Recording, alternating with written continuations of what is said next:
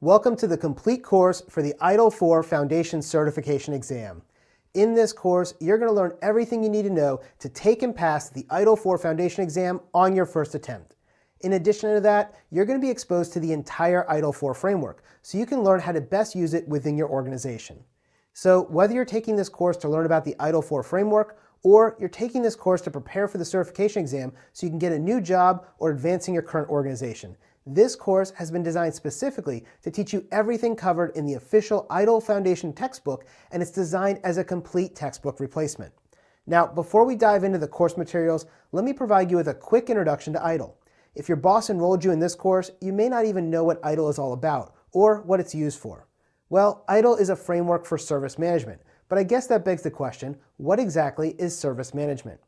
Well, service management is a set of specialized organizational capabilities for enabling value to customers in the form of services. We're going to talk a lot about service management throughout this entire course. In fact, the entirety of Section 2 is dedicated to the topic of service management. Now, Itil was designed to provide organizations with a comprehensive framework for IT service management. In fact, Itil is the most popular and widely used information technology service management framework in the entire world. It's one of the reasons that Itil Foundation has such a high demand, because most large companies have built their IT service management systems and processes around the idea and concepts of the Itil framework.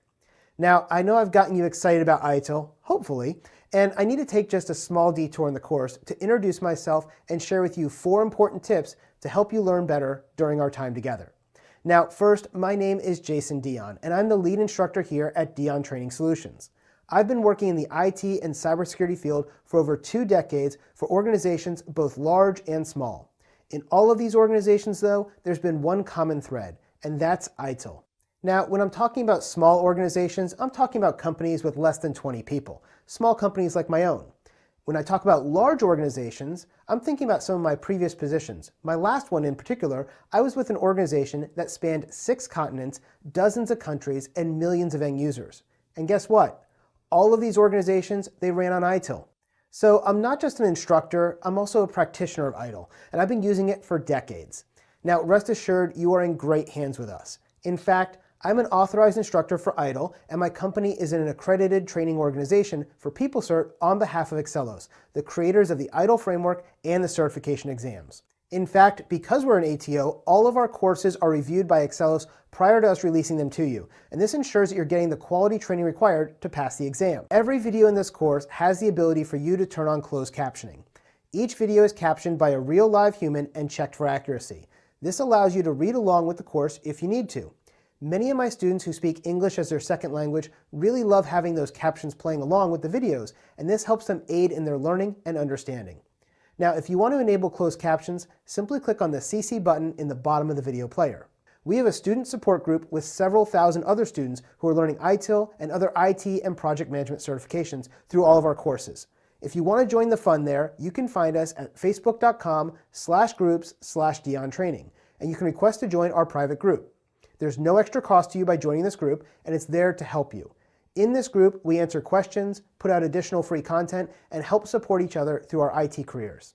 So if you want to ask a question there, all you have to do is post it, and you're likely to get an answer within just a few minutes, because most of the time there are thousands of other students, both past and present, who join the conversations there.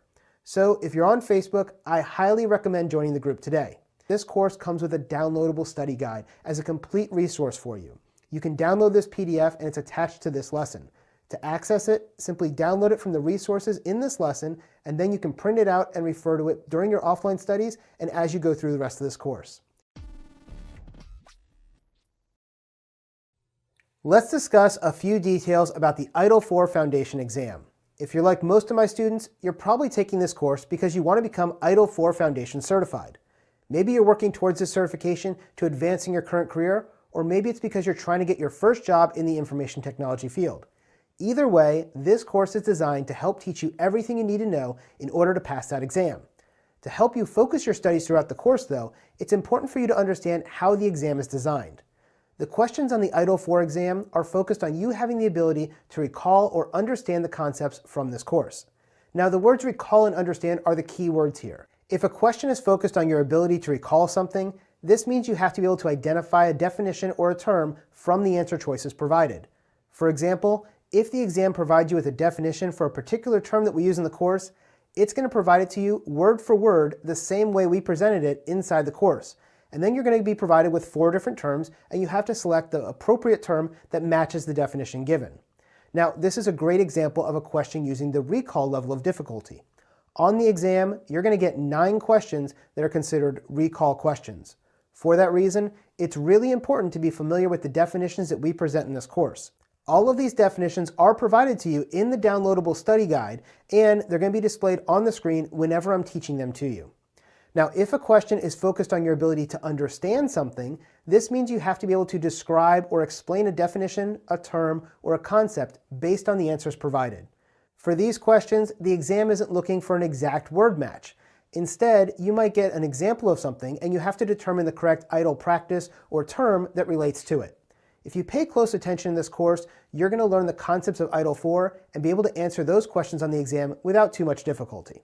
Now, how do you take the official certification exam and become Itil 4 Foundation certified? Well, Excelos and PeopleCert make it quite easy because you don't even have to get in your car and drive to a testing center like many other certification exams. Instead, you're able to take the exam online from the comfort of your own home or office using the PeopleCert web proctoring service. To schedule your exam, you do need an exam voucher though, because this covers the cost of the certification exam itself. You can buy the exam voucher directly from PeopleCert on their website at a cost of $349, or you can go to diontraining.com and purchase your exam voucher at a special discounted rate of $299 that's available just for my students. Because we're an authorized training organization for Itil 4 foundations, we're able to buy these vouchers in bulk and we pass the savings on to our students. Now, once you order, your voucher is delivered to your email within about 10 minutes, and you can then schedule your certification exam for the day and time that's most convenient for you. So now that you know what to study in terms of recall and understanding, and you know where to buy your voucher and how to schedule your exam, what's next? Well, let's talk about the exam itself. There's some key facts and figures that you need to know. First, the exam is timed. You're going to get 60 minutes to take the exam. Now, if you're not a native English speaker, but you're taking the exam in English, you can go ahead and get an extra 15 minutes of time on the exam if you request it during your scheduling. This will bring your time up to 75 minutes if you request the time extension from PeopleCert. Now, for all of us English speakers though, we only get 60 minutes. Don't worry though, 60 minutes is plenty of time for this exam. Most of my students finish in about 30 minutes. Now, as for the questions, the exam only has 40 questions, and the exam contains only multiple choice questions on the exam. So again, this exam is about recalling and understanding, not memorization and not comprehension in depth. So you won't have to write out a definition word for word or pull up an answer out of thin air. Instead, it's always an A, B, C, or D choice. To pass the certification, you have to answer at least 26 questions out of 40 correctly. This equates to a 65% or higher on the exam for you to pass it and earn your Itil 4 certification. To best prepare for the exam, I recommend you take a lot of practice exams. We've included quiz questions and 2 full-length practice exams with this course. When you're taking a practice exam, I recommend aiming for 75% or higher to consider it a pass, because this will give you at least a 10% buffer in case you end up having a bad test day or you get nervous when taking a timed test or certification exam. Now, this is because every time you take the exam, you have to buy a new voucher, and you only want to have to take it once. Now, I've said you're going to get 40 questions on exam day, and they're all multiple choice, but they are made up of 3 different types of multiple choice questions. We call these classic, missing word, and list. Let's take a look at each of these. First, we have a classic question. For example, which character was created by Walt Disney? A, Bart Simpson, B, Mickey Mouse, C, Fred Flintstone, or D, Garfield? Well, if you know cartoons, you probably know the answer is B, Mickey Mouse. Now, you may see a few classic questions on the exam that are shown as what we call a negative classic question. This is symbolized by the word not in the question. So if you're asked something like, which of these is not a car brand? A, Ford, B, Saturn, C, Cisco, or D, Toyota, you hopefully realize that Cisco is not a car brand, but instead is networking gear. In fact, Cisco is a very popular brand of networking equipment, but the other 3 are car brands. So we would say Cisco is the right answer in this case. The next type of question is what we call a missing word question. On the exam, this is shown by a question mark that would represent a single word or a short phrase of 2, 3, or 4 words. For example, A or and blank is a type of fruit. Is it A, apple, B, carrot, C, onion, or D, celery? Well, the answer is A, apple, because B, C, and D are all types of vegetables. This makes the sentence read as, an apple is a type of fruit. Our final type of question is what's known as a list question. You're probably going to only see one or two of these on your Itil 4 foundation exam though. These questions ask it so that more than one correct answer can be provided. So you're going to get a numbered list and you'll have to choose the right answer that represents two of the correct list items. For example, which ingredients are in a PB&J sandwich? 1, peanut butter, 2, apples, 3, bacon, or 4, grape jelly? Well, as a parent who made a lot of PB&J sandwiches in my life, I can tell you that the answer is 1, peanut butter, and 4, jelly. So we have to find the letter that corresponds with answers 1 and 4 in it, which in this case is D, and that becomes our answer choice. So now that you know all about the exam, I hope you're ready to start learning all about Itil 4. Let's get started. Back when you attended school as a child, you may have learned about the Industrial Revolution. The first Industrial Revolution occurred in the 18th and 19th centuries all across Europe and America. During this period, humanity moved from an agrarian-based rural society of farmers into an urbanized industrial area that later developed into some of our country's largest cities. This movement was brought about by the development of mechanization in the form of iron and textile industries, as well as the power of the steam engine for our transportation needs. The Industrial Revolution was only the first one, though. By the end of the 19th century and continuing until World War I, or the Great War as it's known in Europe, humanity moved into the Second Industrial Revolution. During this time, our industries expanded to include steel, oil, electricity, and electrically powered equipment to aid in the mass production of goods. During this time period, cars were developed with their internal combustion engines that made transportation even more convenient and efficient.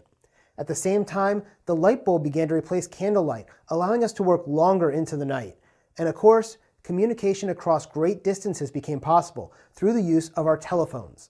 Life was better than it had ever been before, but humanity wasn't done exploring and inventing yet. Technology continued to expand in its use, but there weren't any real major breakthroughs until the end of the 20th century. It was around 1980, and technology had jumped to yet another level. This was way beyond what existed in the Second Industrial Revolution.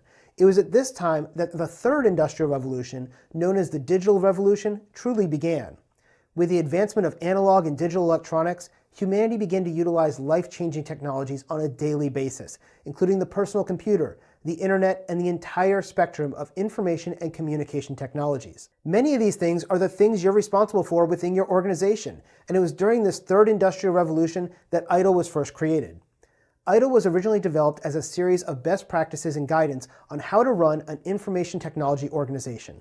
In fact, Itil, as it was originally developed, was an acronym that stood for Information Technology Infrastructure Library. Itil began in the 1980s as a way for organizations to create processes and procedures to better run their IT systems.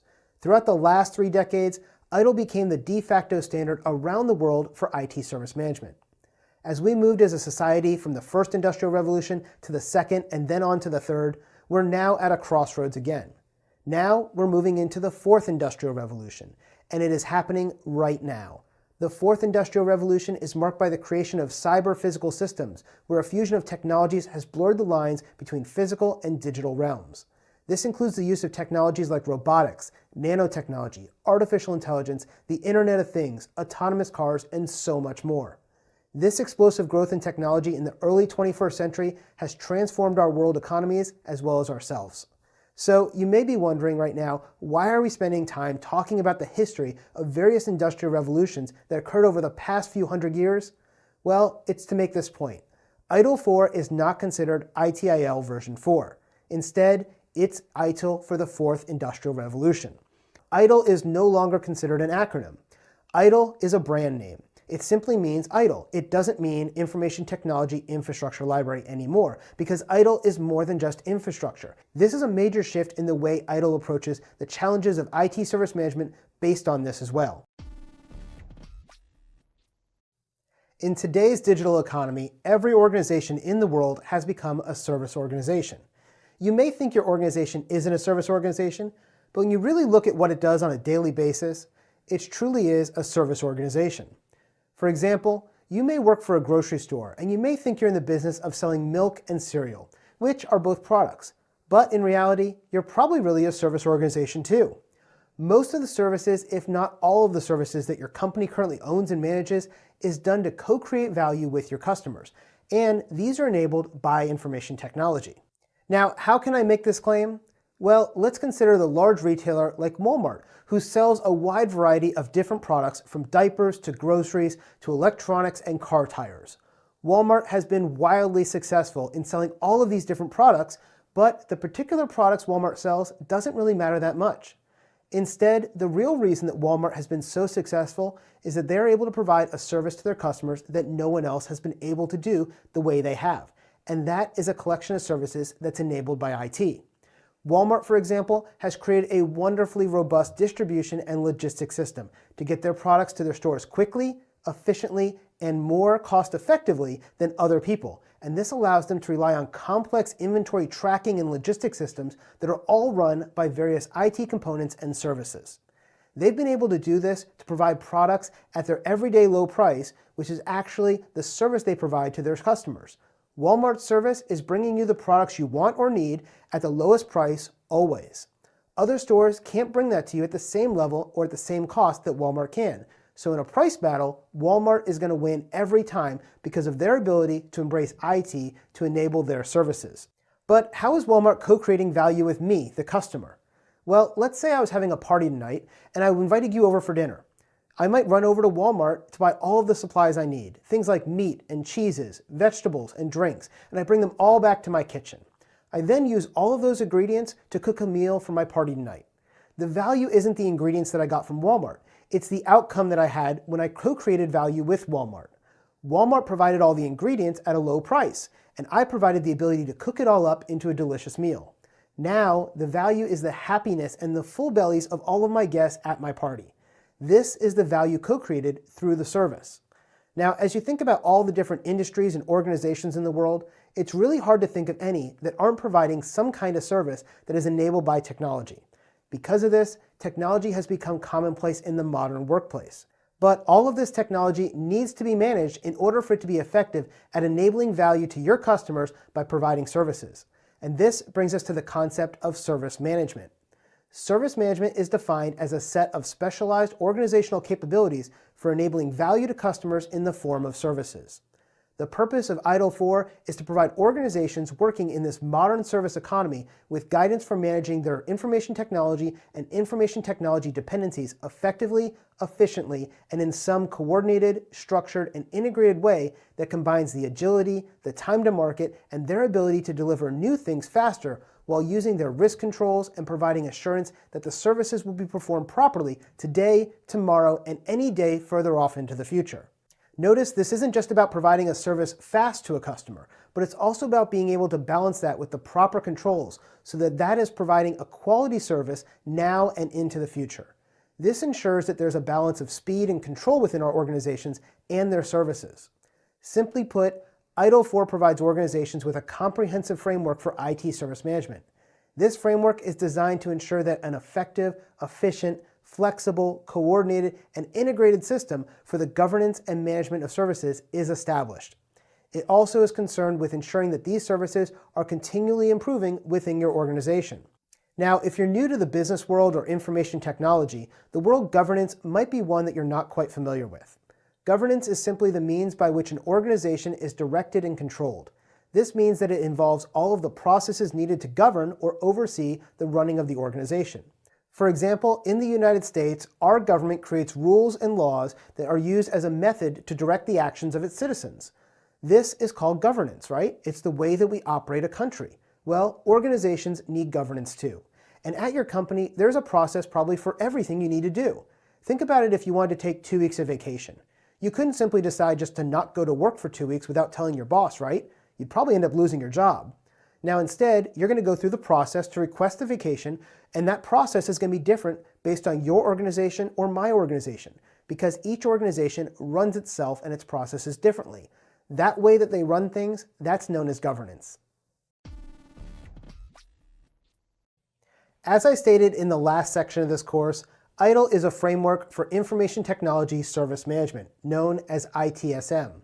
According to Itil 4, service management is defined as a set of specialized organizational capabilities for enabling value to customers in the form of services. Whenever we speak about an organizational capability, such as in this definition of service management, this is referring to an organization having both the capacity and the ability to perform the functions required. Service management, whether you're performing it using Itil 4 as its framework or another ITSM framework, is focused on how to best create value within an organization to provide the desired benefits to your consumers. Now, to do that, an organization must organize its people to best support the organization's activities, practices, and processes. These activities, practices, and processes are the engine that drive the creation of the organization's products and their services. But none of these activities, practices, and processes could be done in isolation. Instead, we have to consider the service relationships that are built, created, and nurtured throughout the service management process. In this section of the course, we're going to discuss these generalized concepts of service management that apply to both Itil 4 and other frameworks. Then, we're going to spend a bit of time going over the concepts of outcomes, risks, utility, and warranty to help build a solid foundation before we move into the specific Itil 4 concepts that are covered throughout the rest of this course. Now remember, even though the concepts in this section are generalized for IT service management, that doesn't mean they won't be on the Itil 4 exam. In fact, we're going to cover all three parts of Learning Objective 1 in this section of the course. This includes Learning Objective 1.1, which states that you're going to have to be able to recall the definition of service, utility, warranty, customer, user, service management, and sponsor. You can also expect to get 2 questions from this learning objective on your certification exam. Under Learning Objective 1.2, you're going to be required to describe the concepts of cost, value, organization, outcome, risk, utility, and warranty. On your exam, 2 questions will come from this particular learning objective as well. Finally, we're going to cover Learning Objective 1.3, which requires you to be able to describe the key concepts of service relationships, including service offerings, service relationship management, service provision, and service consumption. On the certification exam, you can expect to receive 1 question from this particular learning objective. So let's get started learning about service management and its key concepts. What is value? Well, in Itil 4, value is the perceived benefits, usefulness, and importance of something. Now, I know this is very generic, but let's dig into this short definition and explore it a bit, because value is an extremely important concept inside of Itil and service management in general. First, notice in the definition that value is perceived. This means that the amount of value something has is always subjective. Who gets to determine this perceived amount of value? Well, the privilege is reserved for the recipient of the value. So let me give you an example to help clarify it. There's 2 roommates, Julia and John. One afternoon, they both decide they want to go get an orange. They walk over to the refrigerator to each get themselves an orange and find that there's only one left in the fruit drawer. They begin to fight with each other because each person really wants that orange for themselves. Julia says she values the orange more and she should have it. But John quickly retorts that he values the orange more and that he should have it. Neither person explains to the other why they want the orange, and instead they don't tell them about the value they perceive that it has. But being omniscient as the narrator in this example, I know exactly what each of them wants to do with that orange. Julia's hungry, and she desired to have a sweet and healthy afternoon snack. So if she gets the orange, she plans to cut it apart, eat the sweet, juicy flesh inside of it, and throw away the peel. Now in her perceived value of this orange, the inside of the orange holds 100% of the value, and the peel is garbage. It's worthless. John, on the other hand, he's a baker, and this afternoon he wanted to make some orange cupcakes. So he needed the orange peel to be able to zest it into the batter. If he gets the orange, he intends to simply use the peel and throw away the orange's sweet inside into the trash. Unlike Julia, who places 100% of the orange's value on its ability to be eaten as an afternoon snack, John believes that that part of the orange is completely worthless. Instead, he places 100% of the value into the orange peel. Now, I'm sure you can see the interesting thing here about value. This one orange could serve 100% of the needs for each person involved in this transaction, if only they could communicate their true desires for that orange. They could both have 100% of the value because the value is perceived by the end recipient, and in this case, our 2 roommates each view it differently. Now, to the grocer who is the original supplier of this orange, he sold that orange for $1. Had he known that they both valued that $1 orange for different reasons, Maybe he would have cut the orange apart, separated the insides away from the peel, and sold each portion for $1 each. And if he had done that to each of the roommates, he would have doubled the orange's value for himself. Now, I know that sounds a little crazy, but I bet on exam day, you're going to remember about this orange and value. You're going to remember that the amount of value that something has is based on the recipient's perception of that value, right? It's the recipient that actually is expected to get the value from the products, from those relationships, from the services, from whatever it is that we're expecting to deliver or to facilitate the value for them. Because of this, value is always considered subjective, and it can be quite different from what the original supplier planned for. It may be different from what they had described the product as or what service it was going to fulfill, and from what we originally agreed to. This subjectivity should be captured, measured, and evaluated because this is what we have to work with as an organization that performs service management. Now, let's get back to our definition of value once more. Value is the perceived benefits, usefulness, and importance of something. As I said before, this definition is a bit generic, right? This is because it uses this vague term of something. This word was specifically chosen by the creators of Itil because service management goes beyond just services these days. Because the perceived benefits and usefulness of something really do depend on the context that it's being talked about.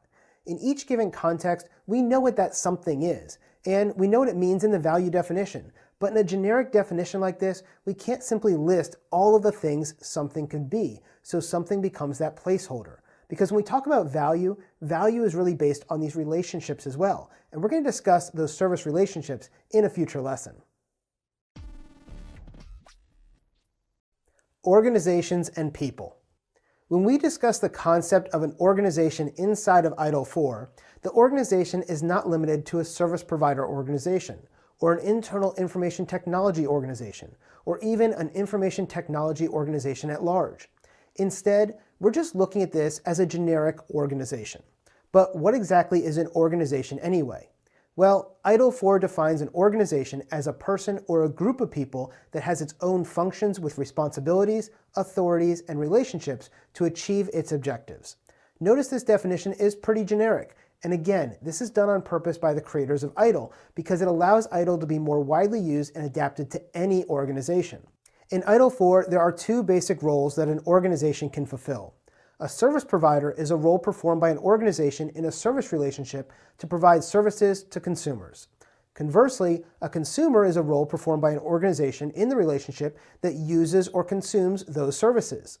Organizations vary in size and complexity as well. Now, organizations can also vary in their legal structure in that they can be a single person, a team, or even a complex multinational corporation. What really bounds an organization together is a set of common objectives, relationships, and authorities. Now, this may seem strange, especially when considering a single person that can act as an organization, but it really does work this way in the real world. When I created my company, Dion Training Solutions, it was created as a sole proprietorship originally. I was a single person operating as an organization in all of my business relationships. Now, an organization can be a team of people working towards a common objective too. As my company has gotten bigger, we now have two teams of people which make up two distinct organizations within the company. One is the training team, which I lead, and the other is our operations team, which my director of operations leads. Now, the director of operations happens to be my wife, but she has her own team and people who work for her. This is an example of how people are organized around common goals within a larger business organization to achieve common objectives in a coordinated method. Now, in most of these cases, the common objectives are usually trying to create value for the consumer, but the way value is actually achieved has changed in Itil 4. Previously, value was considered something that was delivered from a service provider to the consumer of the service, but this wasn't entirely accurate the way it was done in the real world. In fact, it was so inaccurate that sayings like delivering something is easy, but delivering something of value is hard began to spring up all throughout the IT service management industry. So instead, Itil 4 recognizes that value must be co-created by the service provider and the consumer. Now, what does this mean for us in the real world? Well, let's take this course as an example. My team and I have spent a lot of time preparing this course, filming this course, editing this course, and publishing this course so that you could get value from it. And I truly believe this is the best course that's out there today. And as such, I place a lot of value on the content, and I hope you do as well. But let's look at it from your perspective as the consumer. Is this course truly valuable? Well, you've exchanged some of your hard-earned money to get access to this training, so you probably feel that it has some amount of value or you wouldn't have given me your money to access this course. Now, if you're like most students, you probably are going to measure this based on the fact of seeing if it adequately prepares you to pass the foundation exam. But for you to achieve that desired value, passing the exam, we have to co-create that value together. As the supplier, I've provided you with all the videos, the quizzes, the practice exam, the web servers, access to the training, downloadable PDFs, all of that. But as the consumer, you have to actually watch those videos, study the definitions, practice with the quizzes, take the practice exams. Not to mention, you have to have a laptop, a tablet, or a phone to even access these videos and be able to watch them, as well as a stable, high-speed internet connection. To achieve the desired outcome and value from this course, we both have to work hard and meet our ends of this obligation. That's the idea of co-creation of value by the service provider, me and my team, and you, the consumer. This is how it works inside of Itil 4. Now, as much as I'd love to be able to simply create the value for you as soon as you make the purchase, we don't have that technology yet to instantly load up the information into your head. This isn't the Matrix after all. Instead, you have to help me to create the value we both want, which is for you to pass your certification exam on the first attempt. As a supplier, I can try really hard to deliver that value, but if you as the consumer don't actually cooperate and turn on the videos and watch them, well, then the value simply won't be created because the value is the outcome. It's you getting that certification done. This is why relationships between organizations, such as the supplier and the consumer, have become very complex. In the simplest form, the provider would deliver a service, the consumer would pay for the service, and the provider then uses that money to create more services while the consumer uses the current service they paid for. Now, if both sides are getting the value they desire from that transaction, then this is mutually beneficial. If the value is not achieved by either of these sides, though, then it's likely that this relationship will soon come to an end, and no more value will emerge from it. Unfortunately, the real world is much more complex than the simple example of value creation I just gave. At any moment, an organization can be a consumer and a provider for multiple services. Let's take my organization, for example. I'm a supplier in relation to you, but I'm also a consumer in my relationship with my web hosting provider. These are just different hats being worn by my organization depending on which perspective we're looking at things from. This means that when my organization is acting as a consumer, we co-create value by consuming services, and when we're acting as a provider, we co-create value by providing services to other organizations and people. Organizations recognize that value is co-created through an active collaboration between providers and consumers, as well as other organizations that are part of the relevant service relationships. These service provider and service consumer roles are the two generic roles that an organization can fulfill. People, though, can fulfill three other types of roles. This is the role of a user, a customer, and a sponsor. The first role is that of a user. A user is simply a person who uses a service. The second role is that of a customer. A customer is the person who defines the requirements for a service and takes responsibility for the outcomes of service consumption.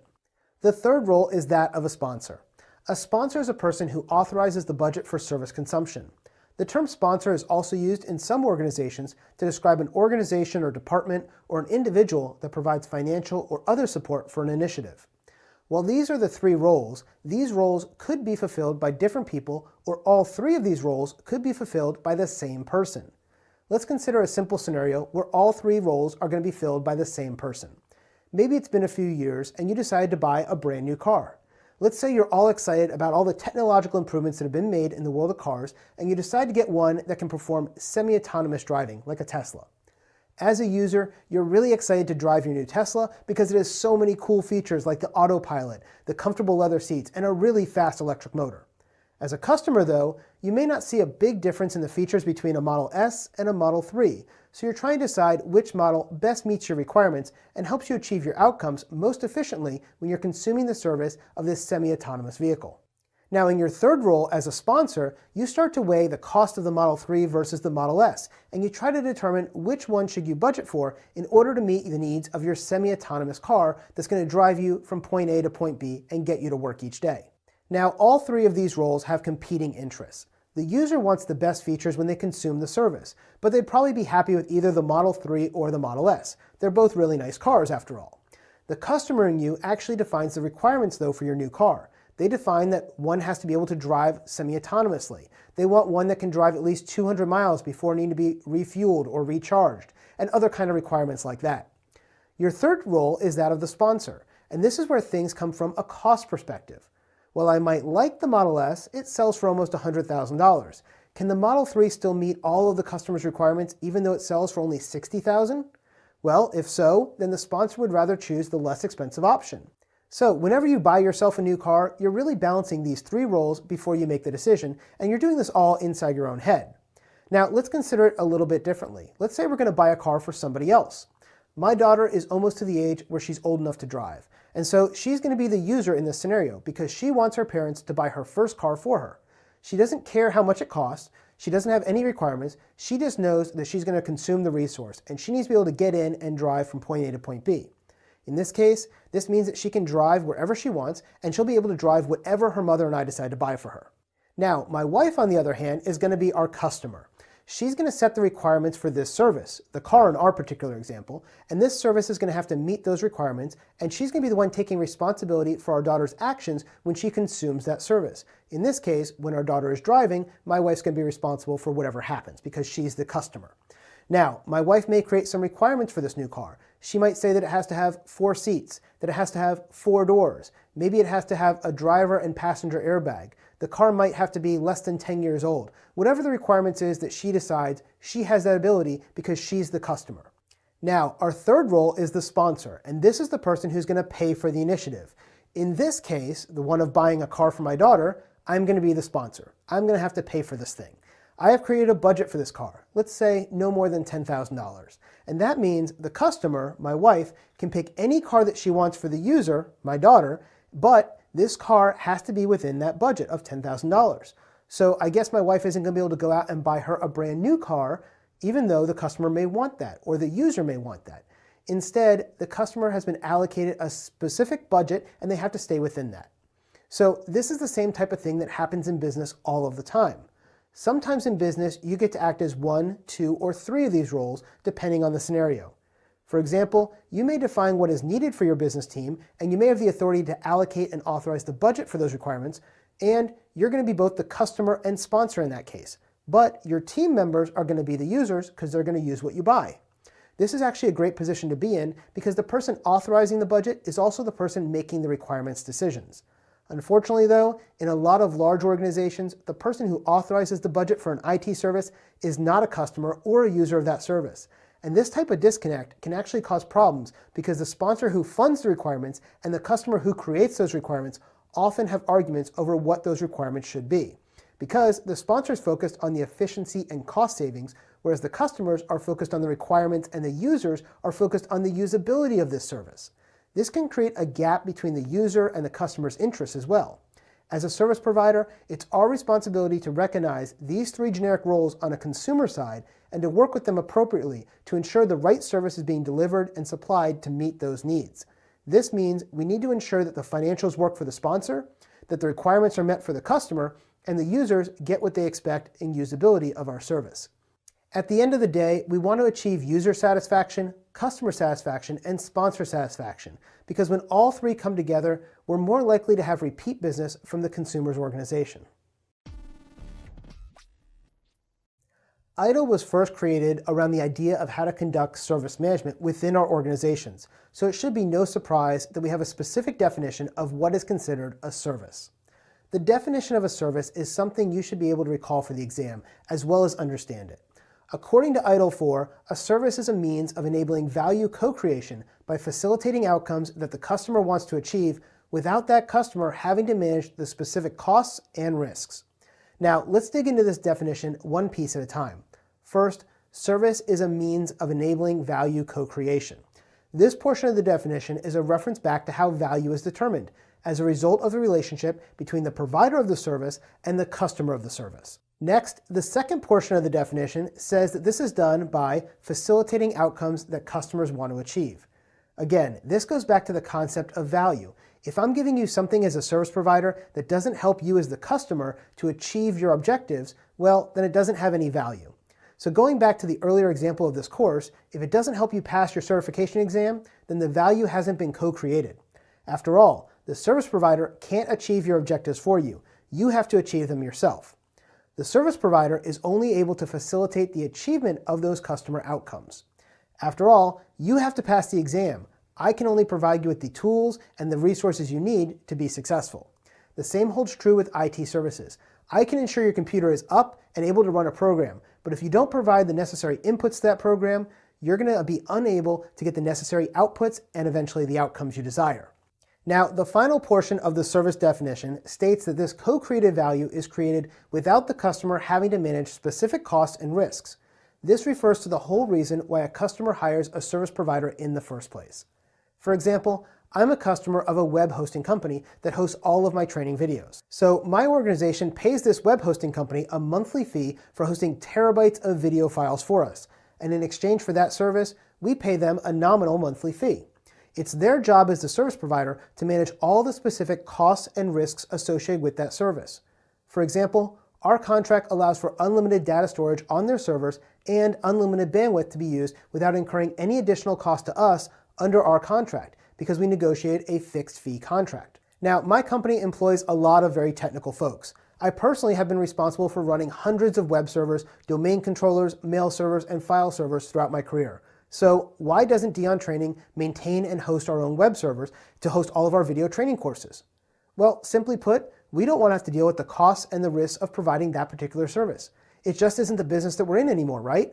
Instead, we're focused on training. Our business is all about training, not running these large server farms. So we don't want to have to deal with the patching, the updating, the backups, scaling up and scaling down based on load demands, and all of that.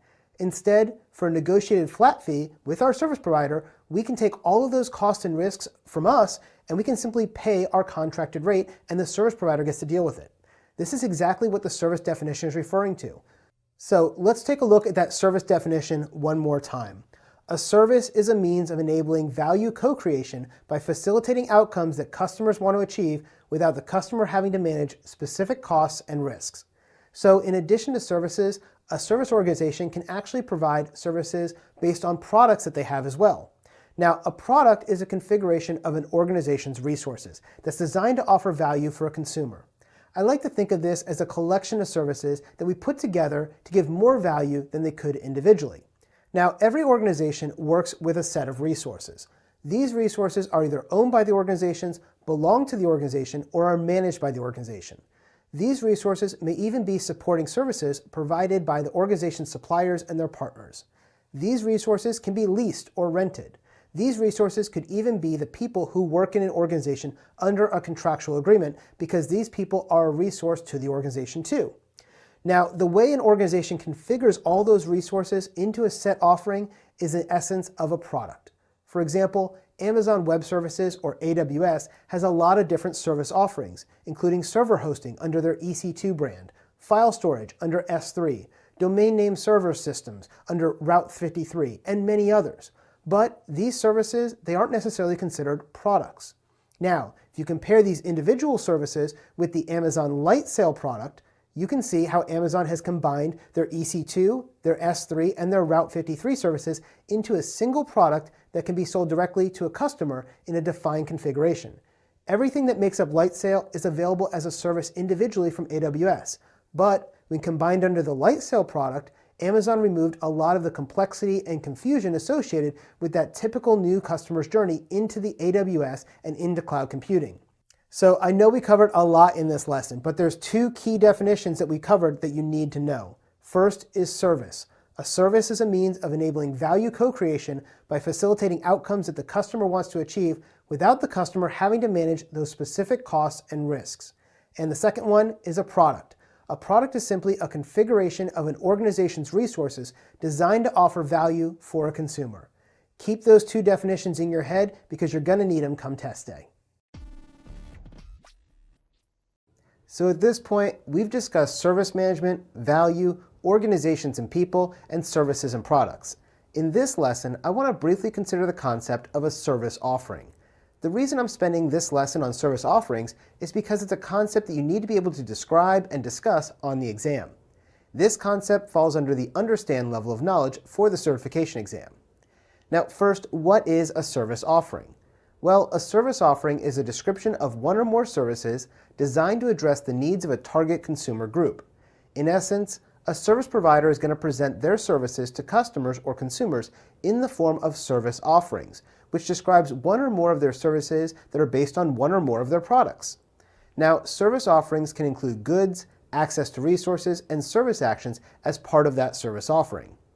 Let's take my own company as an example of a service provider. We have many different products that can help you when you're studying for your certification exams. I think you're getting the idea here as I'm talking about this of what a service offering is. It shows you how we can group and sell those different products and services multiple times in multiple different ways, depending on the consumer we're trying to reach. You may have seen this with companies that offer things as a monthly service where different service offerings happen based on the different functionalities at the different price points. For example, I use Hulu at my home, which is a video on demand service. Hulu has a few different pricing tiers. The cheapest option is about $8 per month, and it gives you all of the TV shows you want, but you have to watch commercials. Instead, we decided to opt for the next higher price, which is going to allow us to pay $12 per month, but it eliminates all of those commercials. Now Hulu even has added a third tier. They have a $40 per month offering, and this gives you access to all of the TV without commercials, but it also gives you access to live news, sports, and other things, and a cloud-based DVR service. So as you moved up the pricing tier, you got additional services as part of that service offering. Now let's go back one more time to the definition of a service offering. If you remember, a service offering is a description of one or more services designed to address the needs of a target consumer group. Now remember, service offerings can include goods, access to resources, and service actions as part of that service offering too. So before we close out this lesson, we're going to quickly define these three items. First, we have goods. Goods are things that are supplied to the consumer. These are things that are transferred from the service provider to the consumer, and once that occurs, the consumer is now responsible for that future use. For example, if you went and signed up for a new service offering from your local cell phone provider, they're going to give you a phone that you can use. But you're now responsible for that phone. If you break it, you're going to have to pay to get a new one. If you lose it and somebody makes $1,000 in long-distance calls, well, you're going to be the one getting the bill. The goods, meaning the cell phone here, were transferred from the service provider to you, and now you as the consumer are responsible for it. The second thing a service might offer is to provide access to resources. This means that access to resources is granted or a license is given to a consumer under some agreed terms and conditions. My website is a great example of this. When you purchase a membership at my website, you're given access to the videos, the practice exams, hands-on labs, and all the other stuff that we have there. You're given a license to use them under the terms and conditions that you agreed to when you signed up. These resources all remain under the service provider's control, and the service provider is responsible for ensuring that you can use them in the way it was promised. Now, here's where things get a little messy for consumers sometimes, though. Sometimes you may not like the way the service provider is willing to let you use their service. For example, our website doesn't allow videos to be downloaded because we're a subscription-based service. So if you stop paying your monthly subscription fee, you stop having access to those videos. Therefore, we don't want you to have them all downloaded on your hard drive, or you could sign up for service one day, download all 20 of our courses, and cancel service the next day. This is because we didn't transfer the ownership of that video to you. Instead, we're just giving you the access or a license to it to use it and watch it as much as you want, as long as your subscription remains active. Now, if you don't like those terms and conditions, you're going to have to find a different course or a different way to purchase that course that does allow you to have that one-time payment where you can download it and use it as much as you want. But again, that's up to the relationship between you and your service provider. As a service provider, we control the resource and we're giving you access to it under this service offering. Now, the third thing that might be a part of a service offering is a service action. This is an action that's performed to address a consumer's need. Let's use the example of a piece of software you might have a license for when you're building a website. For example, our website uses a piece of software as the basis of our learning management system. We paid for the software with a one-time fee, and we were given rights to use it indefinitely, as much as we want, without having to pay any recurring fees. Now, this falls under the goods category, right? Well, that part of it does. But for that one-time fee, we're not going to get any support and we're not going to get any updates or patches. And if we want that technical support for the software, including the patches and the security updates, then we're going to have to pay for that part of the service offering, which is considered a service action. Because of this, we have opted to pay an annual fee to the company, and in return for that, we have 24-hour-a-day, 7-day-a-week technical support access to their staff, and we can ask any questions we want, and we also get access to all the security updates and patches as they're going to be released. So that's the difference between goods, access to resources, and service actions. Goods are going to be transferred over to the consumer. Access to the resources is going to let the consumer access them on the terms and conditions in the license that's been granted from the service provider. And service actions are going to be covering things that are going to be ongoing things like technical support and customer service fees. That's the way you need to remember it for the exam. Service relationships. This is what being a service provider is all about. To create value, an organization has to provide more than just a service. They have to work with their consumers and their customers to build an ongoing relationship. Now, in the business world, just as in our love life, relationships are challenging and sometimes difficult. In this lesson, we're going to take a look at what a service relationship is and why it can be so complicated. First, let's cover the definition of a service relationship. A service relationship is a cooperation between a service provider and a service consumer that includes service provision, service consumption, and service relationship management. This is a fairly straightforward concept. Basically, it's when two organizations want to work together, they have a relationship that's formed. During this relationship, one of these organizations might assume the role of the service provider and the other becomes the consumer. Right now, you and I have a service relationship. I'm the service provider and you're the consumer of the training service that we're offering. But like I said, it can be much more complicated than that. But I'm getting a little ahead of myself here. Let's first talk about service provision.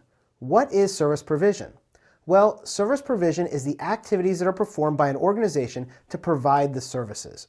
This includes things like managing the service provider's resources, configuring them to deliver the service, providing access to the resources to the users, and fulfilling the agreed upon service actions, as well as conducting service level management and even performing continual improvement to those services. Service provision can even include supplying goods to the consumer as well. Now, let's consider when you go and buy a new cell phone from your cell phone service provider. You walk into the store and they give you a phone, which is good, right? And they activate your phone by giving you a brand new phone number, and this is actually called account provisioning. This establishes your new user account, your new phone number in this case, and they assign different features such as voicemail and text messaging and a data plan and other things to your account. By the time they're done, you can walk out of the store with your new phone number, and working cellular service. That is all service provisioning by your service provider. Now, when you walk out the door, you're going to use your new cell phone, and now you're going to become a consumer who's beginning to do what is known as service consumption. Service consumption includes all of the activities performed by an organization or a single person in the case of your new cell phone, and this is going to allow you to consume those new services. Service consumption includes things like the management of the consumer's resources that are needed to use the service, such as you paying your bill every month to make sure the service stays working, as well as all the other actions you perform to utilize the provider's resources, such as checking your email or making phone calls on your new smartphone. Or it can even be requesting new service actions to be fulfilled. For example, you might be getting ready to fly from one country to another, and you need your service provider to enable data roaming on your phone. This again is one of those things that can happen inside of service consumption.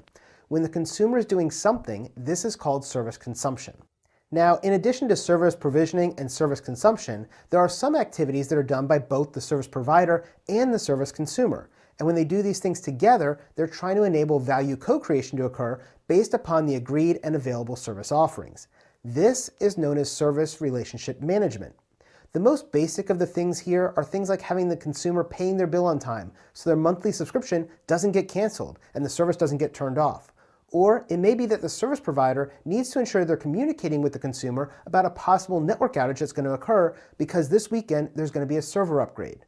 This back and forth communication is what we call service relationship management.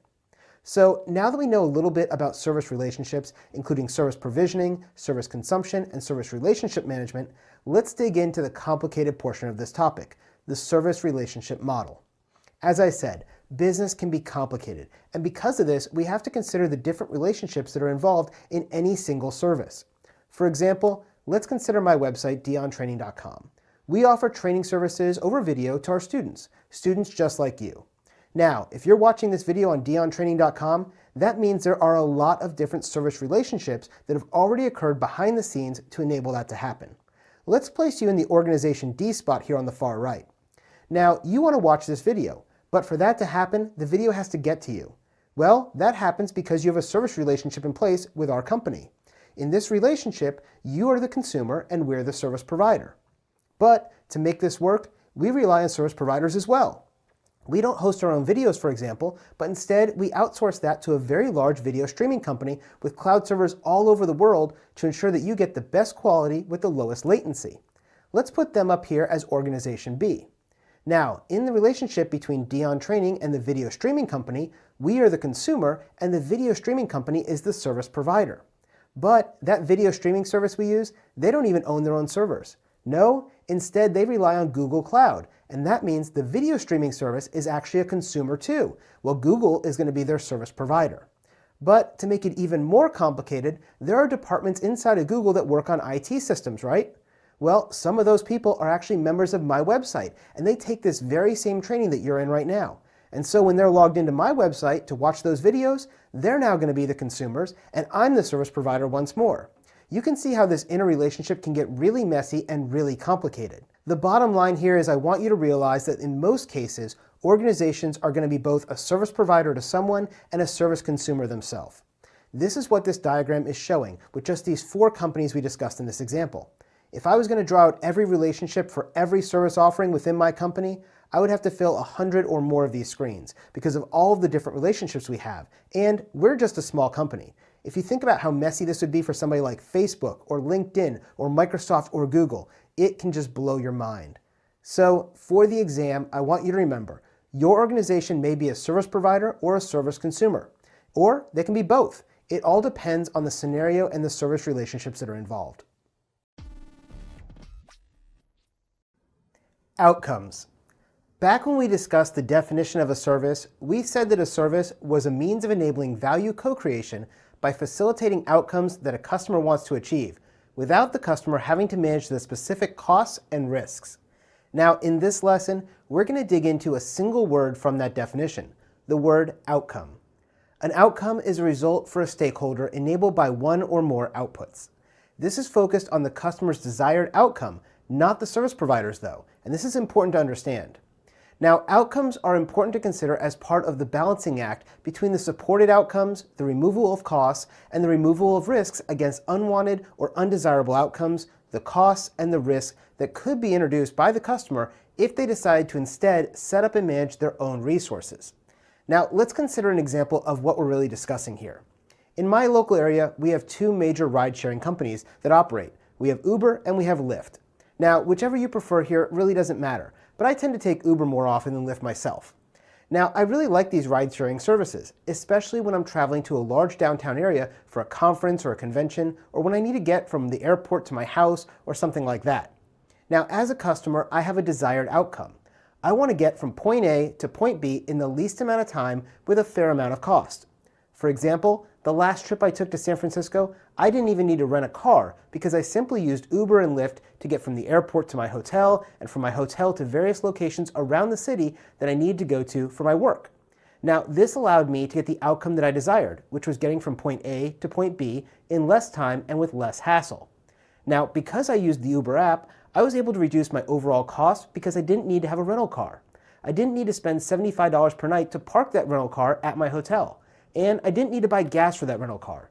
I didn't need to purchase insurance for the rental car. You're getting the idea here. I was able to remove a lot of the costs because as a customer, I simply paid for the service every time I needed it, and I was able to achieve my desired outcome, getting from point A to point B. Now, if we consider the risks involved, I was able to reduce some of my risk as well. For example, I tend to find it very difficult to park in large cities, especially near the areas of town that I need to visit for a work trip.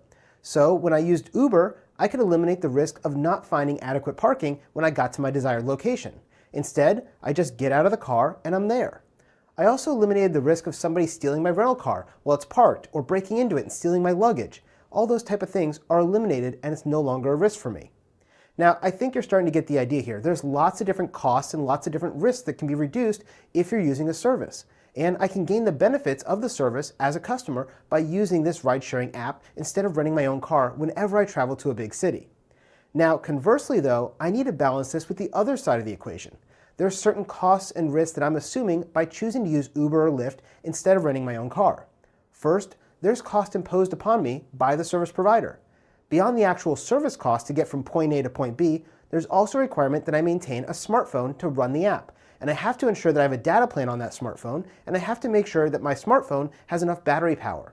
All of this are things that have to happen so that I can connect the app from my phone to their central server in order to order that Uber to my location and have them pick me up. Now, this goes back to our original point about value, right? Value is co-created, and a service is all about co-creating value by facilitating those outcomes that the customer wants to achieve without the customer having to manage the specific costs and risks of that service. So as a customer of this ride-sharing service, I need to co-create the value of the service by having a smartphone and an active data plan and enough battery power to run it. Now, Uber, on the other hand, needs to ensure that all the other technical details of the service are taken care of. They're going to provide the servers that enable the service. They're going to enable the technology and the software code and all of that other stuff. Now, I mentioned that the customer doesn't want to manage the specific costs and risks. What risk might there be with using an Uber instead of having your own rental car? Well, I've had an occasion or two where I've had to wait for my Uber to arrive because there's none in the area, and sometimes this will take me 10 or 15 minutes. Now, if I'm running a really tight schedule, there's a risk that I can miss my meeting. There's also a risk that a driver just isn't in the area when I need one.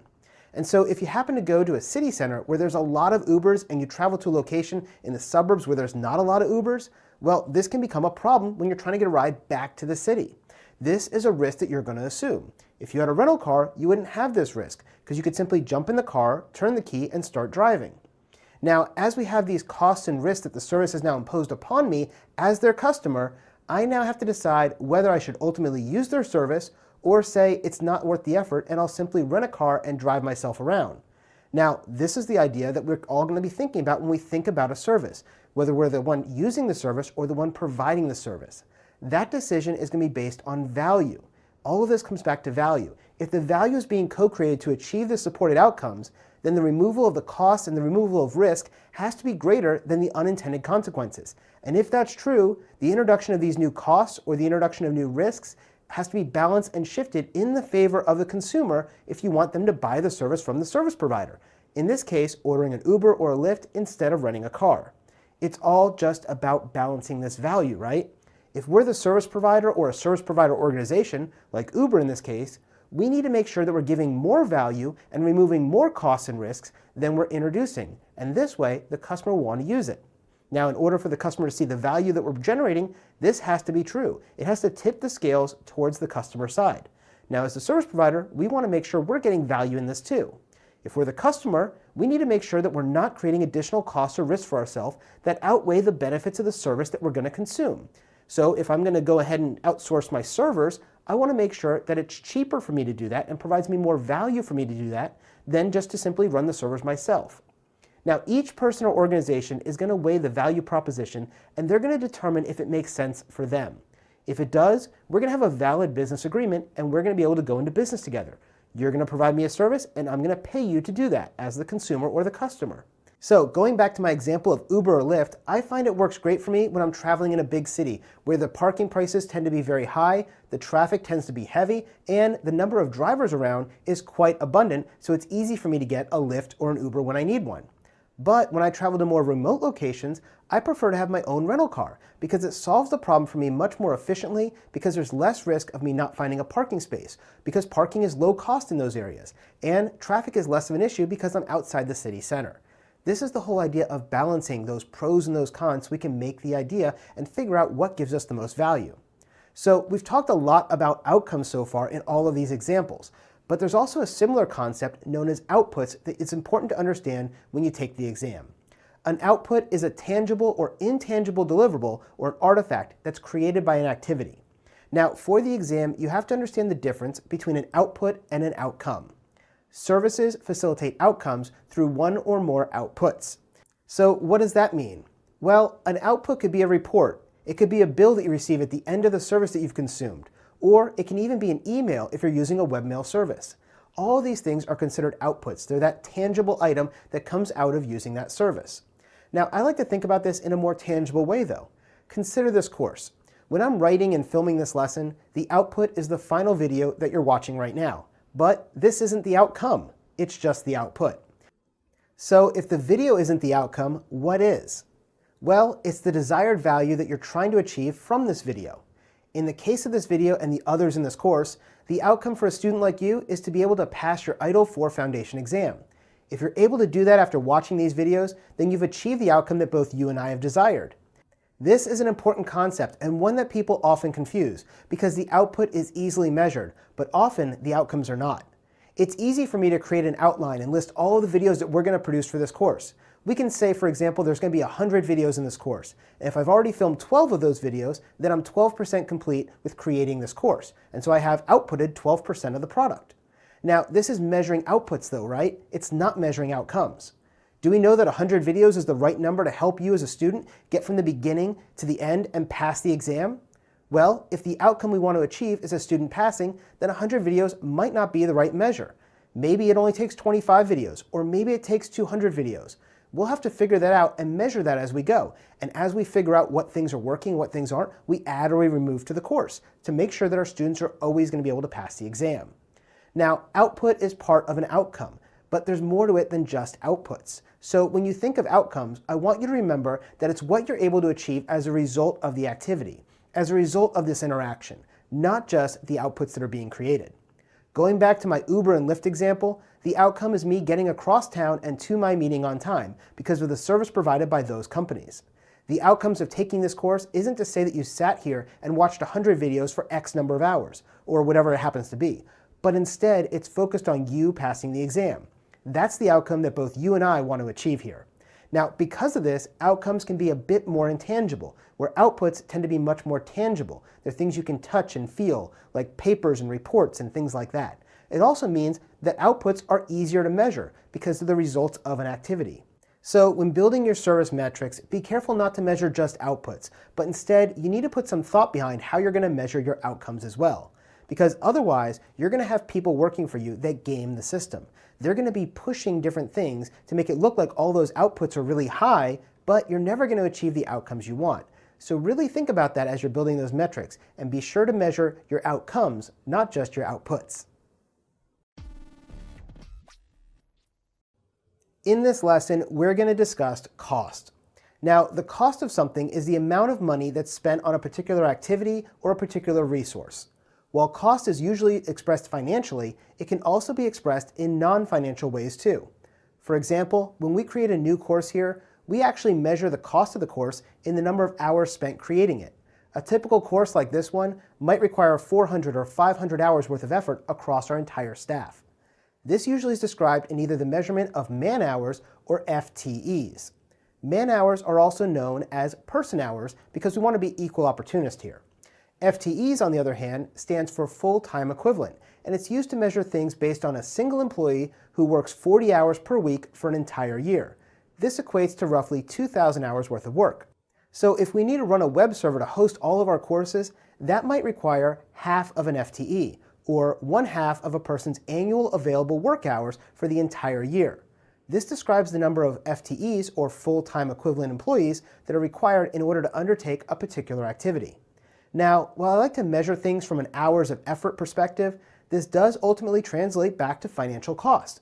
Each team member on my team earns a salary, and if it takes somebody half of their entire year to run that web server, that means half of their salary is tied up in keeping that web server up and running. So it does end up going back to cost eventually. But when we look at our reports, we're actually more concerned with the amount of time things take than the amount of money we spend on them. Now, depending on your organization, you may choose to measure things based on the man-hours, the person-hours, the FTEs, or using actual dollars and cents that are expended. Either way, the service provider is aiming to reduce or remove costs when they provide a service. So if a service provider can save you more money than their service is going to cost you, you're certainly going to look at using that service, right? I know I would. For example, my internet service provider has varying speeds available that we could choose to use here at our office. We could choose to spend $50 per month for a 100 megabit per second connection, or $100 per month for a 1,000 megabit per second connection. Which one should we choose? Well, in our case, we upload a lot of large files because of all the videos that we produce. And when we looked at the speed that we were going to purchase, we decided that paying twice as much money per month for a 10 times increase in speed was well worth it, because it saves our staff a lot of time uploading those files. So it became an easy decision, because spending $50 more per month on the faster internet connection made my staff much more productive, and it saves us a lot of wasted labor hours. And this more than made up for the additional cost in the labor savings that we were able to get. That's the idea when you look at cost. If you're going to outsource a service or you're going to pay for something, you want to make sure it's giving you more value than what it's costing you.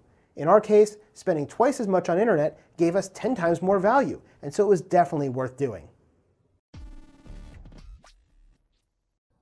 At this point in the course, we've already mentioned the word risk a few times, but I wanted to dive into it in a little bit more detail in this lesson.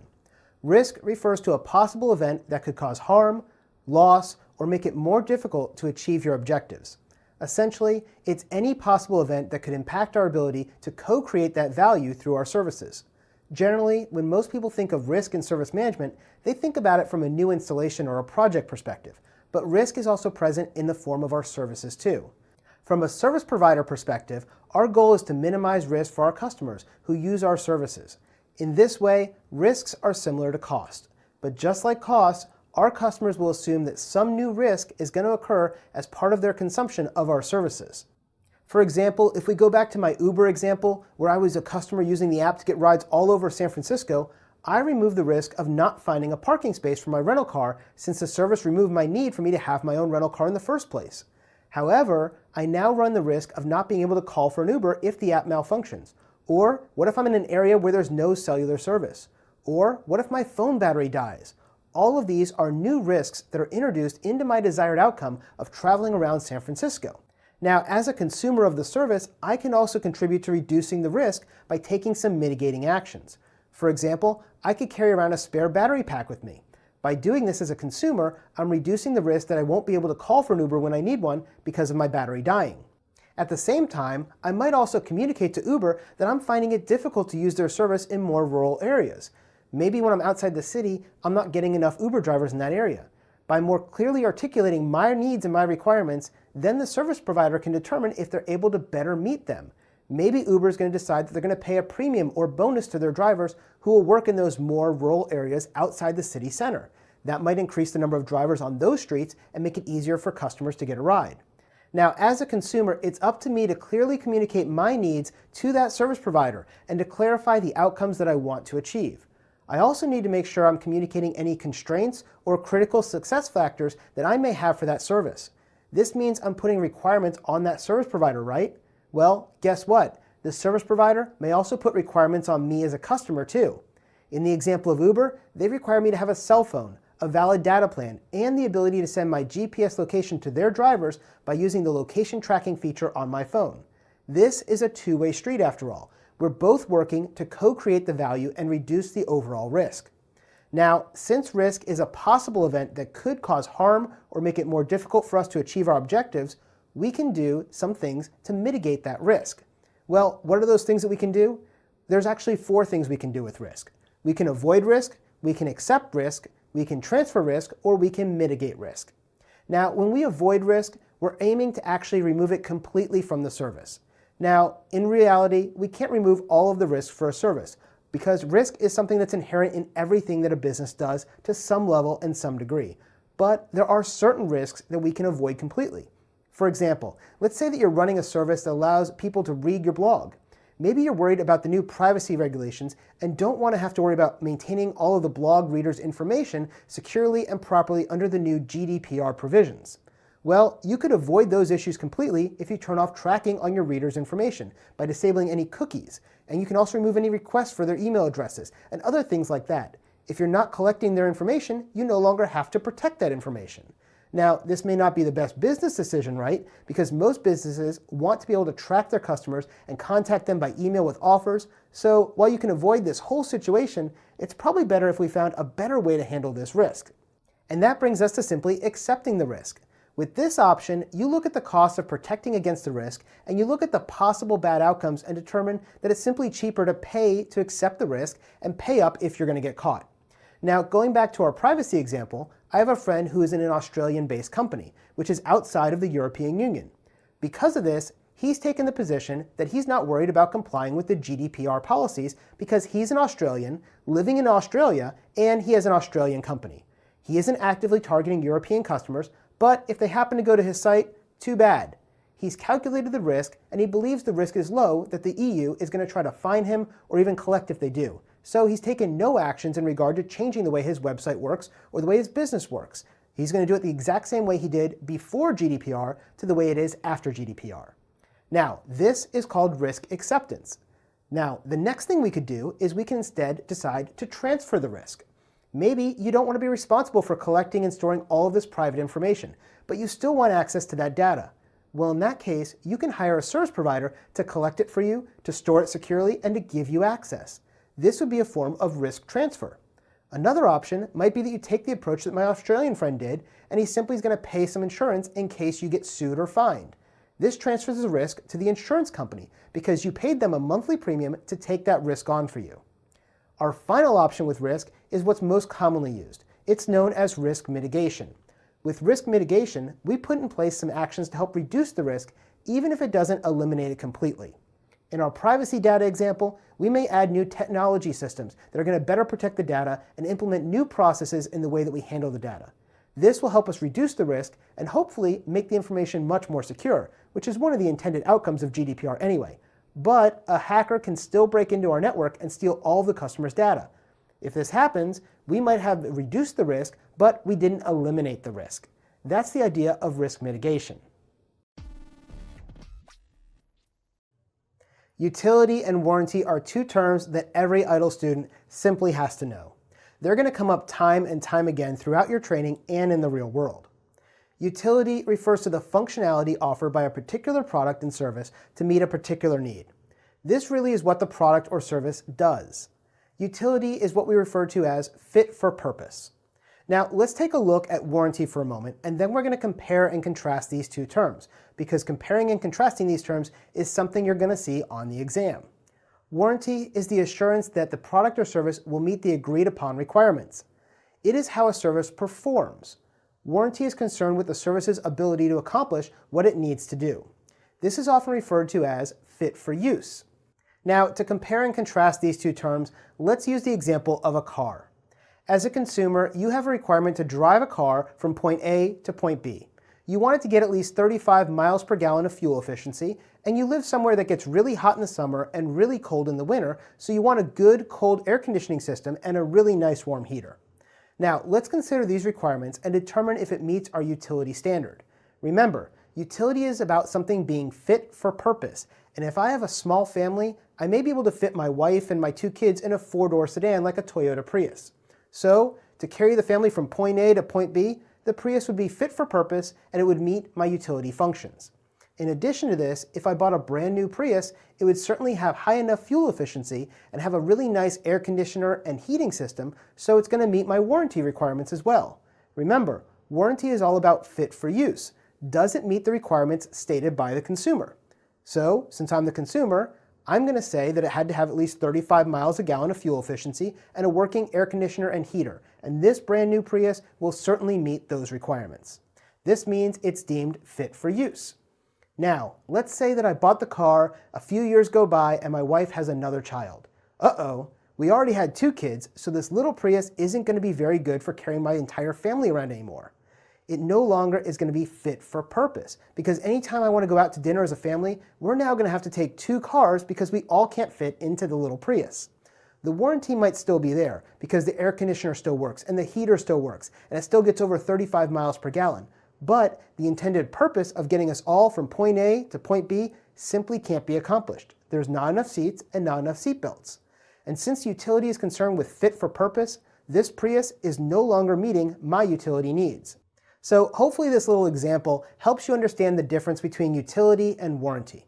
Remember for the exam that what a service does is utility. That's driving from point A to point B.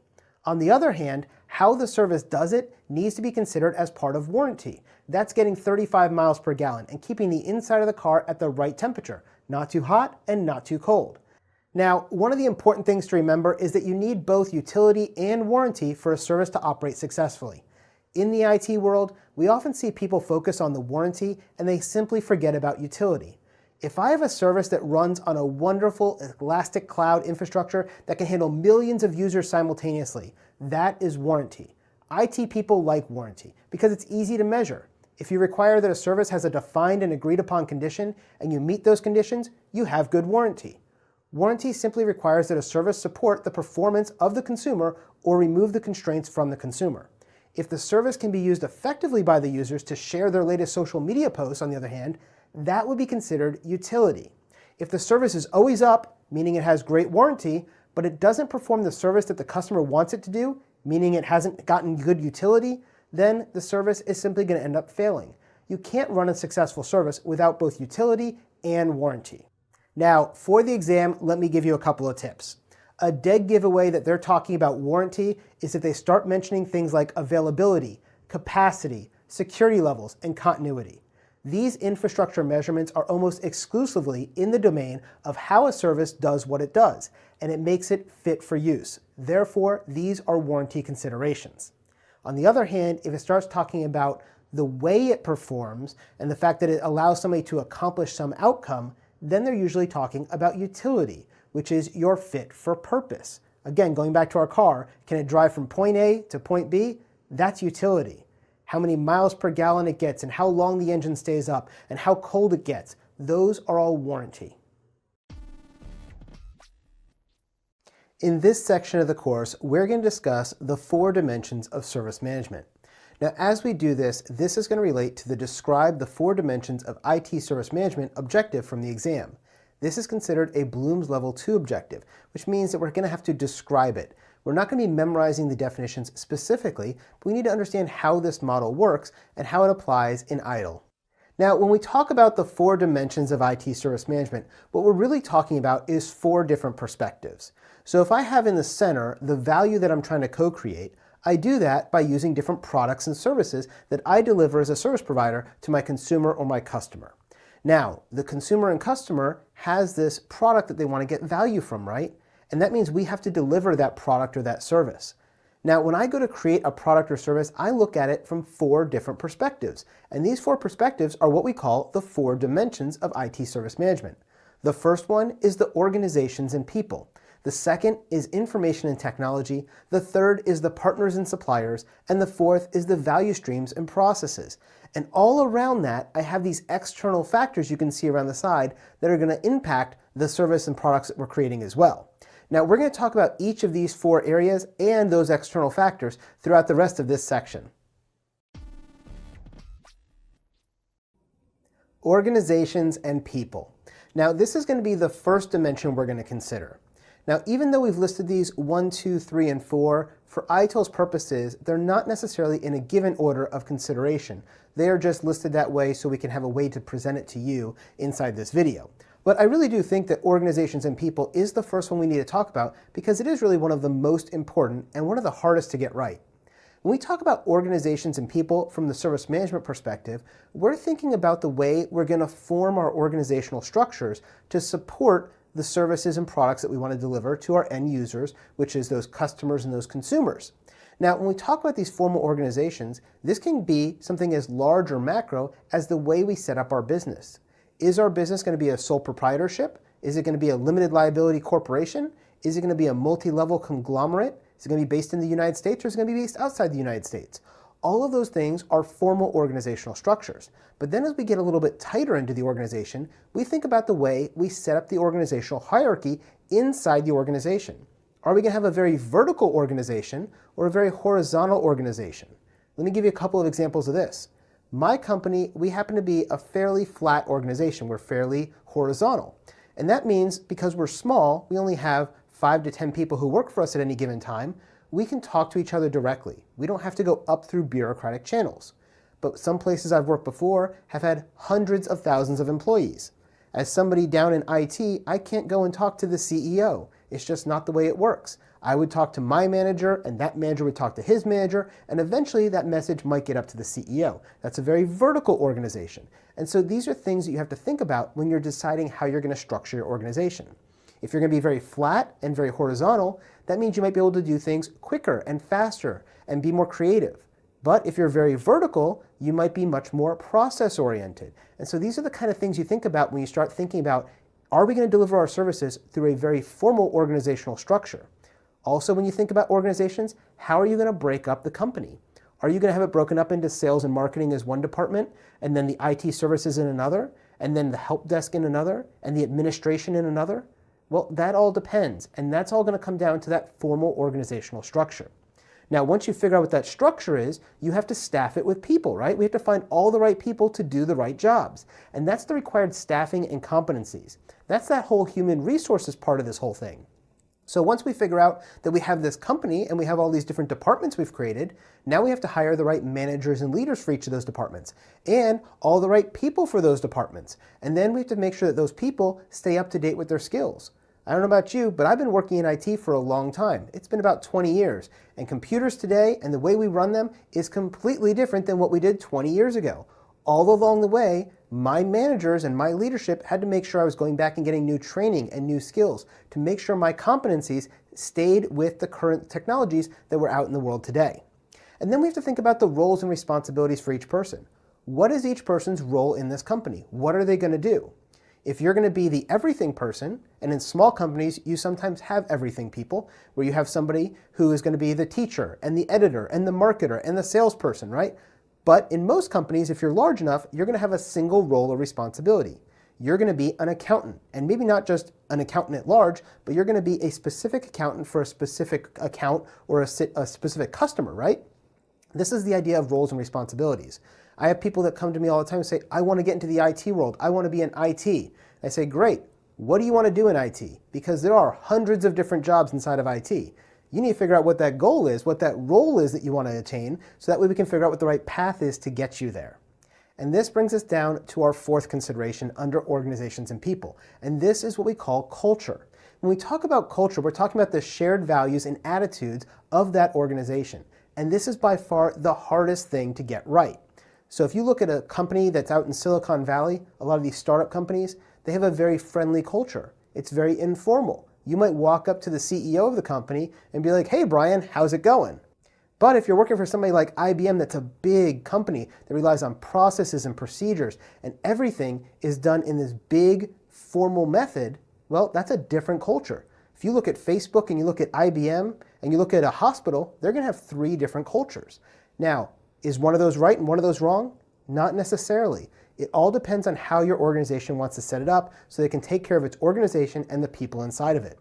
Now, another part of culture is the communication, and how are we going to communicate within the organization? Are we going to be formal or informal? Are we going to do it in person or by email? All of those things are things that are a cultural thing inside your organization. How much trust and transparency is there in the company? Do your leaders up top tell you what the plans are for the organization? Do they share the vision? Do they share the goals? All of that stuff starts at the top and then works its way down. If you have bad culture at the top, you're going to have bad culture at the bottom, right? And so we need to make sure that we're getting the right culture out to our people. And finally, when we're talking about leaders, we need to have leaders who have a vision of where they want to be, and they need to be advocating for the values and for that vision. So if we're going to say that, our most important thing for us is making sure that our people are taken care of, but then every time your people have a problem, you kick them to the curb and you fire them, that's not really living the values you've been setting. And so you want to make sure as you're thinking about all this stuff, how that culture is going to work together. So when we think about that organization, that's all of those pieces. And then we have the other side of it, which is the individual people. Individual people have a lot of things as well, right? We have each person has their own management and leadership style. Your CEO may have one vision and your first level manager has a different vision or a different leadership style, right? And that's going to be an issue. And so we need to think about that when we start talking about organizations and people. We also have to think about the people and updating their skills and competencies like I talked about before. How we're going to communicate and collaborate with our people on our team and outside of our team. How we're going to share the knowledge and share all of our specializations. And then we also want to think about how we're going to facilitate value creation. Because at the end of the day, the whole thing about culture and organizations and people is to be able to do something, right? Creating that product, creating that service, which gives value to that consumer. And if we can't create value for our consumer, we're not going to be in business very long. So that's why we have to think about this. When we think about products and services, the first dimension we think about it from is through the lens of the organization and the people. How are we going to set up the organization? How is it going to function? What kind of culture it's going to have? And how do we take care of the people so that the people can deliver those products and services? Information and technology. It's our second dimension. And when we talk about these dimensions, it's the perspective that we're looking at those products and services through so we can co-create that value for our consumers. And so when we look at it from information technology, these are two different things. We have the information and we have the technology that we're going to hold the information in. Let's start with technologies because that's the one that's probably easier to understand. When we talk about technology, this is all the things that an information technology specialist is going to deal with on a daily basis. That's the servers, the mobile phones, the laptops, the desktops, the routers, the switches, all of that stuff. But when we talk about technology, it's really split up into two different things. There's technologies that are going to support the IT service, and there's technologies that are going to support the IT service management. Notice there's a difference there. Now, when I talk about the IT services, let's say that you're Uber, okay? You're going to be a ride-sharing service. What technologies do you need to provide your service? Well, you have to have a website, you have to have an app, you need to have servers and infrastructure, you need to have applications and communication systems, maybe some artificial intelligence to send the right driver to the right location. You might be using cloud computing and cognitive computing. You might even be using blockchain if you're accepting Bitcoin for payment. All of that stuff is the stuff that we need to do to get that service in the hands of your consumer. Now, on the other side of things, we have technologies that support service management. And when we're talking about technology supporting IT service management, we're talking about the things that allow the business to do its function. That's things like workflow management. It might be your customer service tools. It might be remote collaboration so that you can log into those IT services, those servers and cloud services, to go in and configure them. It might be things like mobile platforms or inventory systems so you can figure out where all your spare parts are. All the things that aren't going to necessarily deliver the service to the end user, but are things the business needs anyway. For example, you might have an intranet SharePoint site that serves as your knowledge base, and if so, that would be a supporting IT service management technology, not an IT services technology. Now, some of these technologies will be the same. You might be using cloud computing in both areas. You might be using artificial intelligence in both areas, but there is that difference there. There's those things that are supporting the end user, those IT services, and then those things that are supporting your internal staff so they can support your end user, and those things are going to be the IT service management technologies. So that's the technology side of things. Now, let's consider the information side of things as we look at our products and services. For some of our services, information management is probably the primary means of enabling that customer value. For example, if you're a newspaper that's online, what are you delivering to your customers? You're delivering information. And so information management is critical to that. You might be a data analytics company and you're providing data analysis and the result of that data analysis as information. And so if that's the case, information is very important to you. So information management has lots of different challenges though, because when we talk about information, there's all these different things we need to make sure are there so the information can get to where it needs to be to add that value. That's things like ensuring that we have availability of the information, reliability of the information, accessibility of the information. The information needs to be timely, it needs to be accurate, and it needs to be relevant. All of these are factors that we judge information by. And if we can get all those 6 factors, we probably have some highly valuable information. But to maintain all of those is a challenge and it's difficult. And so to be able to do that, we have to make sure that we're providing good security for it and good IT services that underlie those informations. We need to make sure we're meeting all the regulatory compliance requirements and the legal requirements. All of this is things that we have to consider when we think about the information dimension or that perspective as we look at building out our products and services. So when we look at this and we look at information and technology, what are some of the considerations we should be thinking of? Well, we should be thinking of, is this compatible with the current architecture? Is this going to work with the technology we're already using? Does it raise any kind of regulatory, legal, compliance, or information security control issues? If I start holding a lot of people's personal information, how am I going to protect it, for instance? Because there's laws that say I have to protect it. The next thing is, will it continue to be viable in the foreseeable future? If I'm going to invest a lot of money into moving to this new server, is this going to be good for the next 3 to 5 years? Or is this something that's only going to be good for 3 months? If it's not good for the foreseeable future, we may want to rethink it. When we think about a new technology, is it going to align with the service provider or the service consumer strategy? We have to have a strategy of where we're going. For example, in my company, we have a strategy of what type of courses we want to teach. So even though I can teach probably 50 or 100 different courses, there's only about 20 or 30 courses that we have in our portfolio. And the reason is that aligns with our strategy where some of the other things don't. And when you think about this from your business, you have to think about what's in line with your strategy and what isn't.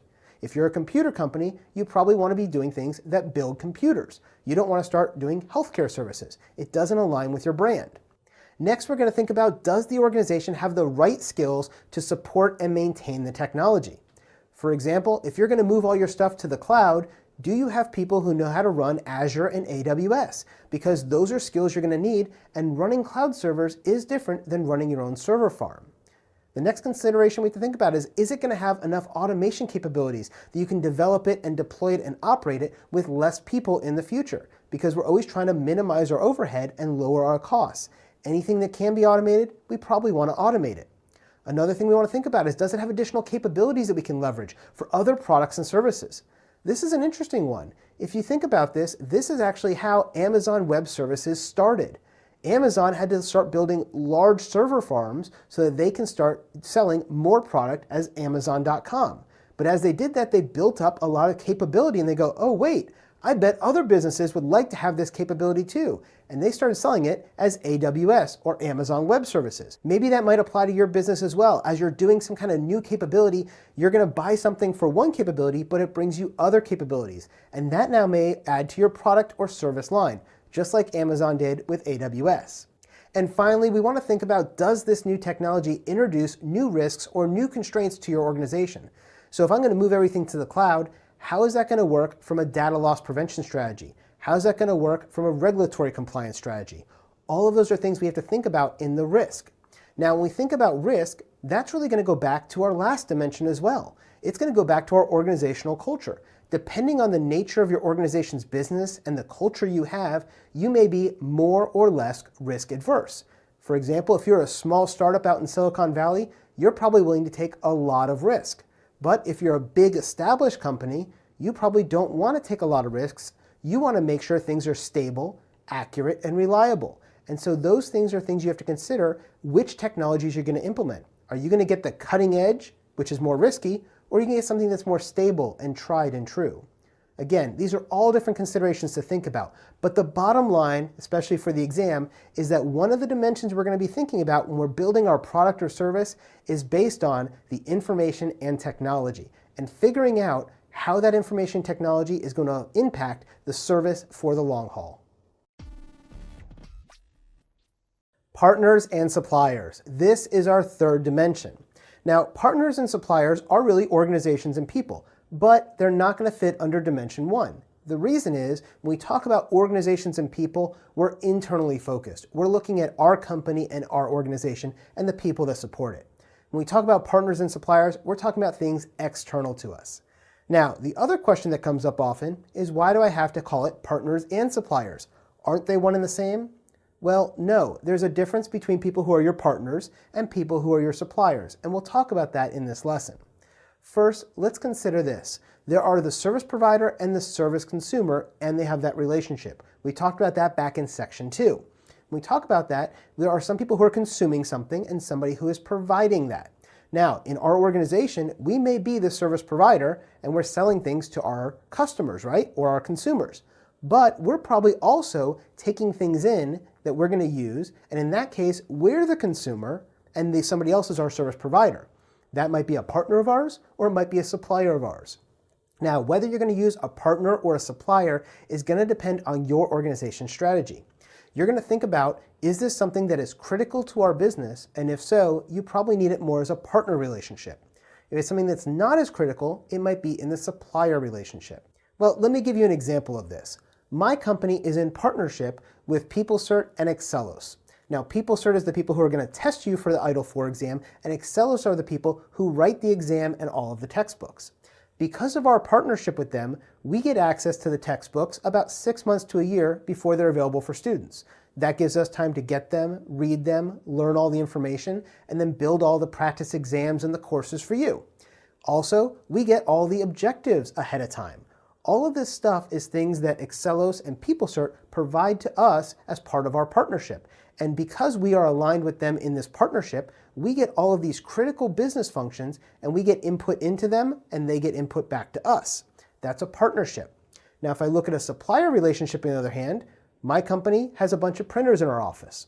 Now, if you want to get some paper for the printer or you want to get some ink and toner for the printer, that's a supplier. I'm going to go up on Amazon, I'm going to order some stuff, Amazon's going to drop it on the front door, and we're now going to have paper and toner and staplers and things like that for the company.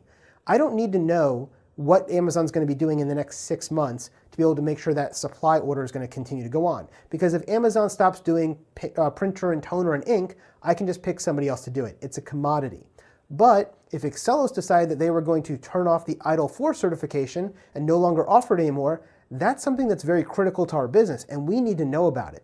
So that's the difference between this partnership and a supplier relationship. With a partner, you have a lot more buy-in. You have a lot more two-way communication. You might share plans and roadmaps. For example, Excelos has already told us when the next part of the ITIL 4 certification comes out. The foundation is the first level, and then there are 5 other exams that allow you to get up to being an ITIL master. We already have the roadmap and know when those are going to happen, so we can build all of those products to that partnership. With a supplier, I don't know if Amazon's going to change the type of paper they're going to supply next week, but I really don't care. As long as it's 8.5 by 11 and it's white and it goes in the printer, that's fine by me, right? It's a big difference when you're dealing with a partnership versus a supplier. Now, this is going to influence your supplier strategy. You're going to have to think about, do I care about price most? Do I care about quality most? Do I care about being able to exchange that out with different people? Let me give you a couple of examples of this. Let's say you're building your technology and you're going to build a new website. You decide you're going to host it on the cloud. There's 3 major providers for cloud right now. You have Google Cloud, Microsoft Azure, and Amazon's AWS service, the Amazon Web Services. You can use any of those 3. They're all fairly equivalent, right? But you need to understand when you pick one that it's pretty painful to have to move from one to the other. And so you probably want to pick one with a long-term strategy of staying with it. Because once you pick one, you're going to get your staff trained to that certifications. So if I'm going to go with Microsoft, I'm going to get a bunch of my folks Azure qualified. If I go with Amazon, I'm going to get them AWS certified, right? And we're going to build ourselves around that strategy. It's not as easy moving from Azure to AWS as it is to go from HP paper to Boston paper, right? Paper is paper, it still fits in the printer. And so there's a different level of supplier there, but it's still a supplier. You're not going to necessarily have a partnership with AWS where they're going to give you their roadmap for the next 5 years. That's not the level of partnership you have. And so these are going to be some of the different factors that are going to affect whether you're going to be more of a commodity based and look for the lowest price, like you might for ink and toner and paper, or if you're going to be looking at other factors that impact, such as reliability, quality, track record. If I'm going for a web provider, those are things I care about. Or all the way on the other side, we have those partnerships where we're fully involved with the long-term goals and strategies of that organization. Now, the last thing I want to talk about here is this concept of a service integration. Now, with service integration, a lot of times you're going to have a lot of different things out there. If I look at the service that I use to be able to provide my videos to you, I have a video service out there, I have a storefront, I have a website, we have cloud hosting. We've got 5 or 6 different things that we have to tie together to make sure that we deliver the videos to you the way that you want to get them. Now, we do that all internally because we want to make sure it's done right and because it's a reasonable number, 4 or 5 or 6 different services. But if you're in a very large company, you might have a lot of different suppliers. I worked in one organization where we had thousands of different suppliers because we had 100,000 employees. It was a huge organization. And so we didn't want to have to deal with all of those people individually. Instead, we hired a third party called a service integrator, and it was their job to do all of the management of all of those suppliers for us. And so we would pay the integrator, and they would reach out to all of those different organizations and manage those relationships for us and make sure we got the products we needed at the time we needed and the delivery we needed. And so if you're going to integrate in a bunch of different services and a bunch of different suppliers, those service integrators can really be helpful. So to summarize partnerships and suppliers, when we talk about partnerships, this is where you're going to share common goals and risks with the partner. You're going to collaborate to achieve the desired outcomes you want, and you're going to make sure that you're both in it together. So in the example of Excelos and PeopleCert and Dion Training, we're all in it together. If Excelos starts not selling exams because their brand goes down, then employers don't want people to get certified in it, then that hurts my business as well. And so we're all in it together to make sure that the brand stays good, that employers still want it, and that ITIL is still valuable. Now, when we start talking about suppliers, on the other hand, we're talking about goods and service, right? This can be done through formal contracts. There's a clear separation of responsibilities. I pay X amount of dollars and I get X amount of bandwidth, or I get X amount of cloud space, or I get X amount of reams of paper. Whatever those things are, that's all handled through contracting, and it's a deliverable. I pay you for this, you do this amount of work. When you outsource a function, that's considered a supplier, not a partnership. Now, every organization and every service is going to depend on some extent on other organizations, whether they're partners or suppliers. There is nothing you can do that you're doing without any other partners out there. Something out there is doing it. That might be that you have a supplier like Microsoft that provides you Microsoft Office when you pay a fee. It might be your internet service provider who you're paying a monthly fee to get online to do your business. Whatever it is, there is something out there that is part of this partners and suppliers. And a lot of times there are a lot of these somethings, which is service integration and management. Service integration and management involves the use of specially established integrators to ensure that the service relationships are properly coordinated. Now, what does that mean? Well, if you think about it, there's a lot of different moving pieces here. If I go and look at my website, for example, I have the website that has to be coded by a programmer. I have the graphics that need to be added on by a graphic designer. I have somebody who needs to host this with a web server. I have the videos hosted on a different video server. I have somebody who does the credit card processing. We've got 5 or 6 or 7 different suppliers involved just to be able to run a simple e-commerce website, and probably more than that if I started listing them all out. Well, we can either do the service integration internal to the organization, meaning that I can go and work with all of these individual vendors to make sure the product works properly, or I can outsource that to a service integration and management person. And if I hire a service integrator, they'll do all of that for me. So I can contract to them, they can then go out to all of those third-party vendors, get it all working, and then just bring me back the result I want. In that case, they become a service provider to me, doing service integration, and I become the service consumer, consuming the service that I have just outsourced to them. Now, should you use a service integrator? Well, that depends on your organization's strategy.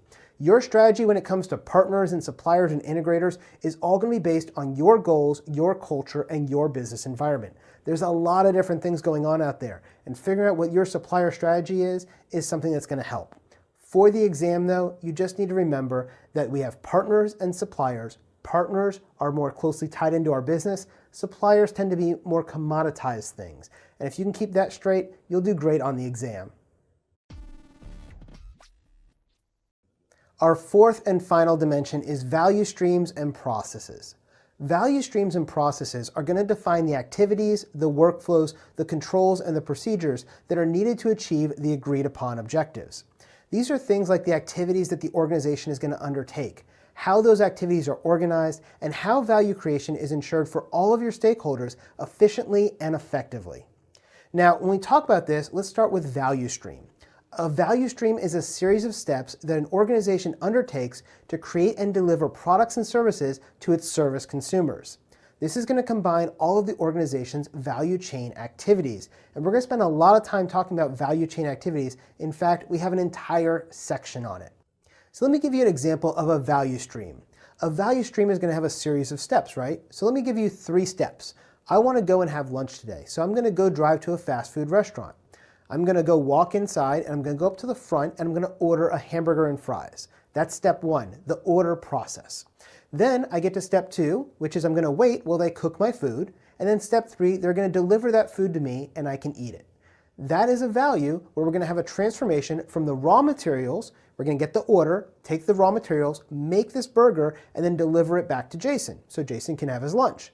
That's a value stream of 3 steps. There's activities in there that are going to add to the value of this, such as when they cook the hamburger and they put on the ketchup and the mustard and then they deliver it to me at my table. That's all value added. It gives me value and that's why I'm paying for it. But there's some things that are not value added. For example, when they're cooking the fries, there's waste oil that happens. That's actually considered waste. They have to throw that away and pay to get rid of that. That is a non-value adding activity. There's also things like when they get the packaging with all the hamburgers and they have to throw away that package. That's waste as well. When I leave the table and I leave my burger and fries and make a mess, that's a non-value adding activity for the organization because they have to spend time and money to go clean up that mess, right? In everything we do, there's things that add value and there's waste. And in business, we always try to minimize the waste and increase the value. So that's a basic example of some value stream activities, right? We have these 3 steps. We're going to order it, we're going to manufacture it, we're going to deliver it, and those are value adding activities. But there's also those waste activities, those non-value adds as well. What we want to do is we want to optimize the value stream so we can minimize the amount of non-value adding activities while increasing the amount of value adding activities. Once we do that and we get it right, we then want to automate that process as much as possible. So I was talking about ordering hamburgers for lunch. Well, if you've gone into a McDonald's recently, a lot of them are moving to automation. They're eliminating the order taking process and getting rid of the cashiers. And instead, they have these giant tablets that look like giant iPads, and you go in there and you order your food there and you pay with your credit card. It completely eliminated what they consider to be non-value adding activity, having a cashier take your order. Now they're passing that work on to you as the consumer, and they're focusing on cooking the food and handing it to you. That's the idea here with optimization and automation. Now, when we look at these processes, what exactly is a process? Well, it's simply a set of interrelated or interacting activities that transforms some input into an output. Processes are designed to achieve a specific objective. In my example, we had a value stream that was made up of one process with 3 different activities: the ordering, the manufacture, and the delivery. And they achieved a specific objective. That objective, getting Jason his lunch, right? And that's the idea of the process. Input, some amount of activities, and then an output. And by well-defining your processes, you can improve your productivity, and then you can also get it optimized so you can automate it as much as possible. And this is why we have our value streams and processes together in this dimension. Because as we're looking at our products and services, we're going to ask ourselves some questions. We're going to say, what is the generic delivery model for this service? What are the steps that we need to do to make this service work? Basically, what's the processes, and which set of processes, when we put them together, gives us the right value stream? What are the value streams that are going to be involved in delivering the agreed upon outputs of the service? So if I think about giving you video delivery of this course, there's a lot of different things that have to occur. And we break those down into what the value stream is, and then each of those pieces, those steps, are the processes inside of it. We have to think about who and what is going to perform each of those required service actions. Again, breaking it down into the individual processes so we can figure that out. And that's why this is considered our 4th dimension, as we're looking at this and figuring out how are we going to give you that product or that service by doing some processes as part of a value stream. In this lesson, we're going to discuss the pestle model. Now, before we do, I want to point out that this part is not going to be on the exam. The only reason I'm bringing it up is because you may have been asking yourself back in the introduction to the section, why do we have these external factors around the outside of our 4 dimensions? We have the value in the center, and then around that we had the products and services. We had our 4 dimensions that are the 4 perspectives we look at our services, but there is these external factors circling around the outside, and that's what I want to discuss here. These are known as the pestle model, which is a generic open source model that stands for the acronym of PESTLE, P for political, E for economic, S for social, T for technological, L for legal, and E for environmental. Now, these are 6 things that are outside of your organization that you can't control. They're going to happen to you, but they are external factors that you have to think about when you're designing a service or a product.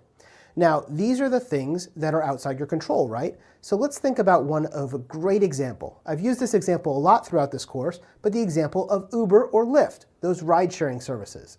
When they first came out, they were a completely different model, and so there was a social component of it. Would people be willing to embrace this idea that they could get into a stranger's car by summoning them with their app? They could come up and you get in their car and they drive you to your destination, as opposed to using a traditional taxi. That's a different socio-dynamic than we're used to. And so that was something that people were worried about.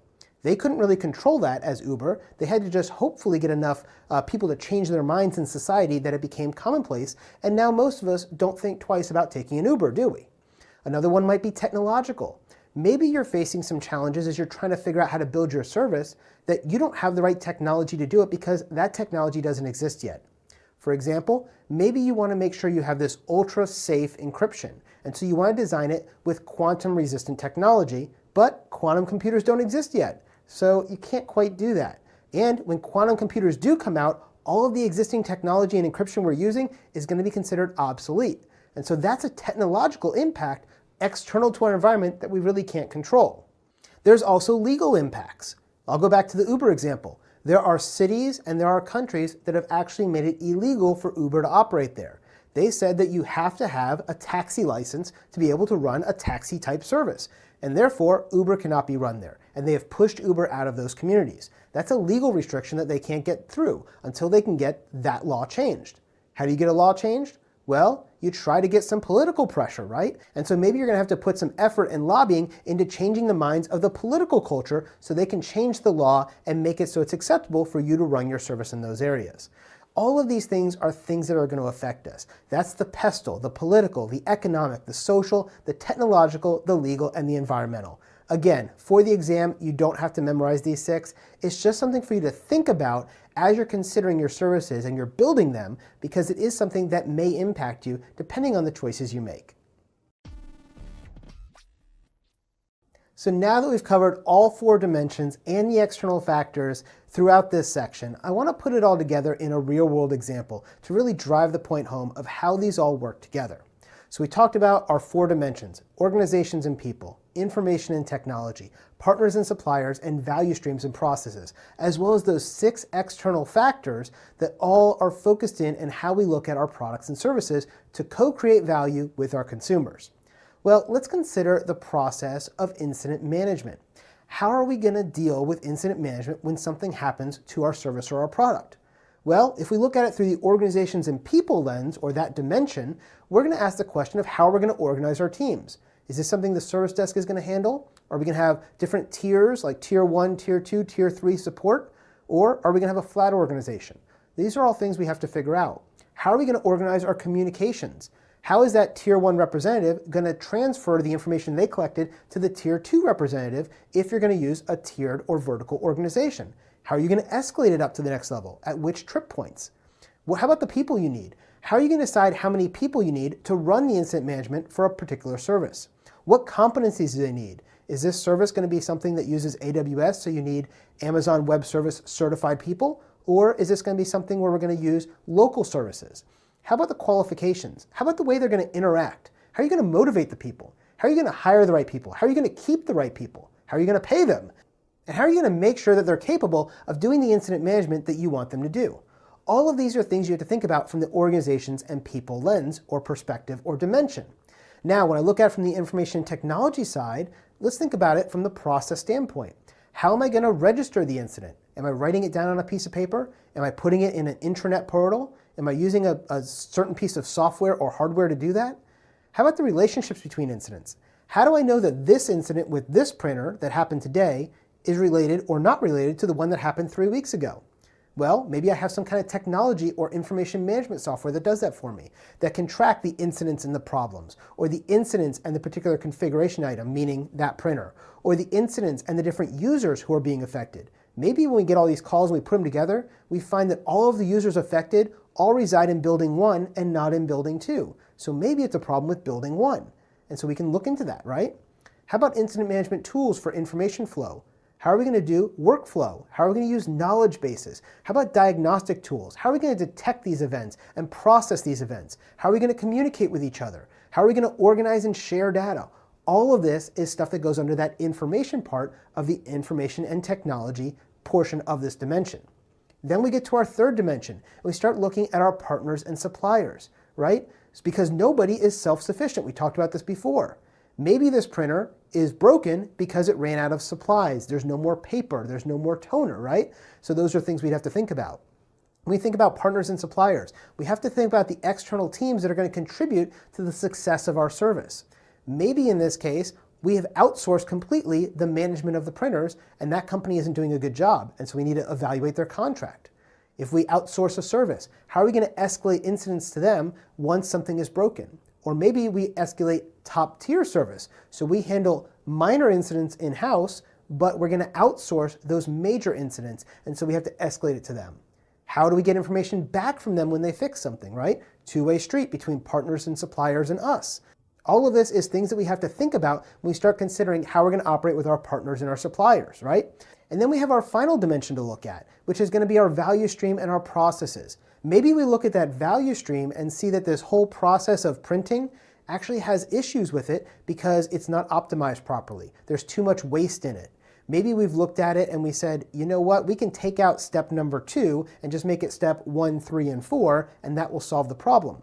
All those things are things that we would evaluate as we look at it from the 4 dimensions. And then finally, we might want to look at it from those external perspectives. One of those, the E, stood for environmental.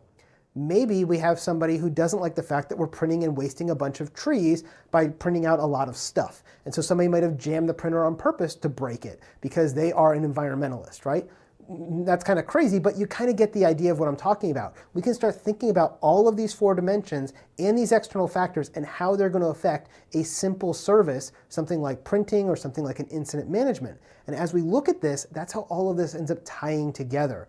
And that's the whole idea of using these 4 dimensions. When you're thinking about your processes, your people, your organization, your technology, your information, all of that stuff, so that you can make sure that your products and services are delivering the value they're supposed to. The service value system. In this section of the course, we're going to briefly describe the service value system.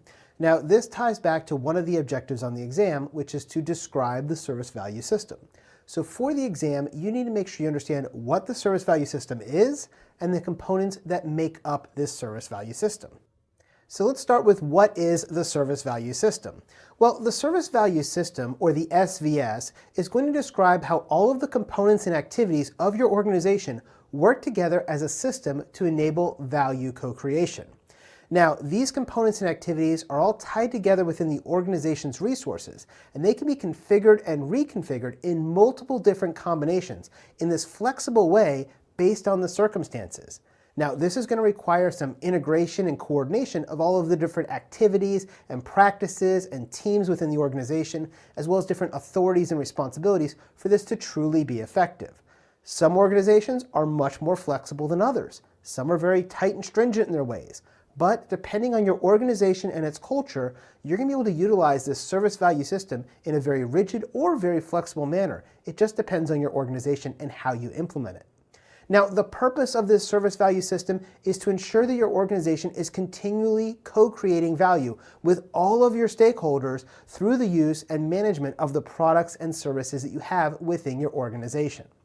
Now, when we look at this service value system, it's made up of 3 basic blocks that we're going to see. You'll see on the left side we have opportunity and demand. That's our input. We have on the right side value. That's our output. And then we have all this stuff in the middle. In the middle we have the service value chain, and we're going to dedicate an entire section of this course to talking about the service value chain. Around that service value chain we also have governance and practices. We're going to talk a lot about practices in their own section of this course, which is the final 3 sections, because there are 34 different practices inside of Itil 4 that we're going to cover. And then we have governance, which is the way the organization is run. We talked a little bit about governance before, and we're going to revisit that in this section. And then we have the guiding principles and continual improvement. And again, the guiding principles is a big concept, so we're going to spend an entire section on that as well. So before we go any further, I just want to say welcome to the service value system, and we're going to start focusing on opportunity and demand and value, those inputs and outputs, in the next lesson. Opportunities, demand, and value.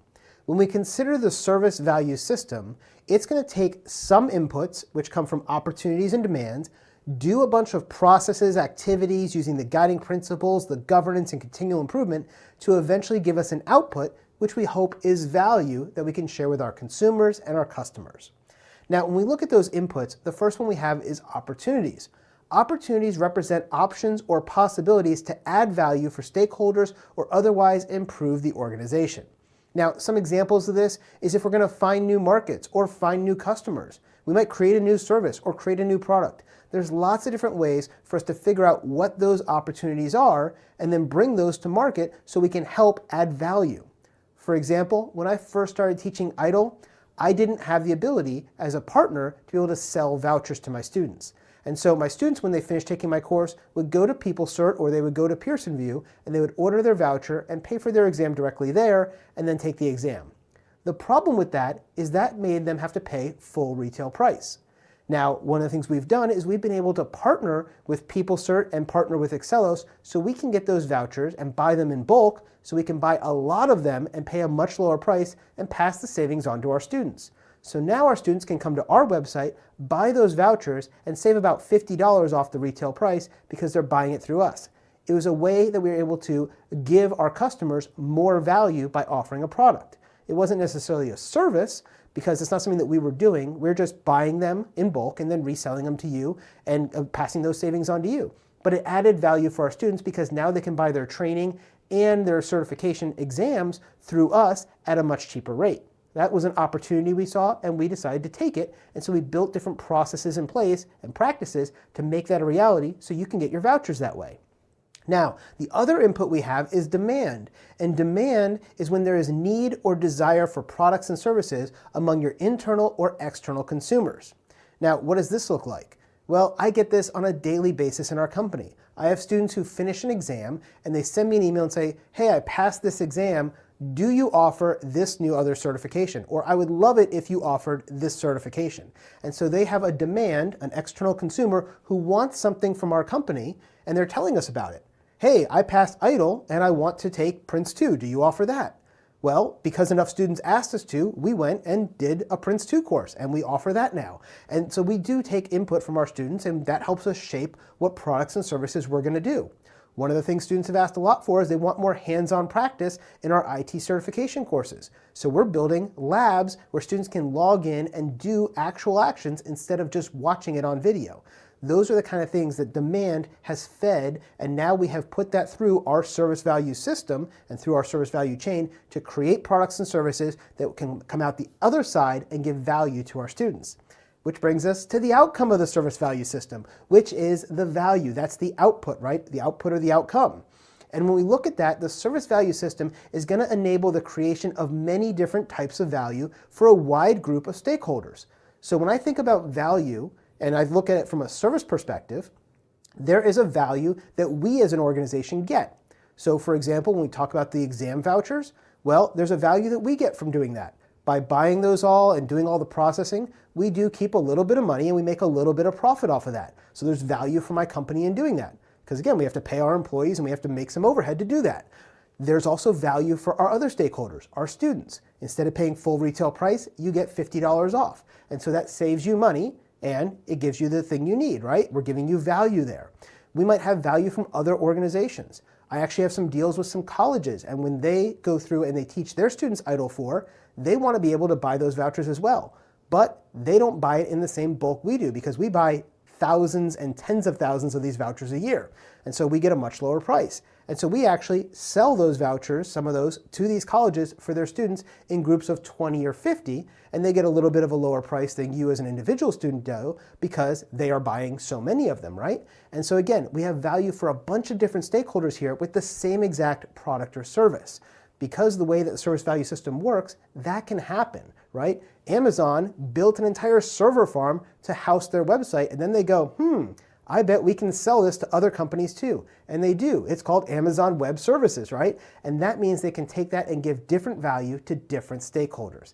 That's the idea. So we look at this service value system from left to right. We're looking at inputs of opportunities, what new markets, new customers, new services, and new products can you have, as well as demand, what things do these people want to buy, internally or externally. And then on the output side, we have value for those internal and those external consumers, for the business, for the organization, for all of your customers and all of your consumers. That's the idea of the service value system. Take something in, add value, and put it out the other side. Governance. In this lesson, we're going to briefly revisit the concept of governance. And you see it here inside the service value system. It's going to be part of that internal piece that takes our opportunities and our demands, works it through that middle of the service value system to come out the other side as value. Now, what is governance? Well, governance is the means by which an organization is directed and controlled. I used the example earlier. If you think about your government, like the US Congress, they do governance. They provide the laws and regulations that the rest of the company will follow. Well, inside of your organization, you run governance as well. Governance may be set up by those in the C-suite, your CEO, your CFO, your CIO, your CSO, or other high-level executives. You're going to come up with the way the organization is going to be directed and controlled, and then pass that down through governance down to things like guidelines and regulations and standards. Itil, at its core, is a framework for governance. but it's not a directive framework for governance. It's not going to tell you you have to follow everything the way that Itil says it is. Itil instead is a best practice, and you can write your governance based on Itil. Now, when we look at governance at a large macro level in your organization, it's the way you're going to do things. You may come up with processes and activities and procedures for how you're going to handle something like change management. Every time you want to have a new server installed, it's got to go through this process that has 15 different steps and these many different approvals at this level. That is part of governance, the way you're going to control and organize and direct your organization. That's the whole concept. So if you think about governance like laws, but within your organization, that's kind of the big concept of it. And it is part of this service value system because that governance is what you're going to build your processes and your activities around to make sure they're in line with the governance system put out at that high level of your organization. The guiding principles. In this section of the course, we're going to take a look at the 7 guiding principles in Itil 4. Now, this is important because on the exam, there are 2 exam objectives that are going to cover these 7 guiding principles. The first is to describe the nature, use, and interaction of these 7 guiding principles. And the second objective is to explain the use of these 7 different guiding principles. And this is important because we're not going to have to memorize those guiding principles necessarily or figure out what their definition is, but we're actually going to have to explain and describe, which is a level 2 level of effort inside the exam. So if I give you a scenario and I explain what one of these guiding principles is, you should be able to pick out and say, this guiding principle relates to that scenario. Now, before we go and dig into all of that, we have to go and think about what is a guiding principle. Well, a guiding principle is a recommendation that's going to guide an organization in all circumstances. That's right, guiding principles can be used to guide an organization in their work as they adopt a service management approach and adapt Itil guidance to their own specific needs and circumstances. This means that all organizations are going to integrate the use of multiple different methods into their overall approach to service management. The way you do service management and the way I do service management might be different, but we both should be based on the same guiding principles because these guiding principles are applied universally to every initiative out there. Now, when we talk about applying those guiding principles, these guiding principles are going to help us to encourage and support our organizations in their continual improvement across all levels of the organization. These, as I said, are applied universally to all of the initiatives, but also to all of the relationships with your different stakeholder groups. So as we talk about the consumers and the customers and the stakeholders across our organization, all of these people need to be considered when you're thinking about these guiding principles. For example, the first guiding principle is known as focus on value. Now, with focus on value, it can and should be applied to all of your relevant stakeholders and respective definitions of value. We're not going to just consider the value for the consumer, but we also want to look at it from the value for the customer. We want to look at it for the value for the service provider. All of those different people and stakeholders need to be getting value from whatever the services we're doing. And so that's the way that we look at this stuff, for example, as we're looking at the focus on value principle. Now, as an organization, I'm not going to use just 1 or 2 of these principles, but I should consider all 7 of them and determine which ones are relevant for each situation and how I should apply them. Not all of the principles are going to be critical in every situation, but you're probably going to find that 5 or 6 or even 7 of them may apply to your initiative. And so you want to think through each of them kind of like a checklist to make sure you're thinking about your service in a holistic way. As you do this and you review each of them, you have a way to determine whether or not they're appropriate for your service and should it be applied. Now, I mentioned a lot about these guiding principles so far, but I haven't even told you what they are. Well, throughout the rest of this section, we're going to focus on the 7 guiding principles. The first is focus on value. The second is start where you are. The third is progress iteratively and with feedback. The fourth is to collaborate and promote visibility. The fifth is to think and work holistically. The sixth is to keep it simple and practical. And finally, our 7th one is to optimize and automate. So let's get started looking at our 7 guiding principles. Focus on value. Focus on value is our first guiding principle. It states that everything the organization does should link back directly or indirectly to value for itself, its customers, and its stakeholders. Now, how do we apply this focus on value? Well, there's really a four-step method that I like to use when I think about focusing on value. First, I want to understand and identify the service consumer. Who is it that I'm trying to serve? Because if you remember from value, we're trying to co-create value between the service provider and the service consumer. Now, once I identify who that service consumer is and how they plan on using my service, I can then understand the consumer's perspective of value. For example, if my service consumer is a student who wants to be able to watch videos to learn how to pass the Itil 4 exam, then I need to understand how you plan on consuming that. Are you planning on sitting at your desktop all day, or are you going to be on a mobile device? And if you're on a mobile device, do you have enough data to be able to stream the videos? Or do you want to be able to download the data and be able to download all those videos ahead of time? These are all things that we have to consider as we're building out our service and how we can best support and provide value to our service consumers. Then I want to map the value to the intended outcomes, and those intended outcomes may change over time. I used the example before of this exam. You're taking this course so you can pass an exam. Now, once you've passed the exam, you may go back and watch these videos again, but now you have a completely different perspective and desired outcome because you're not trying to pass the exam, you've already done that. Instead, you're trying to go back and review and get smarter in certain areas so you may be able to take that and apply it inside your organization. So those give us two distinctly different outcomes. One is a set of students who are watching the videos to pass the exam. Another set is students who are watching the videos to get better at their job and be able to apply Itil 4 inside their organizations. That brings us to our fourth step. And the fourth thing I look at is to understand the customer experience and the user experience. Now, this goes back to, again, how does that customer use your service? What are they trying to achieve in it? And are you doing it the best way possible for them? For example, we might decide to make a mobile app that will allow you to take all of your videos on the go on your iPhone or your Android. That might work well if a lot of my customers consume our content through a mobile device. But if we find that most of our consumers are consuming that content by sitting at a desktop or a laptop, then spending money to build an Android or an iPhone app is not going to be worthwhile, right? And so there's not a lot of value there. So that's the idea as we go through those four steps. Now, when we look at application, there's a couple of key factors. You want to know how your customers are going to use each service.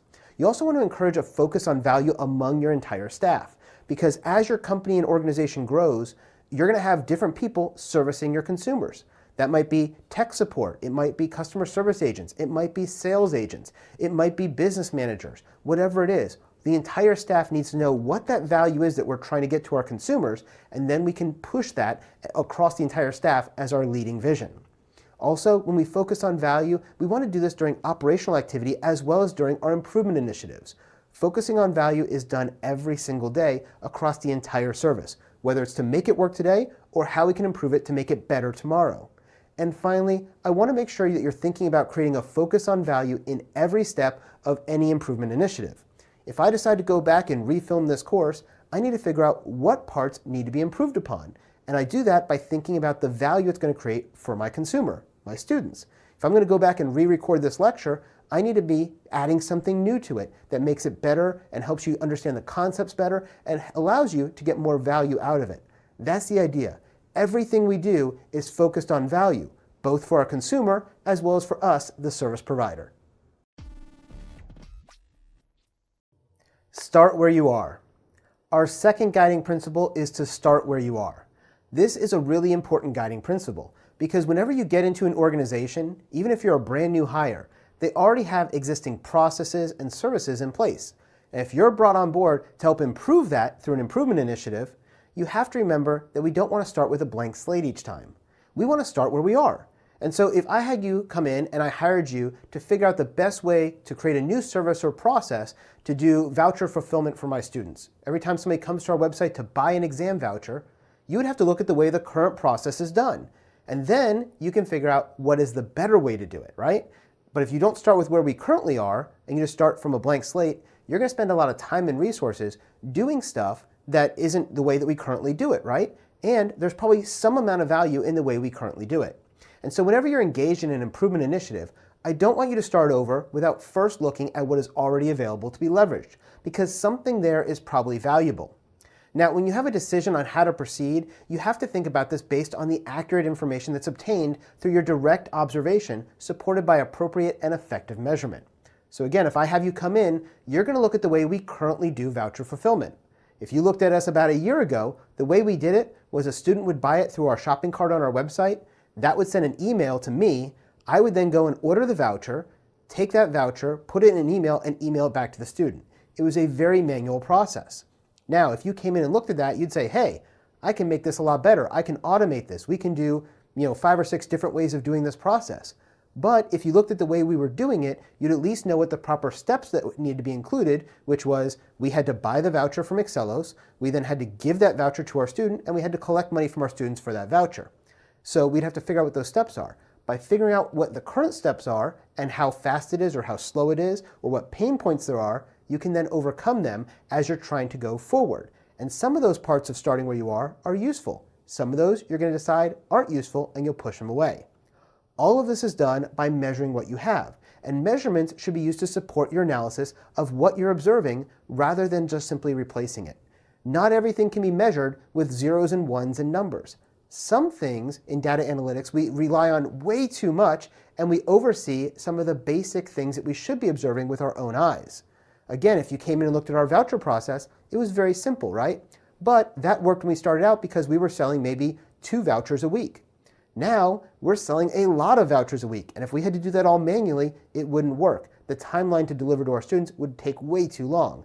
So instead, we've looked at that using measurement. We've gotten our time down, where now we deliver a voucher in about 5 minutes, and a lot of it is automated. And now there's still some parts of the process that are still manual, but that's just because of the way that those systems operate. And we're going through and we're constantly improving that to reduce that time down to give a better value and experience for our customers.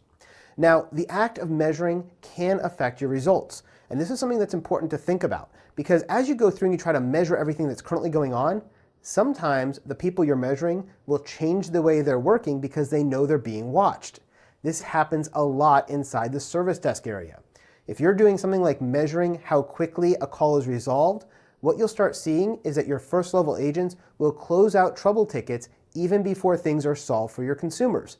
That means that your measurement is going to go up saying, oh, look how quickly we've been able to resolve all these calls. But in reality, your customers aren't getting the value they want because their calls aren't being resolved.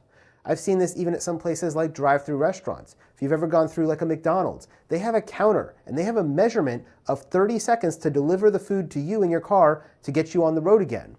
But if they can't get that, what do? They tell you to pull off to a parking spot so they can mark your order as complete, and that way their timer stops even though you still haven't gotten your food, and that way they can help the next person. And you may be sitting there for 10 minutes to get your food. Because they know they're being measured, that's going to affect the results because they're going to cheat the system. Now, when you set measurements, another thing I want you to think about is that when the measurement becomes a target, it ceases to be a good measure. Going back to that McDonald's example, if I say every car has to get their food within 30 seconds and that becomes the target, we're no longer trying to give good food or good value to the customer. Instead, we're just trying to get them in and out within 30 seconds. So that is something you have to be wary of. Measurement is great in business. We use measurement a lot. But you want to make sure you're measuring the right things and it's not the target in and of itself. You're measuring things to determine if you're making progress towards the outcome that you really want. We talked about that before when we talked about measuring outputs versus measuring outcomes. This is an important concept to remember. So when we talk about starting where you are, how do we really apply this guiding principle? Well, first, I want you to look at what exists as objectively as possible. You may come into a new place and they say, you're going to come in because our current service management system sucks. It's bad, it's horrible, so we're hiring you as the new manager, come in and overhaul the place. You may come in and your first thing you want to do is just delete everything they have and start over. Please resist that urge. Instead, look at what is there, figure out what is useful and what you can build upon. You can determine if there are successful practices or services in place that can be replicated or expanded across the organization, and you can determine the things that are not successful and those things that need to be changed or deleted or removed.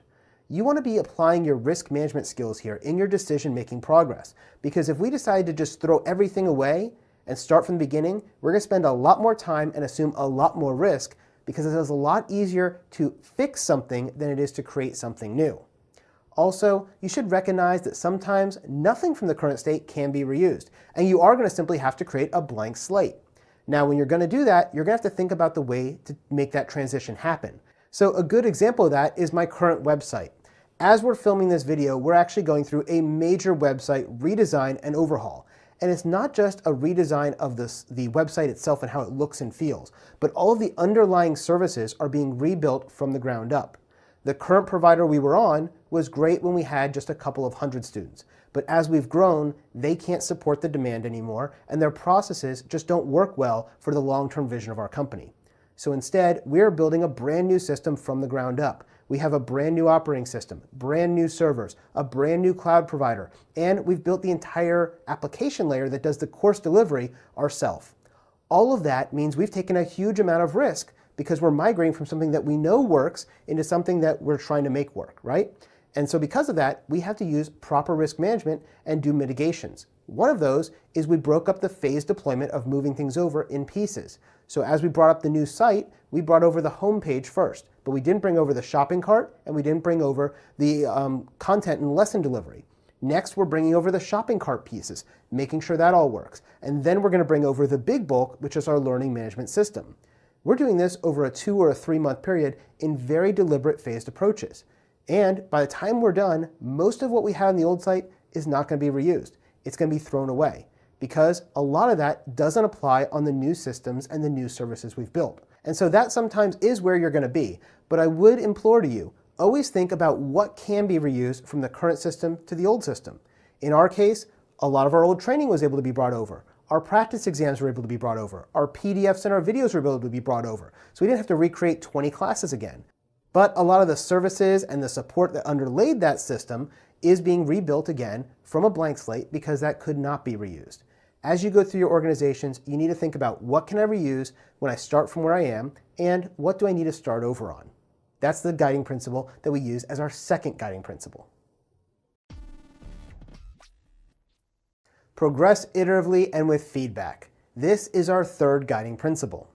Now, what this tells us is that if we work in a time box, iterative manner, getting feedback loops embedded into this process, it's going to allow us to have greater flexibility, much faster responses to our current customer and business needs, as well as the ability to discover and respond to our failures earlier and improve our overall quality. This is all about doing things in an agile method of working. When we go into project management, there's 2 basic ways we can build something. We can do it in a waterfall method, which is more like a standard Prince2 methodology, or we can do it in an agile way of working, which is more like a Prince2 agile methodology. Now, with a waterfall, I want to figure out the entire thing I need, break it down into smaller chunks, and then build each of those chunks towards that final vision. But nobody gets to use the thing until it's all done.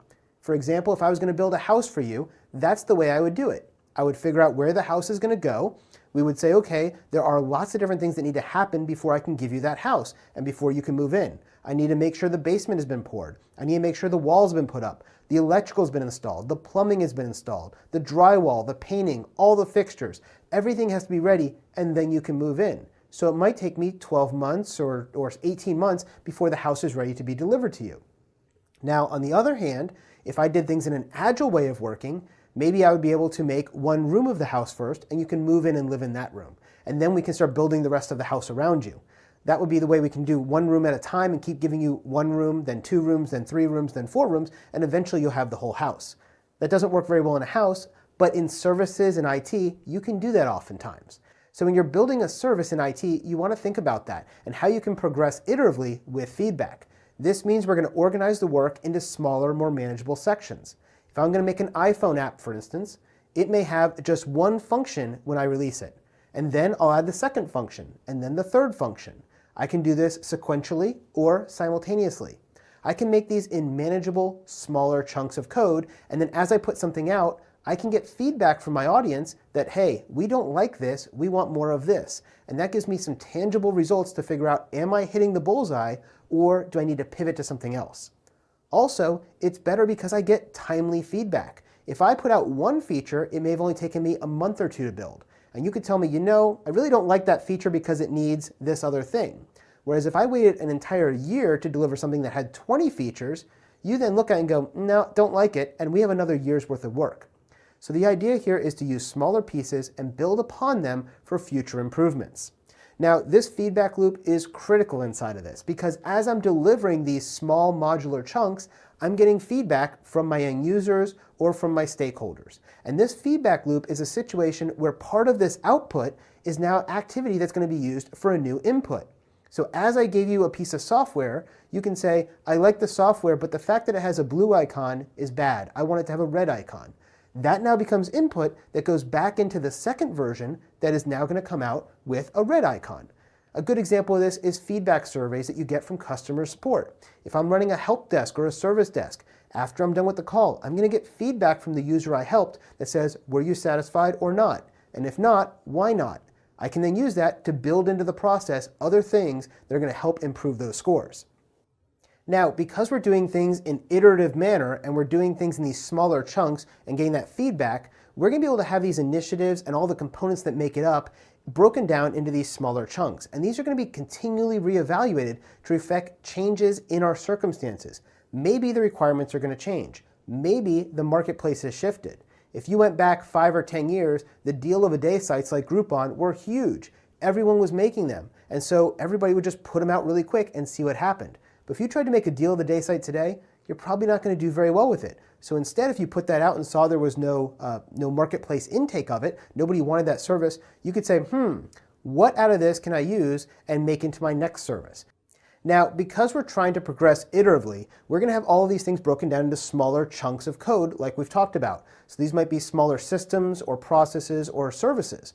Now, we're going to take our initiative and break it down into these different components. And throughout each of these iterations, as we're building them, we're going to be getting feedback. Now, as we get that feedback, we're going to continually reevaluate what we've put out. And based on that feedback, we're going to reflect changes into our next version of the products. Now, as we're seeking out all that feedback, we need to make sure we don't just collect it and do nothing with it. We actually want to use that feedback. We want to use it before, during, and after building each of these iterations of the service. And so as we keep using these feedback loops between all of these participants, it helps us understand where the work is coming from, where the outputs from the service are going, and how it affects the ultimate consumer and their affected outcomes. By understanding all of that, we're getting more feedback, which allows us to build better. This is all about doing things in an agile way because it's quicker to market. So some of the key takeaways I want you to have from this lesson on progressing iteratively and with feedback is that as you're going through, you're going to do things by comprehending the whole, but doing small pieces towards that end goal. So if I think about this again like a house, I need to think about what the whole house will look like, but right now I'm focused on building one room, right? And that would be the way that we can build one room and then the second room and then the third room. If you do that in the software or a service realm, we're building these components, putting them together to give us the complete service. When we think about this also, remember that your ecosystem is constantly changing, so feedback becomes essential. As I'm putting out something to the market, I may find out from my consumers they don't care about that feature. They don't care about that service, and so we need to pivot and do something different. The other thing is, I want you to remember that fast does not mean incomplete. Even though I'm only giving you one chunk or one feature, that feature should be complete. And it can do the whole function that it needs to in and of itself. But then the next iteration might be able to add a second feature or a third feature. That doesn't mean that with the one feature it was incomplete. It was a complete and ready product for version 1.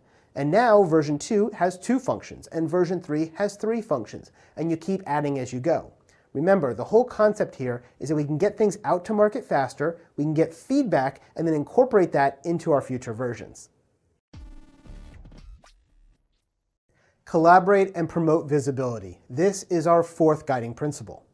Now, when we talk about this, it's all about collaborating across our staff and even with our consumers and our customers.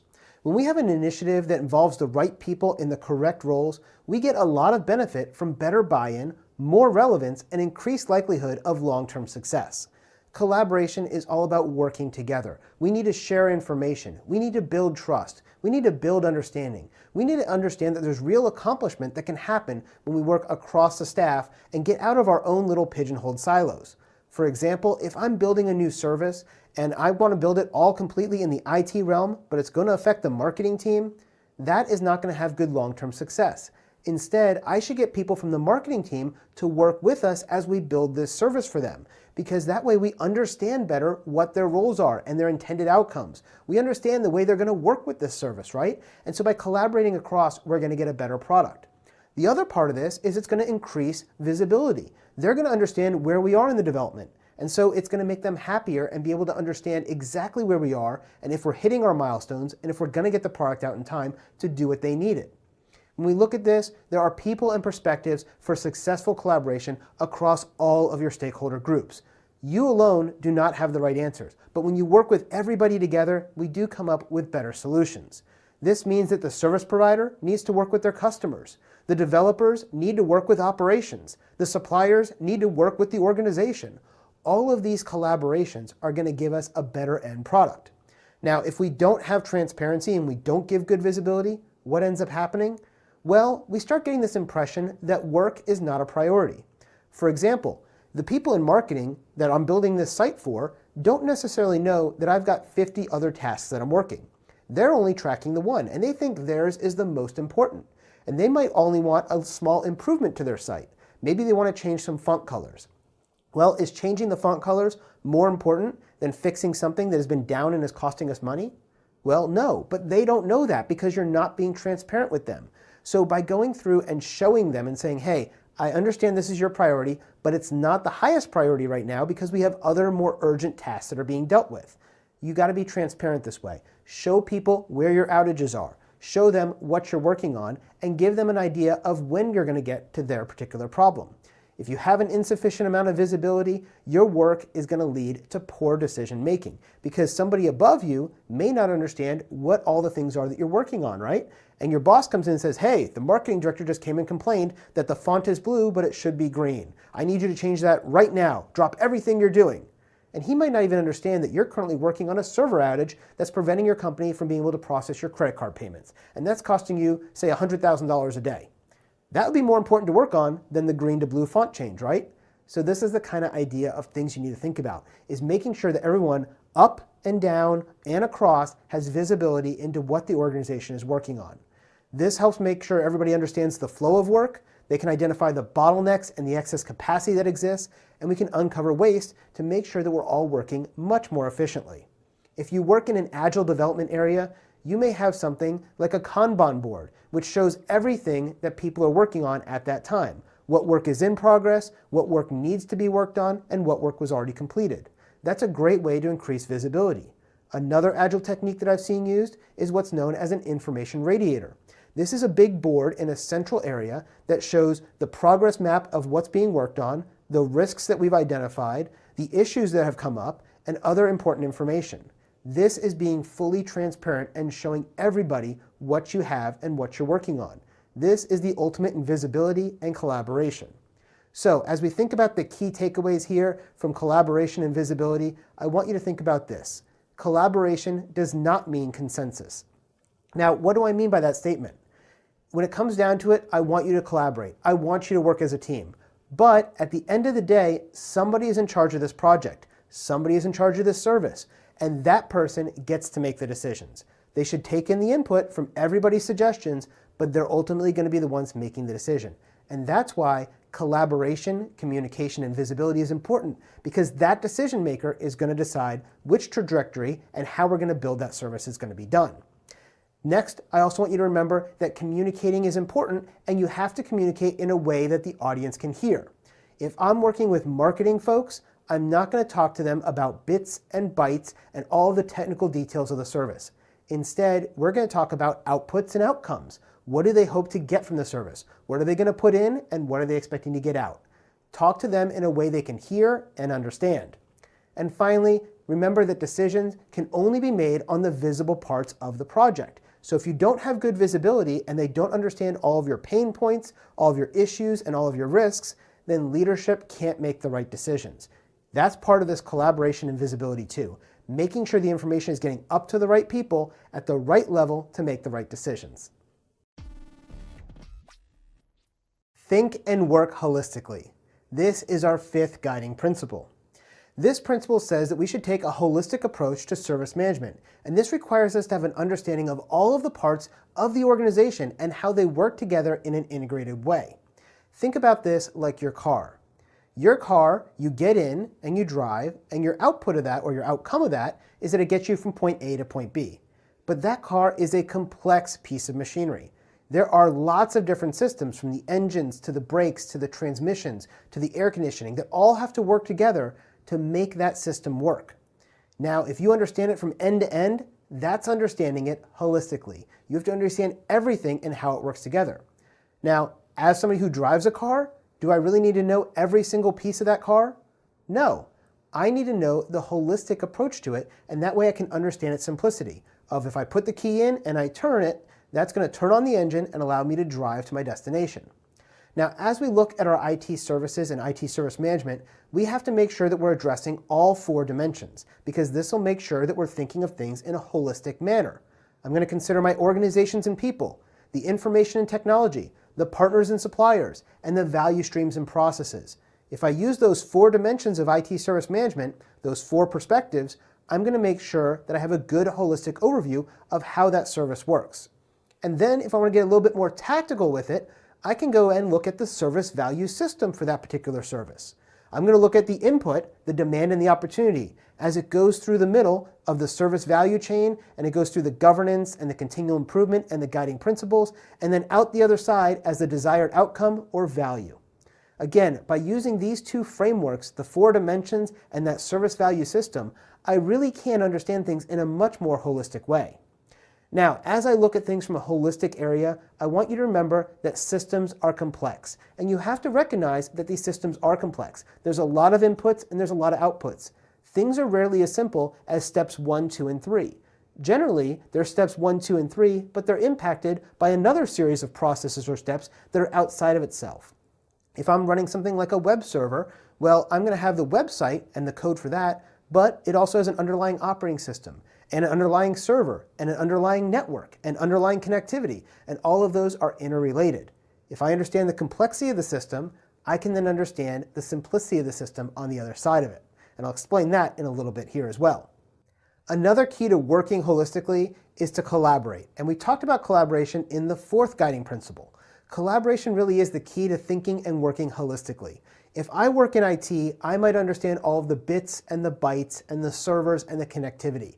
But I might not understand what the larger business is looking for to get out of this service. So as I look at this service, I want to make sure I'm collaborating with the people who are going to be selling the service, the people who are going to be marketing the service, the people who are going to be supporting the service. And if we all look at it from all of our different perspectives, we can make sure we're looking at this thing in a holistic and integrated way. Whenever possible, we want to look for patterns of interaction between our different system elements. What are the things that are going to give inputs or outputs from the system and affect the way it performs?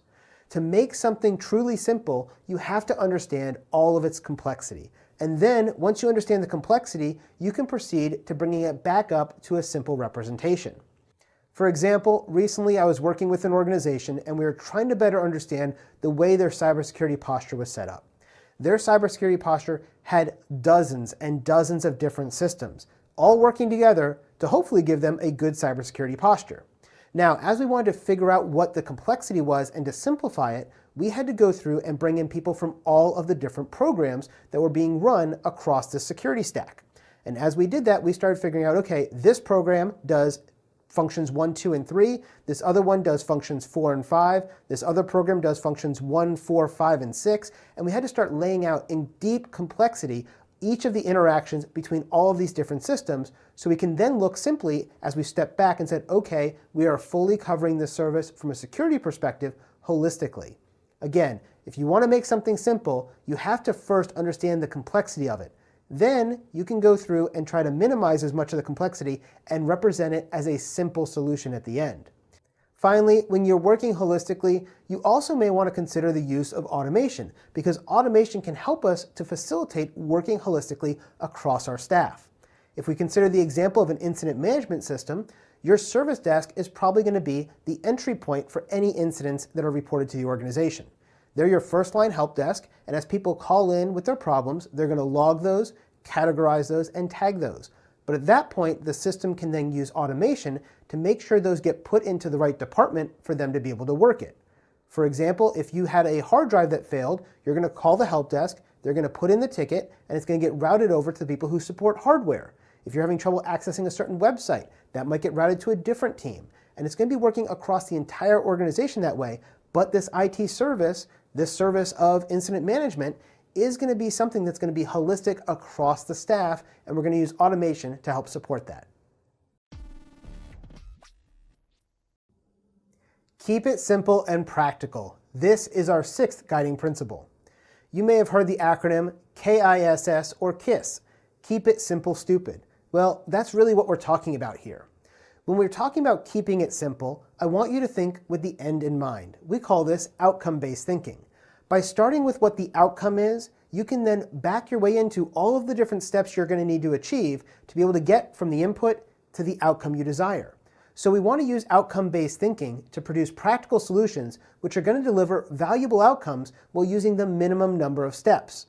Now, to do this, we have to go back to our fifth guiding principle, though, and think of things with a holistic view of the organization's work in mind.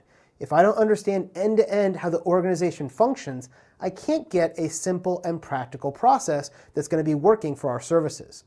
Now, when I first start creating a process or a service, I want to start with an uncomplicated approach. We can always add more to it later, but we want to start out with the fewest amount of steps, because that means that's less steps that can break, and it's less development that we have to put up in the front side of it to see if it's actually going to work for us.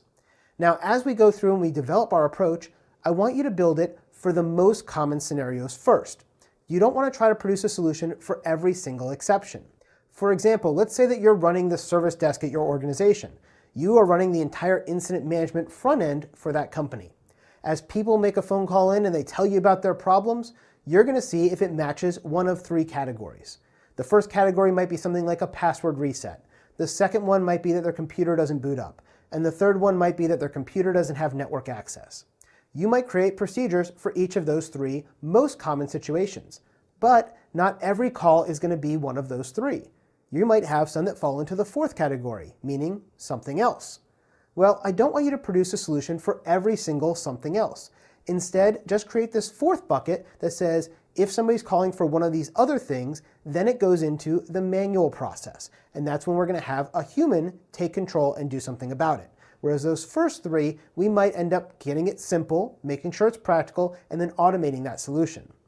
Now, by doing this, we can be mindful of how we're going to complete the objectives and the outcomes that we desire. This is the whole benefit of keeping it simple. By starting easy, you can get quick wins, you can ensure value, and the simplicity is really the ultimate sophistication. By doing fewer things, you can do them really well and really fast. And for that small amount of things that doesn't fit into the major three categories, you can then focus your team's dedicated time to those by using skilled labor. This is going to respect the time of the people involved. For example, going back to password resets, when I was running a large service desk for an organization of 10 to 15,000 users, about 90% of our phone calls was because people needed to reset their password. So when we created an automated way to do that and we simplified that process, it was better for them, it gave them more value, it got them back to work quicker, and more importantly, it freed up 90% of my labor because they weren't taking phone calls from people trying to reset their password. Instead, I could take those people and dedicate them to the other problems, the hard problems that needed their assistance. So, by keeping it simple, it makes things easier to understand, more likely to be adopted, and it really is the best route to achieving those quick wins and getting people to adopt what you're doing. Optimize and automate. This is our seventh and final guiding principle. And we have this one as our seventh one because it is really one of the ones you want to do last, because you're going to implement a lot of the other guiding principles and then optimize and automate. But what does optimize mean? Well, it means to make something as effective and useful as it makes sense to do. Before an activity can be effectively automated, you first want to make sure you're optimizing it to whatever degree is possible and reasonable. By doing this, you're going to make sure that you're not just doing things automatically and quicker, but you're doing them the best way, and then you can make them automated and quicker. And so to do this, we really want to understand and agree to the context for the optimization. By figuring out what that process is, by keeping it simple using our sixth principle, we then can go through and assess the current state to understand where it can be improved. That sounds familiar. That was one of our earlier guiding principles, right? Starting where you are. And then we want to focus on simplification, again, keeping it simple, and the value that's involved to agree to our future state. That might be something like focusing on value. Then we want to ensure that we optimize it for the appropriate level of stakeholder engagement and commitment. So that goes back to collaborating with other people. Then once we do that, we're going to execute all of those improvements in an iterative way, progressing iteratively, using metrics and other feedback to check our progress and stay on track to adjust as needed. And once all of that's done, we're going to continually monitor it to identify any opportunities to improve our work methods. You can see that by optimizing things, we really are pulling in areas from all of the other guiding principles. Now, once we've optimized it and we have the best process in the least amount of steps that's ready to be automated, we're going to move into automation. Now, automation is the use of technology to perform a step or a series of steps correctly and consistently with limited or no human intervention. By automating, we can automate frequent and repetitive tasks to help our organizations scale up and free up those human resources to be used for more complex decision making. In the last lesson, I was talking about the incident management desk. You may automate the first 3 categories or something like password resets. That frees up people to be able to do more of the harder, complex decision-making and problem-solving techniques. In my company, we did this exact same thing with our voucher fulfillment system. At first, it was a manual method. You would order a voucher, I would then order it from the company, I would turn around and take that, package it up in an email, and send it back to you. Over time, we started getting a lot of people who were buying vouchers, and so it was eating up a lot of my time as a person. And then it started eating up a lot of my assistant's time when she started doing it. And so what we ended up doing was we ended up automating that system. Now, when you go to our website and you buy a voucher, there is no human involvement. It's going to go through, pull the next available voucher from our inventory, put it in an email, give you the directions, email it back to you, and all of that happens in a matter of seconds or minutes. The simplest form of automation is always going to involve standardizing and streamlining all of these manual tasks to allow decisions to be made automatically. In our case, that's exactly what happened. All the only decision it needs to do is figure out, did you order an Itil 4 voucher, an Itil 3 voucher, a Prince 2 voucher?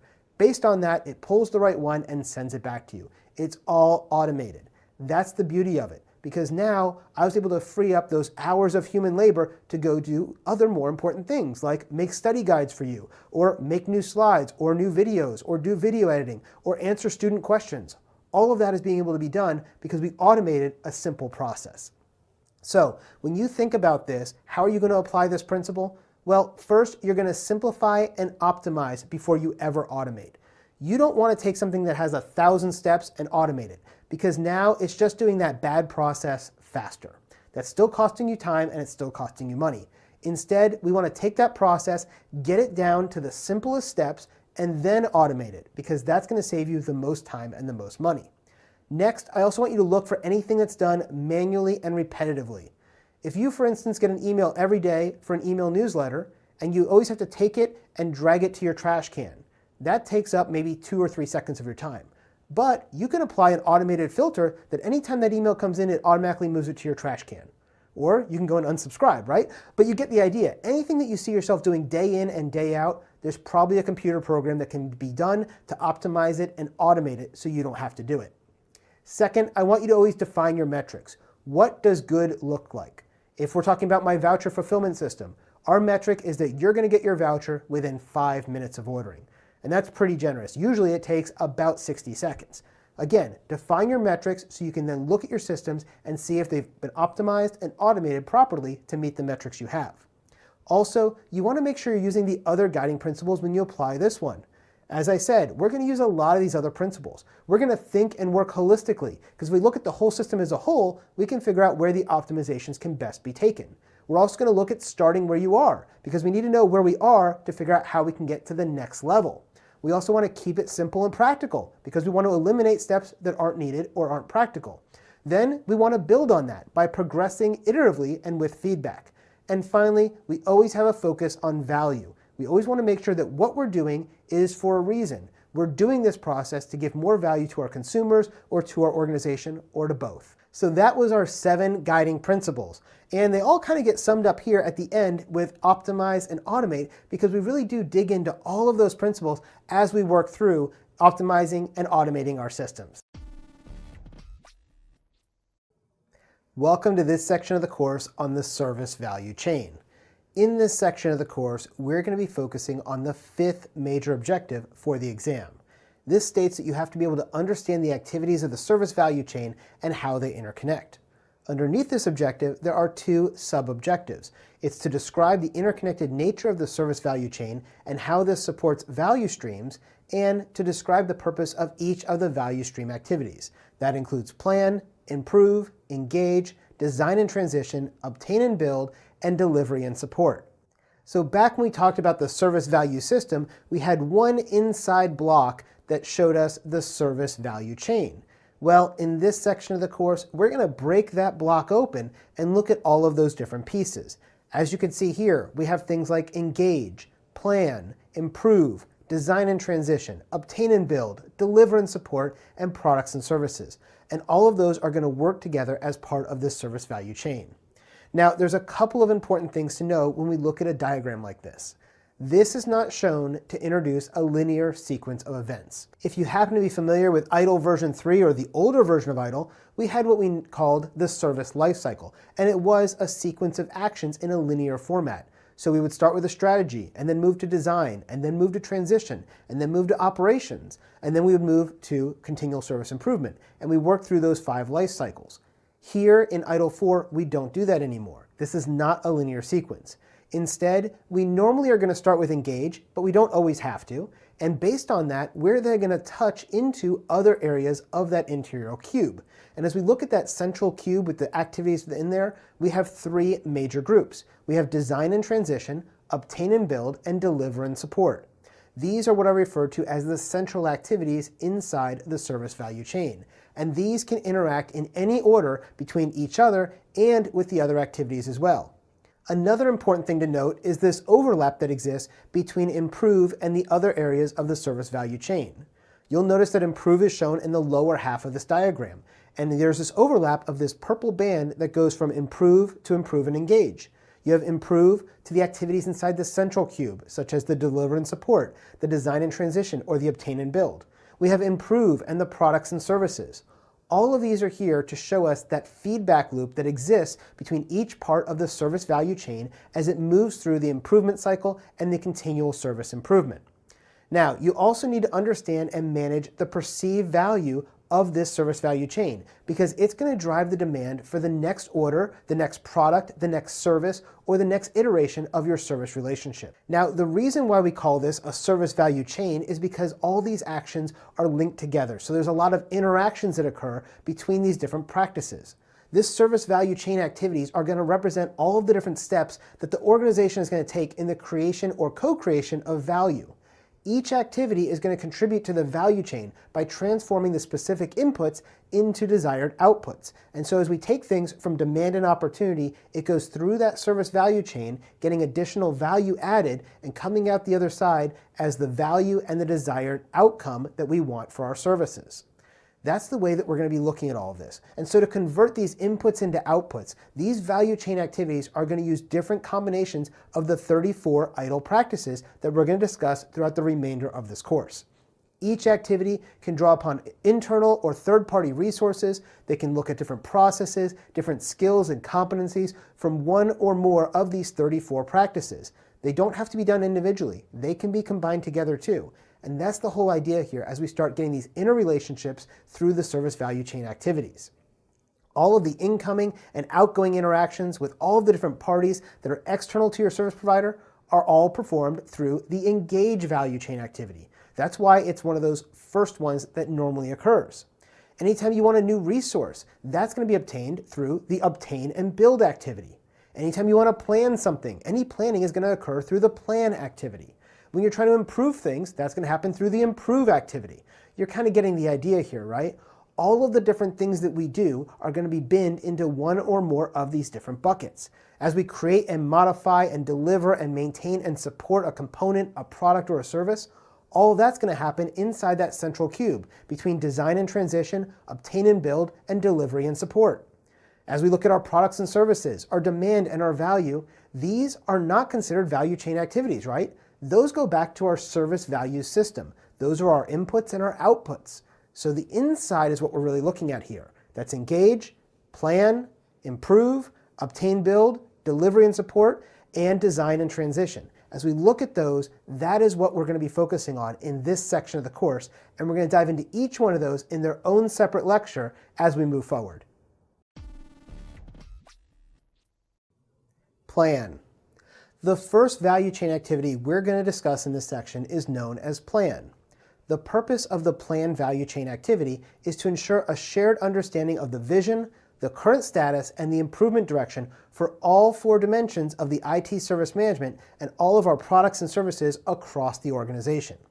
This is your executive vision. It's where we want to be, and then the plans to get us there. As we look at the inputs to the plan process, we're going to be looking at policies, requirements, and constraints that are provided by the organization's governance body. We're also going to be looking at consolidating all of the demands and opportunities that are being sent to us from the engage process that we're going to be talking about in a few minutes. We're also going to be looking at all of the value chain performance information, the improvement initiatives, and the plans that are provided from the improve process. We're also going to be looking at improvement status reports from the improve process. We're going to be looking at knowledge and information about our new and changed products and services from our design and transition or our obtain and build processes. We're going to take that knowledge and information about third-party service components as well, coming in from the engage process. All of this is things that are going to go into our planning so we can figure out how we can best get our services to where we want them to be. If you're familiar with the old Itil ways, it used to be known as strategy. A lot of that is now part of this plan process. Now, all of that is the inputs. What comes out of the plan process? Well, we're going to be looking at 3 levels of plans. We have strategic plans, which are those big organizational plans. We have tactical plans, and we have operational plans. And this is kind of big, middle, and small as we get down into the weeds. We also have portfolio decisions that are going to be made, so we can decide what services are we going to bring online so that we can pass those to design and transition so they can actually design and build those services and figure out how to make them a reality. When we talk about plan, we're talking about the big overarching way of thinking about how we're going to get somewhere. We also want to think about our architectures and our policies, and those are things that we're going to output and give to design and transition. Now, what do I mean by architectures and policies? Well, maybe part of our plan means that we're going to use cloud architectures. That means that design and transition should no longer be trying to build server farms for us to use. Instead, they should be looking at getting things on the Amazon Web Services, or Microsoft Azure, or Google Cloud. That would be an architecture decision that's going to come out of plans and be given to design and transition. As we want to give things back to the improve process, we want to tell them, based on our planning, we think these are things that can be improved. These are improvement opportunities. And so we'll pass that back to the improve process as well.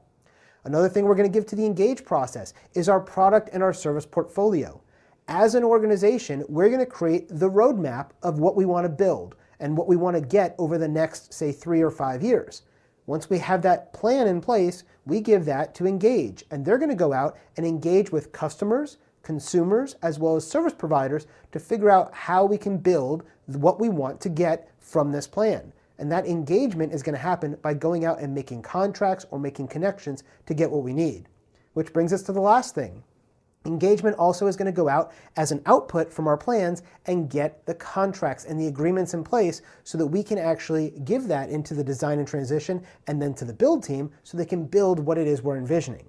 That's the idea. When you hear about plans inside the service value chain, I want you to think about the fact that we're thinking about big plans. We're talking about roadmaps. For example, in my company, we have a roadmap that says over the next 3 years, these are the different certification programs that we're going to support and create videos and exams for. If it's not on that roadmap, we're not going to put effort towards it because that is our plan. That is what we're going to be going towards. That is our big, overarching strategic vision. Now, from that strategic vision, we have a tactical plan that says in the next year, we're going to do these 3 certifications maybe. And then we have operational plans of how we're going to build one of those individual courses. And so it goes from the big plan to a medium-sized plan down to the very detailed operational plan. That's the idea here when we talk about plans inside the service value chain. Improve. The next value chain activity I want to focus on is the improve value chain activity. The purpose of the improve value chain activity is to ensure continual improvement of our products, services, and practices across all of our value chain activities and the 4 dimensions of IT service management. We take a lot of different inputs into the improve activity. We're going to be looking at things like product and service improvement information that we get back from deliver and support. As we talk about deliver and support, these are your operations personnel. They're the ones who are running the service desk and running all the servers and the services. So they're constantly getting feedback from your end users, from your consumers, and from your customers. We also want to take stakeholders' feedback in from the engage process. As we look at that, that might be things between us and our suppliers, or us and our partners, or us and our consumers. All of that is information that's coming back in through Engage, and Engage is going to take that and pass it over to the Improve activity so improvements can be made based on that feedback. We also want to look at the performance information and improvement opportunities that are provided from all of the different value chain activities. As we're measuring things across the life cycle and across all of our processes and activities, we want to make sure that's being fed back to improvement so we can figure out how can we do things better, cheaper, faster, more efficient, whatever the case may be. We're always trying to improve to get more value for less cost. And then we also want to look at all of the knowledge and information about our new and changed products and services from design and transition and obtain build. So as we're going through and building a new server or a new service, we want to get that information and pass it back to Improve, because then Improve can look at it and make suggestions and recommendations of how to do this better, cheaper, faster, etc., right? We also are going to look at all of the knowledge and information about our third-party service components from the Engage perspective. So the improvement is also going to get information from Engage, from our partners and our suppliers, because maybe our supplier is moving from a self-hosted environment into a cloud environment, and that new information can factor into our planning for improvements in the future. When we start talking about outputs from the Improve process, this is going to be things like improvement initiatives and plans for all of the other value chain activities. The Improve is looking across the entire service value chain and service value system. And as they look at that, they're going to figure out, hey, build and obtain, you guys could have done this for half the price if you had done thing X. And they'll make that recommendation or that plan of how to do it better next time. We're also going to have value chain performance information from plan and from the governing body. As we get that information, we're going to be able to pass that back out to those folks and make sure that we can use that improved information out across the field. Also, we're going to be looking at our improved status reports for all the value chain activities. As we've taken all this information in from everybody and we figure out how we're going to improve it, we're going to put those status reports back out and say, here are the recommendations and here's how you can improve things. Again, it's that whole idea of continual improvement over and over again. If we have recommendations for contracts and agreements, we're not going to give those directly to the consumers or the service providers or any of our suppliers. Instead, we're going to pass that back to Engage because they're going to be our conduit to all of those external agencies. And so that's the way we're going to do that with any improvements for contracts or agreement language. And finally, we have our service performance information for design and transition. As we get all of that information and we look at how we can improve it, we're also going to push that back to design and transition so they can design and transition better services next time around. This all goes back to the bottom line of continual improvement. When we're thinking about the value chain activity of Improve, just think, how can we make things better, faster, cheaper, easier, better functionality, whatever the case may be. However we can move and get more improvement and better results, that's the idea inside the Improve activity. The next value chain activity we're going to cover is the Engage value chain activity. The purpose of the Engage value chain activity is to provide a good understanding of the stakeholder needs, to ensure continual engagement with all of the stakeholders is occurring, and to promote good transparency and good relationships with all of our stakeholders. Really, when we talk about Engage, think about going out and talking to other people. That's what we're really doing at the heart of this Engage process. This is going to be going out to our stakeholders both internally and externally to our organization. So when I think about the different inputs to the Engage activity here, I'm thinking about the product and service portfolio that I'm going to get from plans. When I get the product and service portfolio, I then can think about who do I need to start engaging with? Who needs to know about this new roadmap? Who needs to know that there's a new product coming online? Who needs to know what they can provide into that service or that part of that service portfolio? That's the whole idea there, is communicating that inward and outward across the organization and out to your partners. Also, we're going to be looking for inputs for high level of demand for services and products. This is something we're going to see usually from our customers. And so as part of Engage, we're going to listen to our customers and what they want. For example, if I have 100 students who reach out to me and tell me, hey Jason, I want you to start offering X certification product, we might start listening to that and go build that certification and put that into our plans and move that throughout our whole life cycle, right? It all depends on what the demand is for our services and our products, and we listen to our customers on that.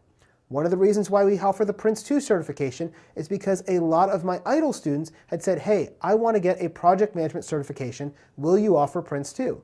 And so we went out because we had a large enough demand and we did that. Another input is the request and feedback you get from your customers.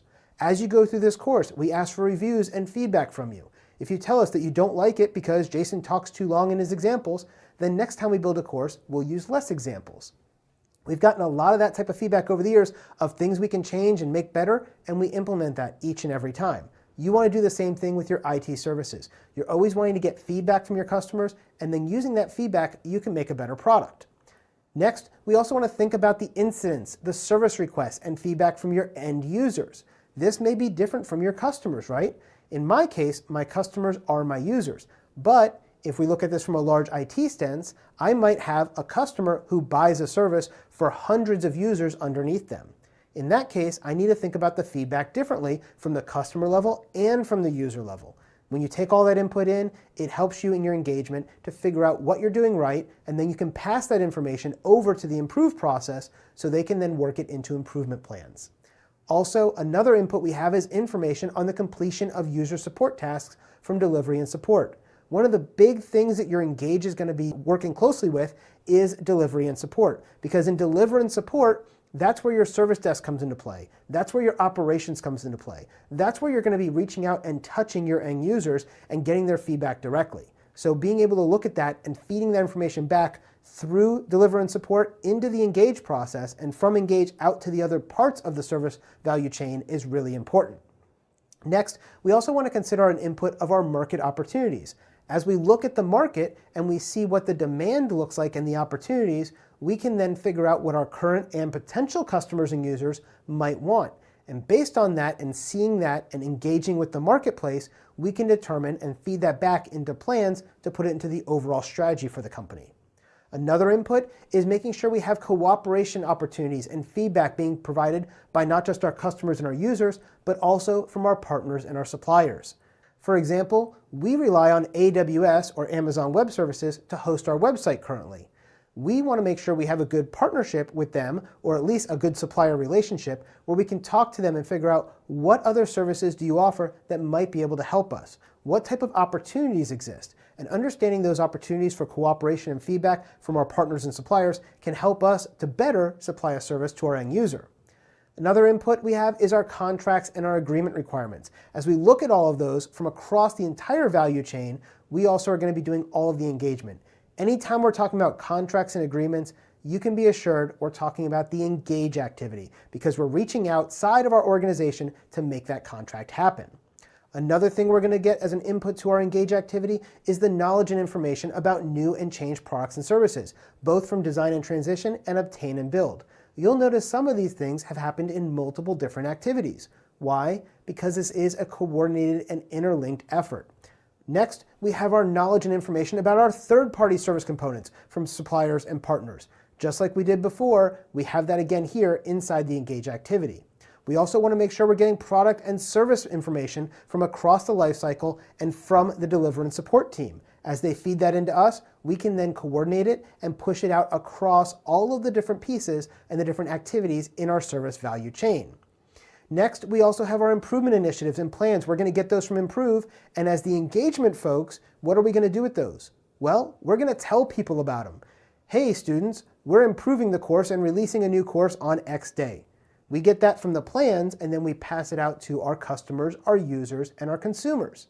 And finally, we also want to get improvement status reports from Improve. And then again, we can share that information out as part of Engage. When I think about Engage, I always like to think about telling people something. I'm communicating with somebody, right? So what are some of the outputs we have when we talk about Engage? Well, we have consolidated demands and opportunities. As we collected all that information from the marketplace and our customers, we're now going to turn around, consolidate it, and pass it over to plans so they can put that into our overarching plans. We're also going to look at our product and service requirements that we got, and we're going to give those to design and transition so they can build better services. We're also going to take the user support tasks and requirements and give those over to delivery and support so they can actually provide the end users what they need. So if you as a student come to the engage part of our company and say, I need more study guides, then we can then pass that over to design and transition, who can design it. Then we can give it to obtain and build, who will build it. And then we give it to deliver and support, who will deliver it to you as a student. And it works that way where these processes are interrelated. We're also going to have an output of improvement opportunities and stakeholder feedback. As we collect all of that, because we're the ones interacting with all of those external organizations, we're going to take that and pass it over to the improve process or activity so they can work with it. We're also going to get things like change or project initiative requests, and we're going to get all of those, consolidate them, and pass them over to the obtain build. Again, we're dealing with contracts, right? And agreements. And if we get those contracts and agreements from the external and internal suppliers, we're then going to pass those over to obtain and build and design and transition so that they can get the services and products that those contracts rely upon. We're also going to be looking at the output of knowledge and information about our third-party service components because we collected all that information, but we as Engage aren't going to do much with it. Instead, we want to pass it to the plans folks, the design folks, the transition folks, the obtain and build folks, the deliver and support folks. All of them need this information, and we're the people who collect it, so we're responsible for passing it back out. And finally, one of the things we collected was service performance reports, right? We got all of that information from all of the different parts of the service, and now we want to communicate that back out to our customers. Hey, our availability is 99.999% as measured by X, Y, and Z. Let me give that report to the customers so they know what they're getting. That's the idea in Engage. Engage is the glue that makes all of this service work. It's all of the communication that occurs. Things come in, things get processed, and things get pushed out to and from all of the different activities, processes, customers, stakeholders, consumers, and suppliers and partners. All of that works because Engage is at the center of it. It's all the people who make the communication happen. Design and transition. This is the next value chain activity we're going to talk about. The purpose of the design and transition value chain activity is to ensure that the products and services are continually meeting the stakeholder expectations for quality, cost, and time to market. This is where we're going to make sure that we're figuring out how this product is actually going to be built. This is where we come up with all the designs for it and then plan how we're going to move it from an idea to actually being built and put out into the marketplace. There's lots of different inputs into the design and transition phase. When we start talking about design and transition, we have to take in things like portfolio decisions that come out of the planning area. We also want to make sure we understand the architectures and the policies that plans has created. We're going to take things from the engagement area as well, things like product and service requirements that Engage has gotten from the customers and the consumers and other areas. We also want to make sure that we're taking into account the improvement initiatives and the plans that come out of the improve process. We're also going to be looking at all of those improvement status reports that came from improve so we can figure out how do we design things better next time. We're also going to take a look at all of our service performance information that comes out of our deliver and support and improve processes. Are we meeting the service targets that have been set? Have we transitioned something successfully? All of these things are things we need to consider as we're designing and transitioning our services to take them from an idea and from a plan all the way out into a real usable thing that is going to be delivered to a consumer to use. All of this happens inside of this design and transition area. Now, as we start looking at this, we're also going to take in some things that come from the obtain and build process. Things like what service components are available. Obtain and build already has a lot of things that have been built. Maybe as we're designing a new service, we can reuse some of the things that already exist and use them in our new service. And finally, we have to consider the knowledge and information. Now, knowledge and information is going to come from two different places. First, we have knowledge and information about third-party service components from Engage. This is where we're going to be considering, just like we did for obtain and build, what things are available to use. But now we're doing it from a third-party partner or a supplier perspective. If we know that our supplier has this type of capability, then we can help better design and transition something that works around that capability. The other part of knowledge and information is the knowledge and information about new and changed products and services. This is what we're going to get from our obtain and build. As we have built and obtained things, we're going to get the product specifications, the known errors, and other information. And all of that can serve as an input into this design and transition activity. Now, as far as outputs from this activity, we're going to be looking at getting things like the requirements and the specifications and passing those over to the obtain and build. So as I've designed this brand new service that's going to do voucher fulfillment for my students, I need to come up with what the requirements and specifications are and pass that to the people who are actually going to buy the servers and buy the integrations and buy the automation software that's going to allow that to occur inside of obtain and build. Also, if we need to contract something, we're going to go and pass that over to Engage. We need to give them the contract and the agreement requirements that we need for service level agreements, service management agreements, and different contracts for supplies and partners, and send that through Engage out to those external entities. Another output is any new and changed products and services that we're going to get from the design and transition, and we're going to pass those and transition those over to deliver and support.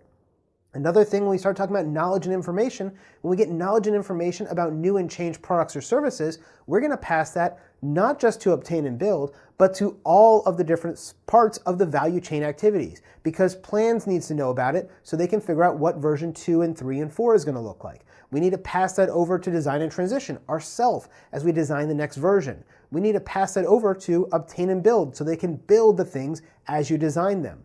You need to pass it over to deliver and support so they know how to support it when it breaks. All the value chain activities need that knowledge and information about new or changed products. And finally, we want to make sure we're getting performance information and improvement opportunities out of the design and transition and back over to improve. As we go through and we design and build something, we're going to find out that, hey, when we tried to design X system, we had problems 1, 2, and 3. We'll pass that over to improve so they can come up with ways for us to improve our processes and make it more efficient.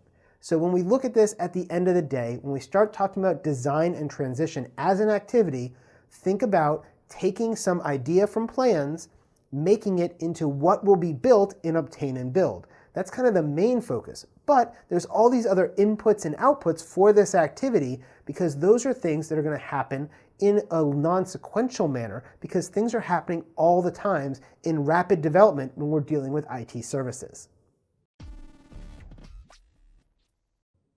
Our next value chain activity is obtain, build. Now, the purpose of the obtain, build value chain activity is to ensure that service components are available when and where they're needed, and they're going to meet the agreed upon specifications.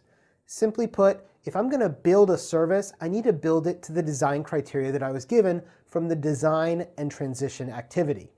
Now, there are a lot of different inputs and outputs when it comes to obtain, build. When we talk about inputs, we're going to get them from a variety of sources. First, let's think about architectures and policies. We've talked a lot about this, and this is something that comes from plans. Plans is going to output the architectures and policies, and lots of these different value chains are going to use those. Because if we know what the governance is and the architecture and the policies for our organization, that helps us design and transition a better service, or in this case, obtain and build it to those proper specifications.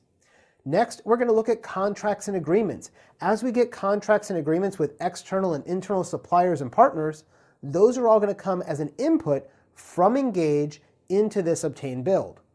Next, we're also going to look at goods and services. And these goods and services are going to be provided by these external and internal suppliers and partners. Again, once we contract for something, we then are going to get some kind of good or service for it.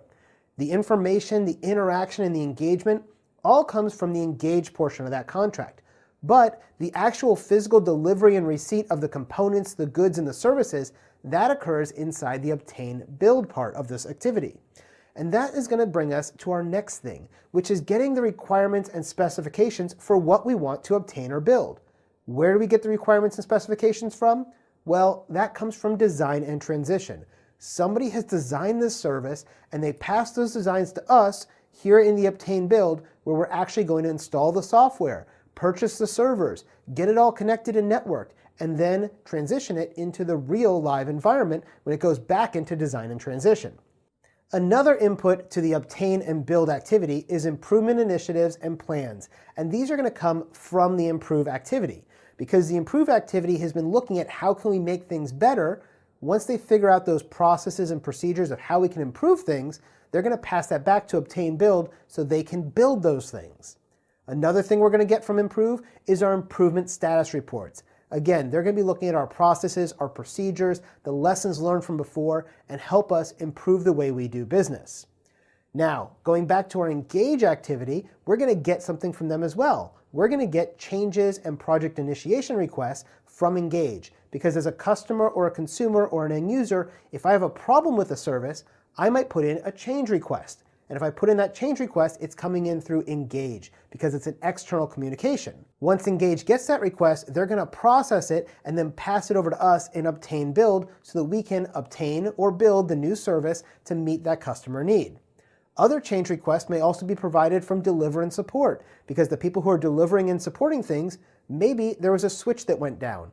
Well, deliver and support can put a change request that says switch number 1 needs to be replaced. And then here in obtain build, we would go get a new switch and replace switch number 1. Again, these processes are all very interrelated. And then we get down to our knowledge and information. Again, the same two we've been talking about a lot already. Knowledge and information about new or changed product and services is going to come from design and transition. We need to know what design and transition is going to do for some new service so that we can then build to that specification. And the other thing with knowledge and information is anything that comes from a third-party service component. That information is going to come from Engage as well, because Engage is going to push that out and get it from our third-party suppliers. Now that we know all of the inputs, let's talk about some of the outputs. One of the outputs is service components for delivery and support. As I go and I build a service, I'm going to build different components for it. I might build some software code or a particular server or a particular system. Once I do and it goes into live operation, it's no longer my problem as obtain build. It now gets transitioned over to deliver and support, who's going to run it on a daily basis to give the end user what they need. This can include things like spare parts, consumables, new functionality, systems, and software. All of this stuff is stuff that we can go and give to deliver and support. Generally, when it's something big like a new system or new function, it's going to go from obtain build back to transition and from transition to deliver and support. But if it's something small like a spare part or a consumable, then it doesn't need to go to design and transition again, and instead it'll go straight to deliver and support. Let's say, for example, that I built a brand new web service and we want to get it out into the live environment. Well, we built it here in obtain build based on the designs that we got from design and transition. Now that we've built it though, we're going to turn that back over to design and transition so that they can transition that into the live environment. And from them, it's going to go back over into the delivery and support. You can see how all these processes and activities are going to tie together. Another output from this activity is knowledge and information about our new and changed service components to all of the other value chain activities. Anytime I built something new, I need to tell everybody about it so they know the functionality, the capabilities, how long that thing will last, when it needs to be replaced or repaired, and we can plan for it, we can design for it, we can support it. All of the other activities are going to rely on this knowledge and information, and that's why having a good knowledge management process is really important. Now, when we go back to contracts and agreements, we're going to send all that information and the requirements we have for those back to Engage, who's going to engage with those external stakeholders, those partners, and those suppliers. And finally, we're going to get all of the information about our own activity here inside of the obtain and build, and we're going to collect that performance information and improvement opportunities and pass that over to the improve activity. That way they can consolidate that and look holistically across all of the activities and figure out how we can best improve ourselves. So when it comes down to it and we talk about the value chain activity of obtain and build, I want you to think about it pretty simply like this. Anytime we're going to buy something and install it, that's going to be part of this obtain build. If we're coding something and we're creating a new service, that's going to be inside obtain build. It's when the thing is actually being built and developed and coded based on the requirements you got from design and transition.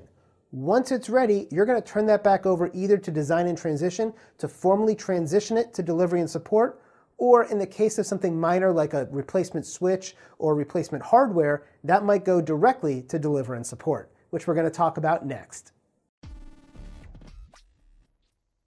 The third value chain activity inside the center of the value chain is deliver and support.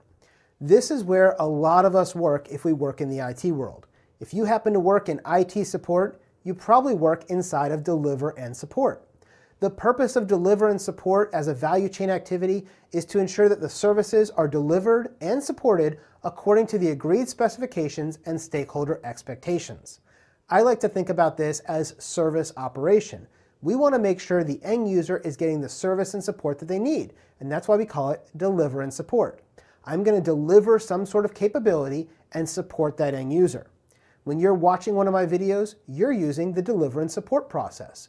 We are delivering that video to you, and if you have a problem, we support you. That's part of that particular service. Now, as we design the next video, that would go back to design and transition. As we're trying to film and edit that next video, that's obtain and build. But once we have it ready and you're ready to consume it, that becomes deliver and support. And the same thing works inside our IT services. If I'm building a new email server, that's an obtain build. Once it's out and you're using that email server, we're now in deliver and support. So what are some of the inputs inside of deliver and support?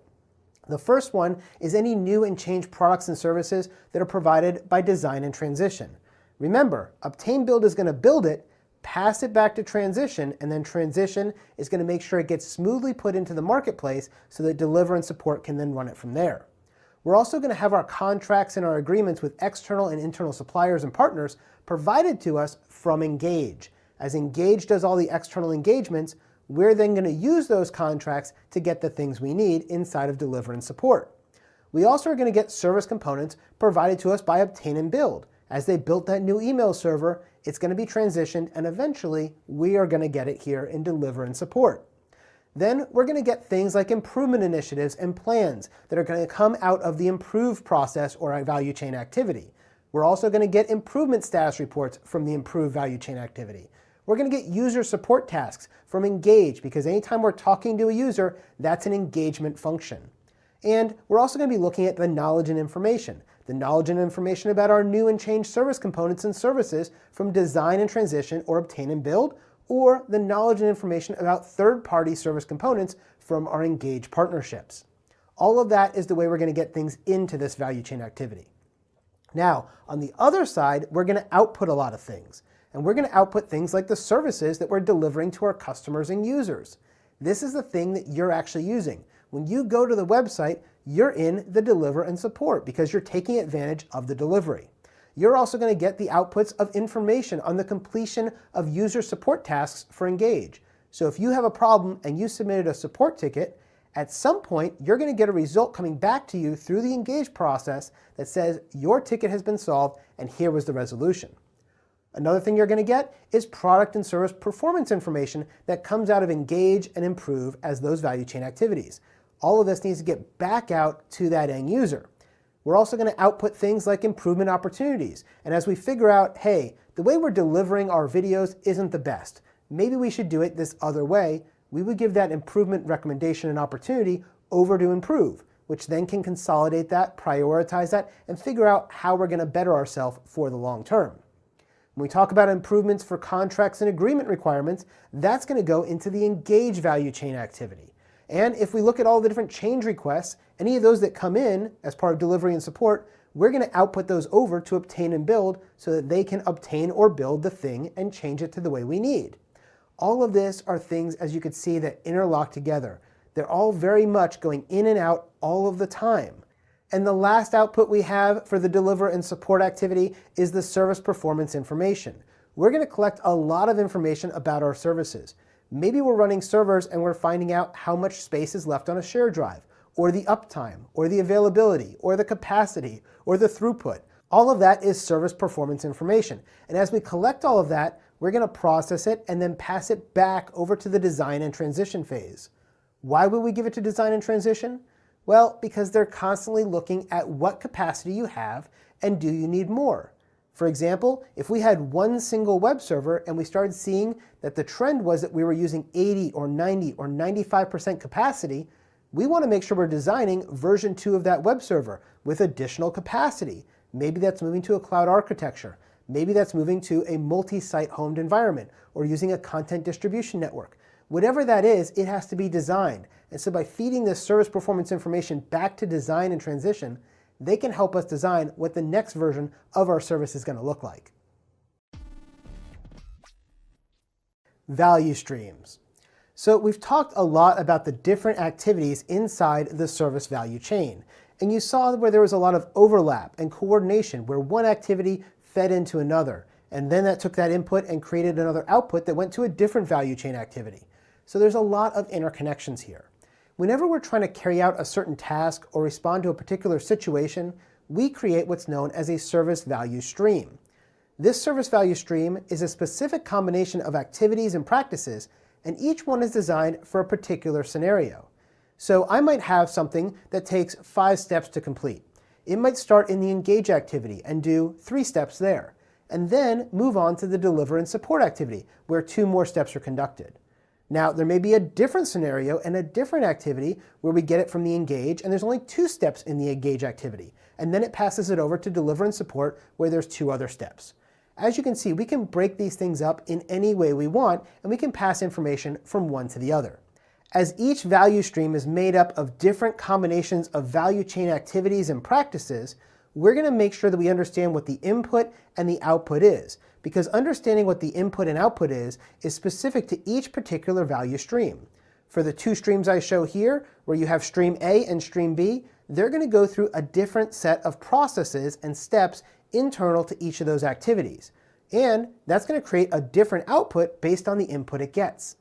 This is the idea of how we put all of these things together and create all of these different value streams, which are basically going to be different procedures or processes as they take whatever the input is, do a bunch of things to add value, and output value on the other side. That's the whole idea here, and that's why the service value chain is so important. It's because of all of these interrelations that occur as we move through the process and add more value. Continual improvement. So we've spent a lot of time going through each of the pieces of the service value system. In the last section, we covered the middle block, which was the service value chain. Now we're going to move to the lowest block, which is continual improvement. You'll notice here that it is called out in this purple block. Now, right above continual improvement, there's a block called practices. And practices are going to be the 34 distinct idle practices that we're going to cover throughout the course. And oddly enough, continual improvement is one of those 34. So why is continual improvement pulled out in the diagram as its own activity shown here in addition to the fact that it's a practice?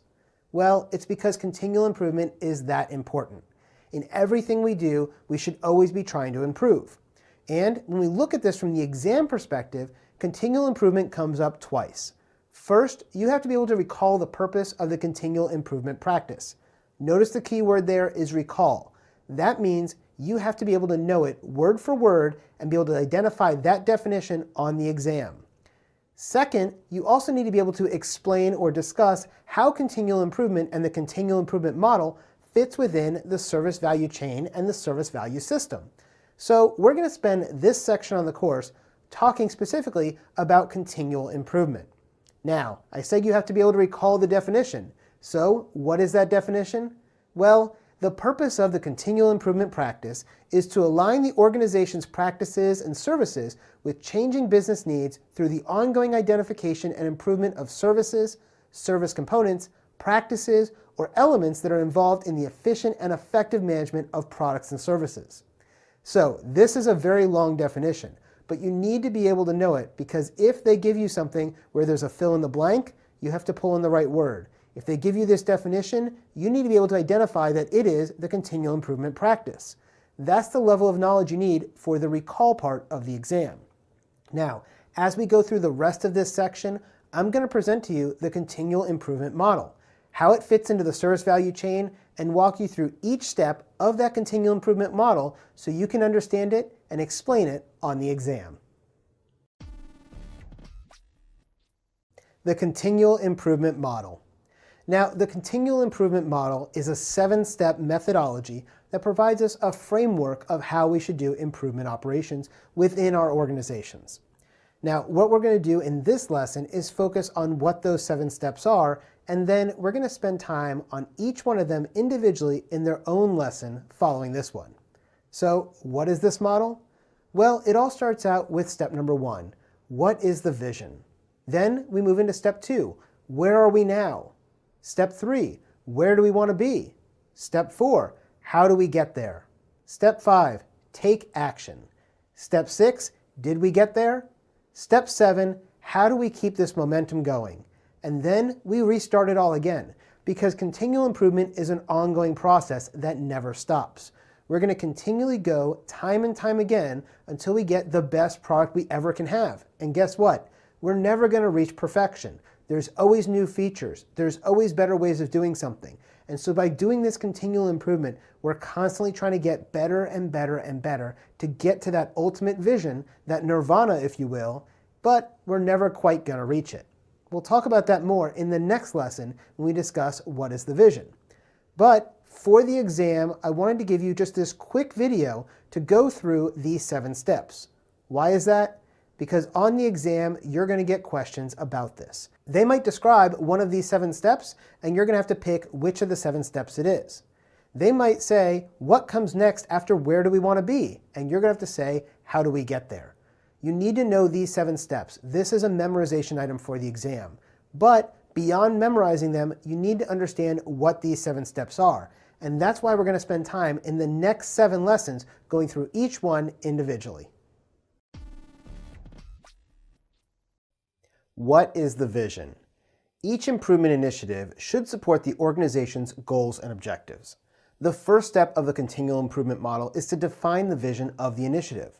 What exactly are we trying to accomplish? This is going to provide the context for all of our subsequent decisions and links all of our individual actions to the organization's vision for the future. This vision is going to come from your top leadership. It should come from the C-suite, the CEO, the CFO, the CIO, or others who have this executive vision of where we're trying to go with the organization. This step of the continual improvement model focuses on 2 key areas. First, the organization's vision and objectives that need to be translated for specific business units, departments, teams, and individuals. So we take this context and we take it from the larger organization and drill it down into our specific cases that we're doing our improvement initiative inside. If we don't do that, it can be really difficult for us to know how we're going towards the right way. The second thing is you need to have a high-level vision for the planned improvement, and this has to be created. Somebody has to write it and someone has to agree to it. Normally, this will be your department head or upper leadership if it's going to be an organization-wide improvement initiative. Now, you may be wondering, why is this step of determining your vision so important? Well, if we neglect to do this, we may see some incremental improvements in some areas or some teams, but we're not going to see a holistic improvement across the organization as a whole. If you want big improvements, you need to have a big vision. Now, the other problem is that sometimes these improvements that we're working on don't actually help to advance the overall vision of the company. Instead, we might be spending time and money and resources and energy working on some non-value-adding activities, all because we didn't know what the true vision was. And all of those resources, they could have been invested much better in other improvements if only we knew what the vision was. So by the time you're done with the what is the vision step of the model, you should ensure that you know what the high-level direction is and that it's fully understood. You need to make sure that you also have the planned improvement initiatives described and understand the context of them inside your organization. Additionally, all of your stakeholders need to be identified and their roles have to be well understood. The role of the person or the team that's responsible for carrying out this improvement is also now going to be clear to you, and you're going to understand their role in relation to achieving the overall organization's vision. And the expected value from this vision should also be agreed upon. That way, we all know what we're getting into. Basically, by understanding your vision, we now know what direction we should be moving towards with all of our improvements, who we're going to be helping with it, and who's going to help us, and how it's going to affect the organization as a whole. Where are we now? The success of an improvement initiative depends on a clear and accurate understanding of the starting point and the impact of your initiative. Now, if you think of an improvement as a journey going from point A to point B, this step clearly defines what point A looks like. Think about it like this. If I asked you to drive to my office right now, you'd first need to know 2 things. First, you need to know where my office is, and I'm located in the Washington, D.C. area. And second, you need to know where you're currently located. If you're in California, you're going to need to get in your car and drive east to reach my office. But if you're sitting in London, England, you're going to need to charter a boat or get on a plane and then start heading west. Depending on where you're coming from is going to dictate where you're going to and how you're going to get there. Your journey simply can't be mapped out if you don't know what your starting point is. Now, in relation to our IT services, we need to understand the current state of our services and our products.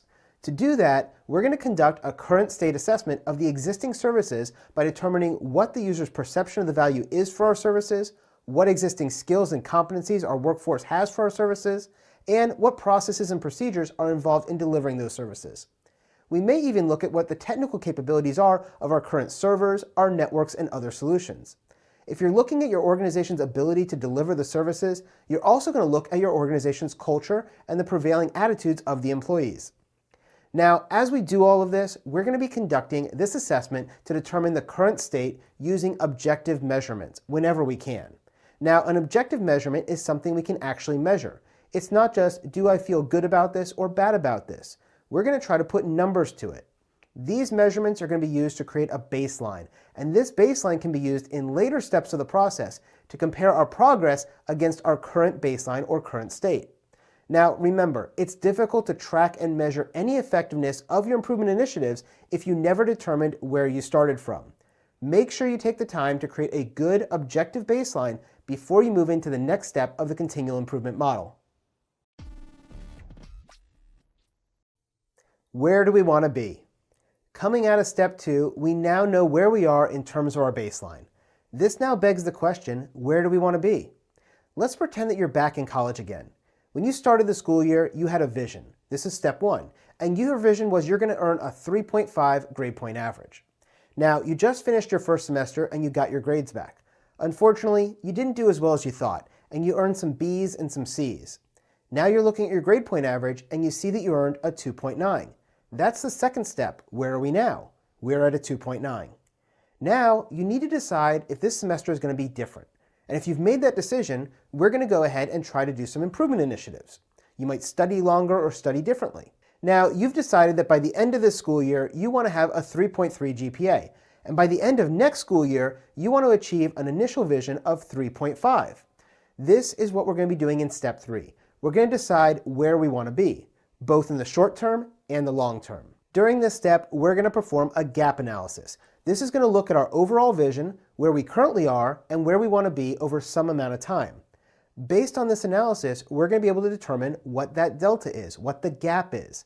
So for example, if I said I wanted to have $1,000 in my bank account, but I only have $100 today, well, the gap is $900. $1,000, where I want to be, versus the $100 I currently have. Therefore, we need to figure out a way of what we're going to do to get us $900 more. Now, in the case of our IT systems, it's usually not going to be monetary related. It'll be based on some key metrics though. This is going to be based on things like critical success factors, or CSFs, or key performance indicators, KPIs. Either way, in the business world, we refer to these generally as metrics. These metrics are what we're going to use to measure things and figure out what the gap is. Now, it's important to note here that our vision from step 1 may be something that is totally aspirational and never going to be obtained truly. The reason for this is because sometimes our vision is going to be beyond what we can ever get to. Let's use the example of our college GPA again. Let's say your vision was to graduate college with a perfect score, a 4.0 GPA. Well, based on our current state that we found in step 2, we're never going to be able to reach that 4.0 because we already earned some B's and some C's, which is going to lower our overall average.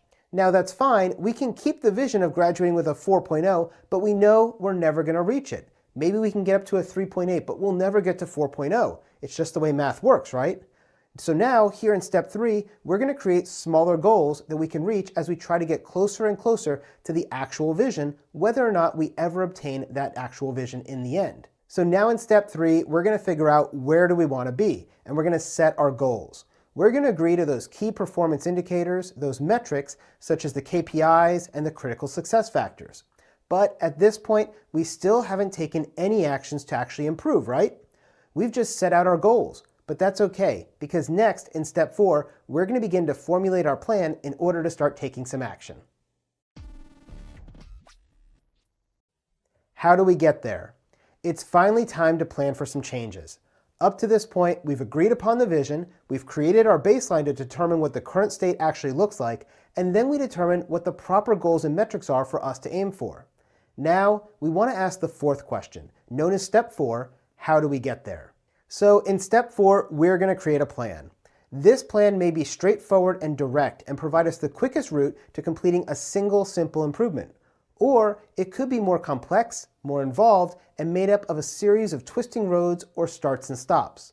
The most effective approach to executing the improvement may not be clear at the beginning of our planning efforts. You may not know what right looks like.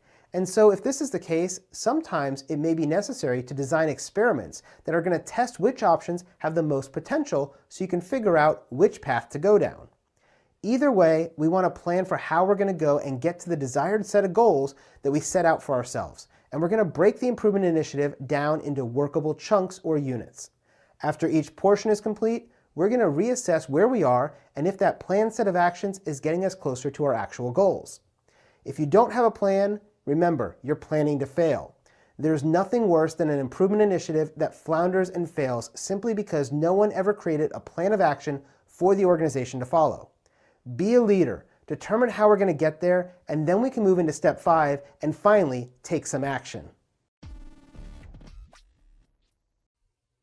It's finally time to take some action. We have our vision, we have our baseline, we have our goals, and we have our plan. Now in step 5, we're going to take action and put those plans into motion. When you're taking action, you can do this under a traditional waterfall approach where a large improvement initiative is broken down into phases, a lot of planning and preparation is performed, and then a large sweeping change occurs over a very short period of time and you transition to the new system.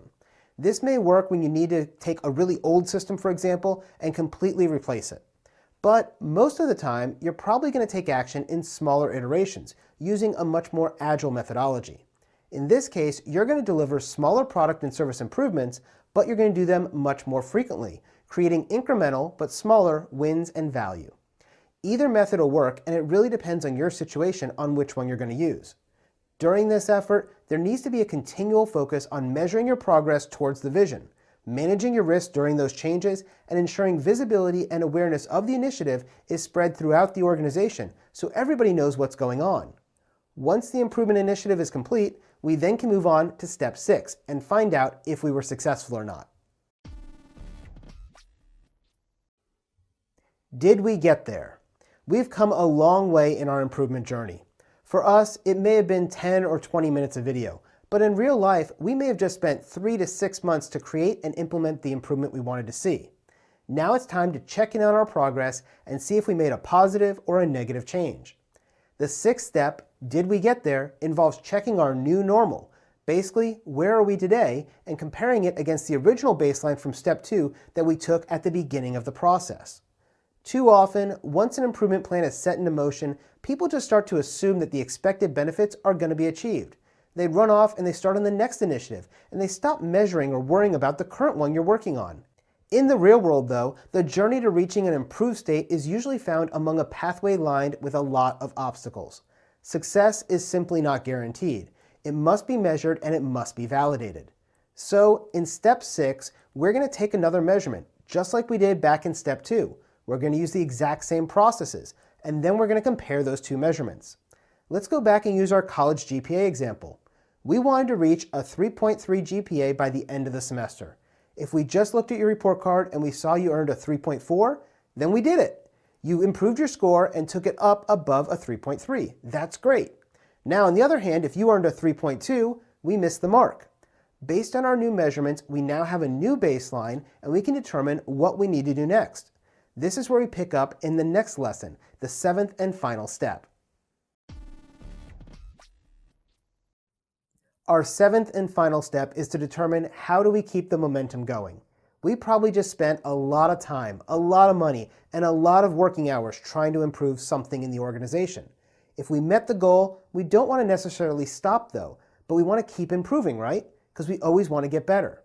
And if we didn't meet our goal, then we need to go back and readjust and figure out how we can improve to meet our goals.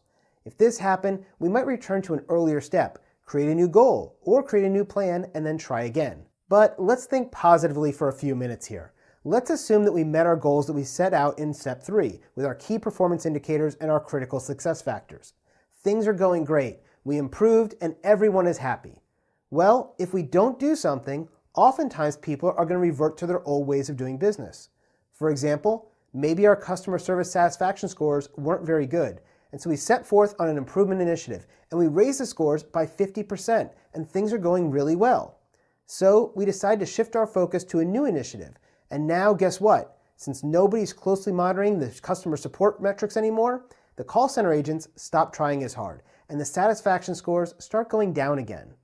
Now, this is the opposite of what we want. Or maybe, whenever the initiative that you did works so well within one department, we decided we want to keep the momentum going by instituting that change across multiple departments by issuing a new company policy. Either way, we want to make sure the improvement gains keep going forward and we keep up with the progress we're making. This is what Step 7 is all about. It's about creating and implementing a plan to keep that positive momentum moving forward and keeping us to get more improvements down the road. And then you're going to notice in the diagram that we return to the top of the model once more. Why is this? Well, this is because we always want to be improving. This is our goal, constant and continual improvement. This model is cyclical in nature. We continue to go round and round and round again, gaining more efficiencies, more effectiveness, and more value as we go along. That's the whole goal here inside the continual improvement model. We want to keep improving always. Continual improvement and the guiding principles. In this lesson, I want to briefly discuss how we can tie the idea of the continual improvement model back to our guiding principles. You may have thought to yourself while I was covering those different steps, hey, wouldn't the insert the name of your guiding principle here be very useful during this step? And guess what? You would be right. All of the principles are applicable and relevant at nearly every step of the improvement initiative. However, some of our guiding principles are especially relevant to certain steps. So we're going to go through the 7 steps again really quickly one more time. But this time, we're going to link them back to our useful guiding principles for each step, and we're going to figure out which ones are the most useful. First, we have what is the vision. When we're thinking about the vision, we want to have a focus on value. We want to think about collaborating and promoting visibility so we can share that vision across the organization. And we want to think and work holistically because we want to create a vision that works for the entire organization, not just for a single department. Our second step, where are we now? That's going to start with where we are. So going back to the principle of start where you are is a great place. Also, we want to collaborate and promote visibility. We want everyone to know exactly where we are and how we're performing. Third, we want to go to where do we want to be. This is where we're going to progress iteratively with feedback. We're going to start setting out goals and start some things into motion. We also want to think and work holistically so we can think about how it's going to affect the entire organization. We also want to think about keeping it simple and practical. When I start figuring out how I'm going to do metrics and measures, I don't want to have it very complicated. I want something that's simple, practical, and easy to measure. And then I also want to think about optimizing and automation because I don't want to have to go and check all the server spaces manually. I want to figure out the capacity metric automated, and I want to do that through an optimized method. So these are going to be the 4 that are most important to us. In our 4th step, how do we get there? We're starting to plan, right? Well, when we plan, we want to plan to progress iteratively and with feedback. We also want to make sure we're collaborating and promoting visibility of that plan to everybody else. We want to think and work holistically, so our plan is going to affect everyone in the organization properly, and we want to keep our plan simple and practical. Our 5th step is where we take action. When we take action, we're focusing on value. What actions can we do to get us the most value the quickest? We also want to progress iteratively and with feedback, incorporating that feedback as we go and taking positive action and continually move forward. And then we want to collaborate and promote visibility. We want to make sure everybody knows what actions we're taking and why we're doing it. Next, we're going to move into the 6th step, which is did we get there? When we're thinking about did we get there, we're again going to have a focus on value. We're going to collaborate and promote the visibility of the results so people know, yes, we did it, it worked, or uh-oh, it didn't, we need to try harder. And we want to think and work holistically, again, across the entire organization. That brings us to our 7th and final step. How do we keep the momentum going? Well, we're going to focus on value. We're going to collaborate and promote visibility, sharing the message with everybody else. we're going to think and work holistically across the organization. And now that we've got something that's working, we want to optimize it. And once we optimize it, we want to automate it. So optimize and automate would be our last guiding principle. So as you can see, by using the continual improvement along with the guiding principles, you can create a solid framework for successful service management. These concept models work exceptionally well with agile methodologies, especially with that progress and iterative feedback, and we also can use it for DevOps or development operations and lean frameworks as well. It really does work well, and it is an excellent tool to put in your toolbox as you move forward into the real world. Categories of practices. Over the next 3 sections of the course, we're going to cover all 34 of the Itil 4 practices.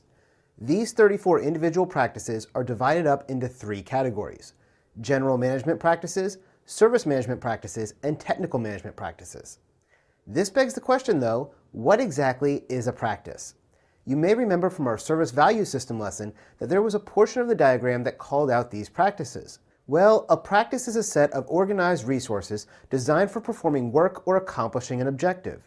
Each practice is going to support multiple service value chain activities, and it includes resources based on the 4 dimensions of IT service management. So in this section of the course, we're going to focus on the first 14 practices of Itil 4. These are known as the general management practices. But before we dive into those general management practices, let me cover what you need to know for the exam, because we're going to cover a lot of information during the next 3 sections of the course. First, you need to be able to recall the purpose of 15 of the Itil practices.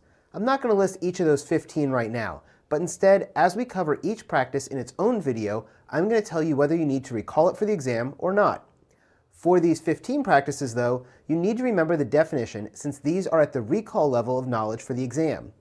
Just as a reminder, there are 34 practices inside of Itil 4, and while I'm going to cover each of these at least briefly, this is going to help you get a general awareness of each of the 34 of them. You only really need to know 15 of them for the foundation level of the exam. And of these 15, there are 6 of them that you have to know more in depth. Again, when I cover those specific practices, I'm going to remind you that these are very important, and you're going to have to pay more attention than just knowing the definition. In fact, as we start each of these sections covering the different categories of practices, we're going to first cover the practices that you have to know in depth. Then we're going to cover the practices that you simply need to recall the definition for. And then we're going to finish out each section with the practices that aren't covered by the foundation exam and instead are being covered just for your general awareness. As we go through these 3 sections of the course, we're also going to cover the 7 terms that are under the recall level of knowledge for the exam, and we're going to do this throughout our discussion of these practices. These are the IT asset, event, configuration item, change, incident, problem, and known error. When we get to them in the lessons, I'm going to remind you again that these are the terms that you have to memorize the definitions for. So with all of that said, let's dive into the general management practices. In this section of the course, we're going to cover the general management practices. This is the first of 3 categories of Itil practices. Inside this category, we're going to cover 14 of the 34 Itil practices. First, we're going to talk about continual improvement, and this is one that you have to know in depth. Then we're going to talk about information security management, relationship management, and supplier management. These 3 are at the recall level of knowledge, so you need to memorize their definition. And then we're going to cover all of the other 10 inside this category, and these are just going to be for a general awareness. You don't need to know them for the exam. This includes architecture management, knowledge management, measurement and reporting, organizational change management, portfolio management, project management, risk management, service financial management, strategy management, and workforce and talent management. Now, all of these general management principles have been adopted and adapted for service management from more general business management domains. For example, project management and portfolio management are not something that only occur inside the IT world. We use these across all business organizations, and that's why these are considered general business management domains, and that's why we're going to cover them here in the category of general management practices.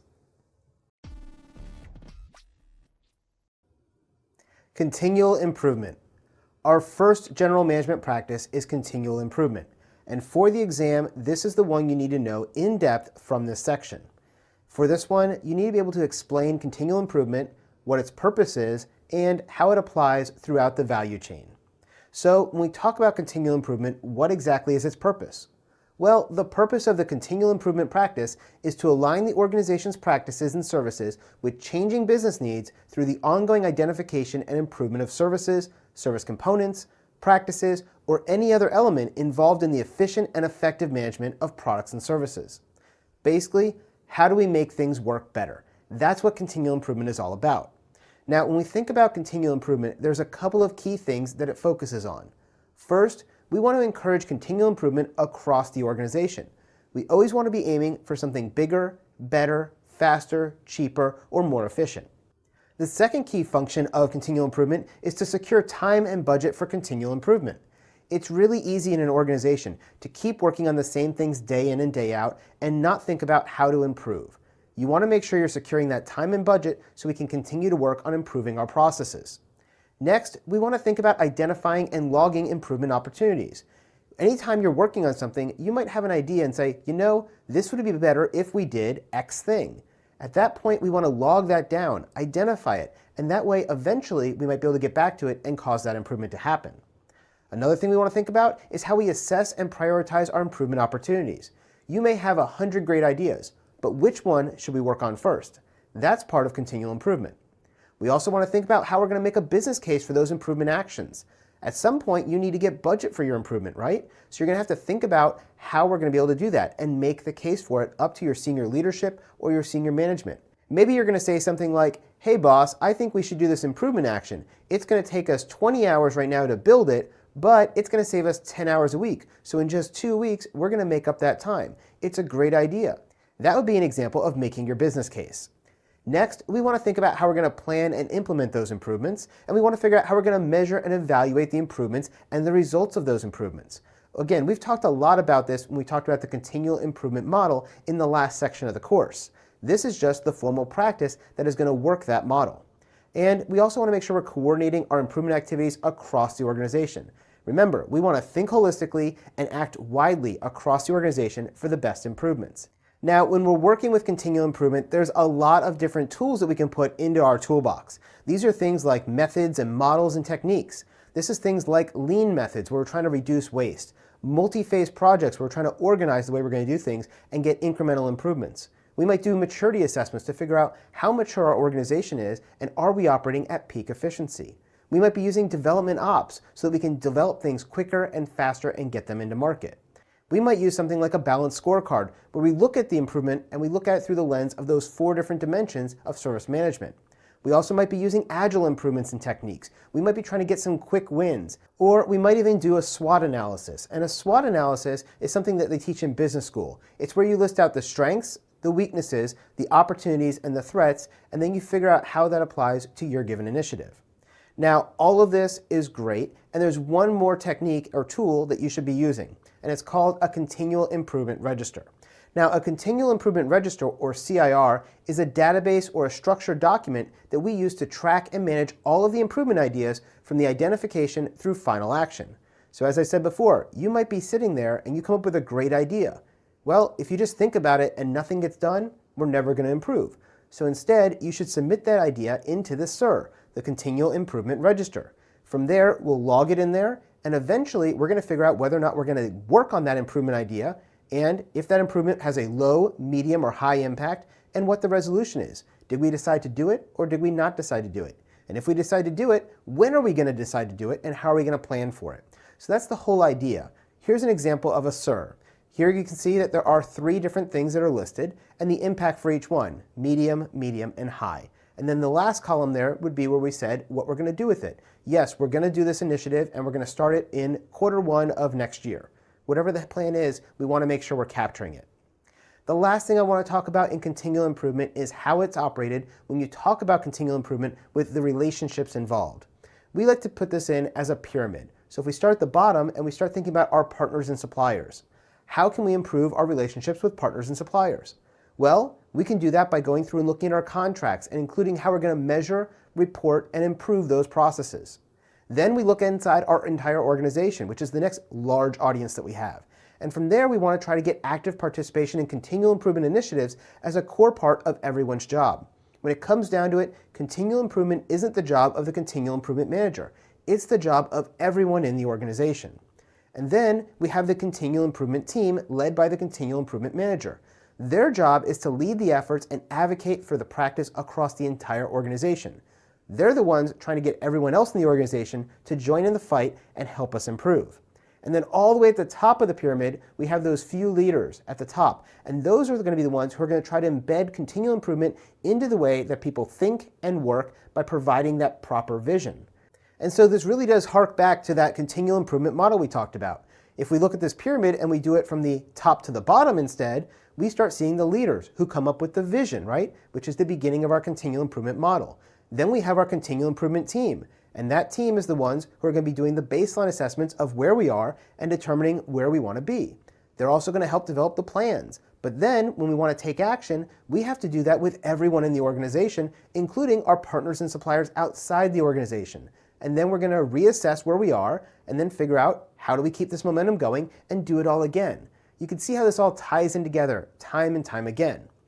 Now, the last thing I want to talk about here in continual improvement is how it integrates with the different value chain activities. So if we look at how continual improvement is going to work inside plan, the continual improvement practice is applied to all planning activities. We're going to look at the methods and techniques to make sure that they're all relevant for the organization's current objective and the context in which we're operating.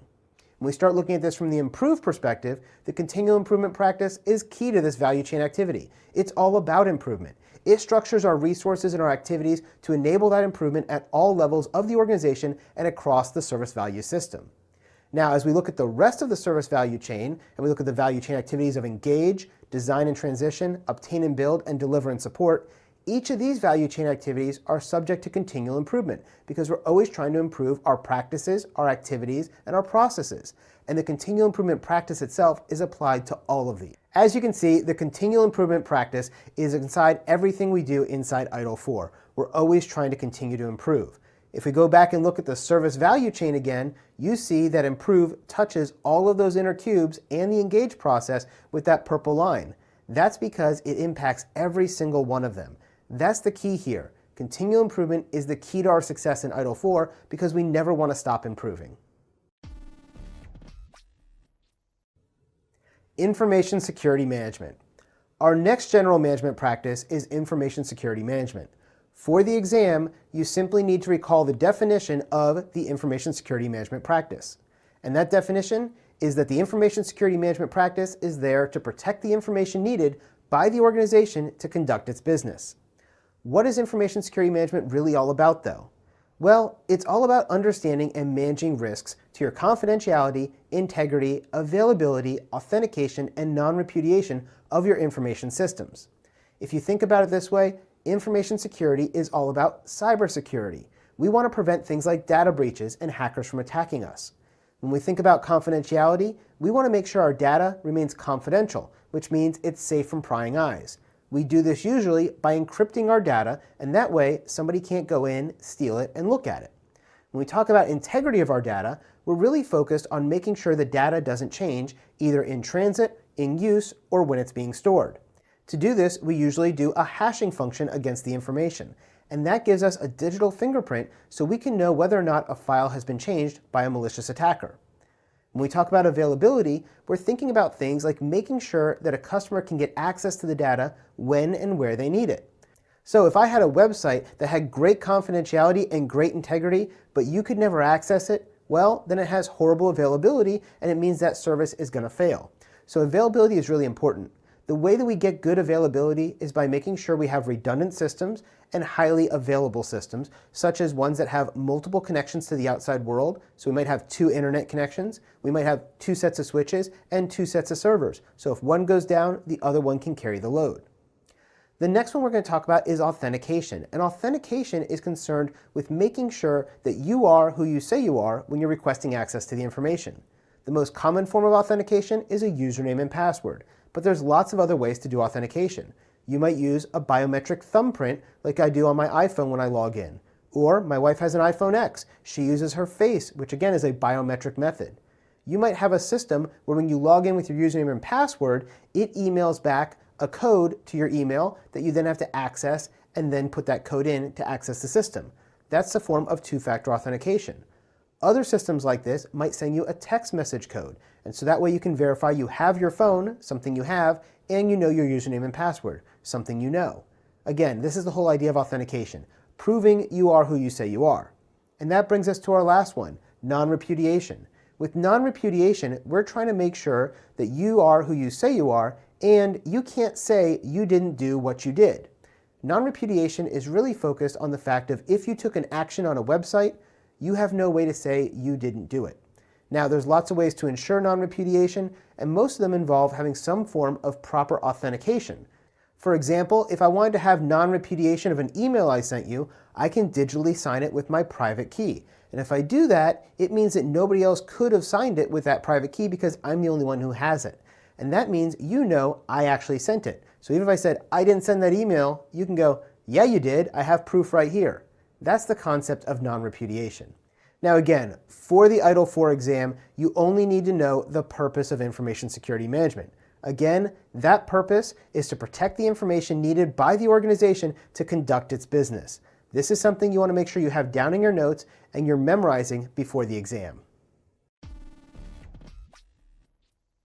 Relationship management. Our next practice is relationship management, and for the exam, you do need to understand the purpose of relationship management and memorize this definition. The purpose of relationship management is to establish and nurture the links between the organization and its stakeholders at strategic and tactical levels. Now, we do this by identifying, analyzing, monitoring, and doing continual improvement of those relationships between various stakeholders. The most common of these relationships is the one between the service provider and the service consumer. So in our relationship, I'm the service provider and you're the service consumer. I want to make sure that you're happy. I want to make sure that your needs are met. And by understanding all of that and having a proper relationship between us, I'm hoping that you're going to come and take more courses from us and that you're going to pass this exam and you're going to be happy and tell all your friends. If that happens, then I have some good things that come out of this relationship management practice. Now, when we look at this about stakeholders at strategic and tactical levels, it's not just service provider and service consumer though. There are a lot of other ones in there. So as I'm going through and I'm building those relationships, I need to monitor those relationships. I need to identify the needs of those relationships.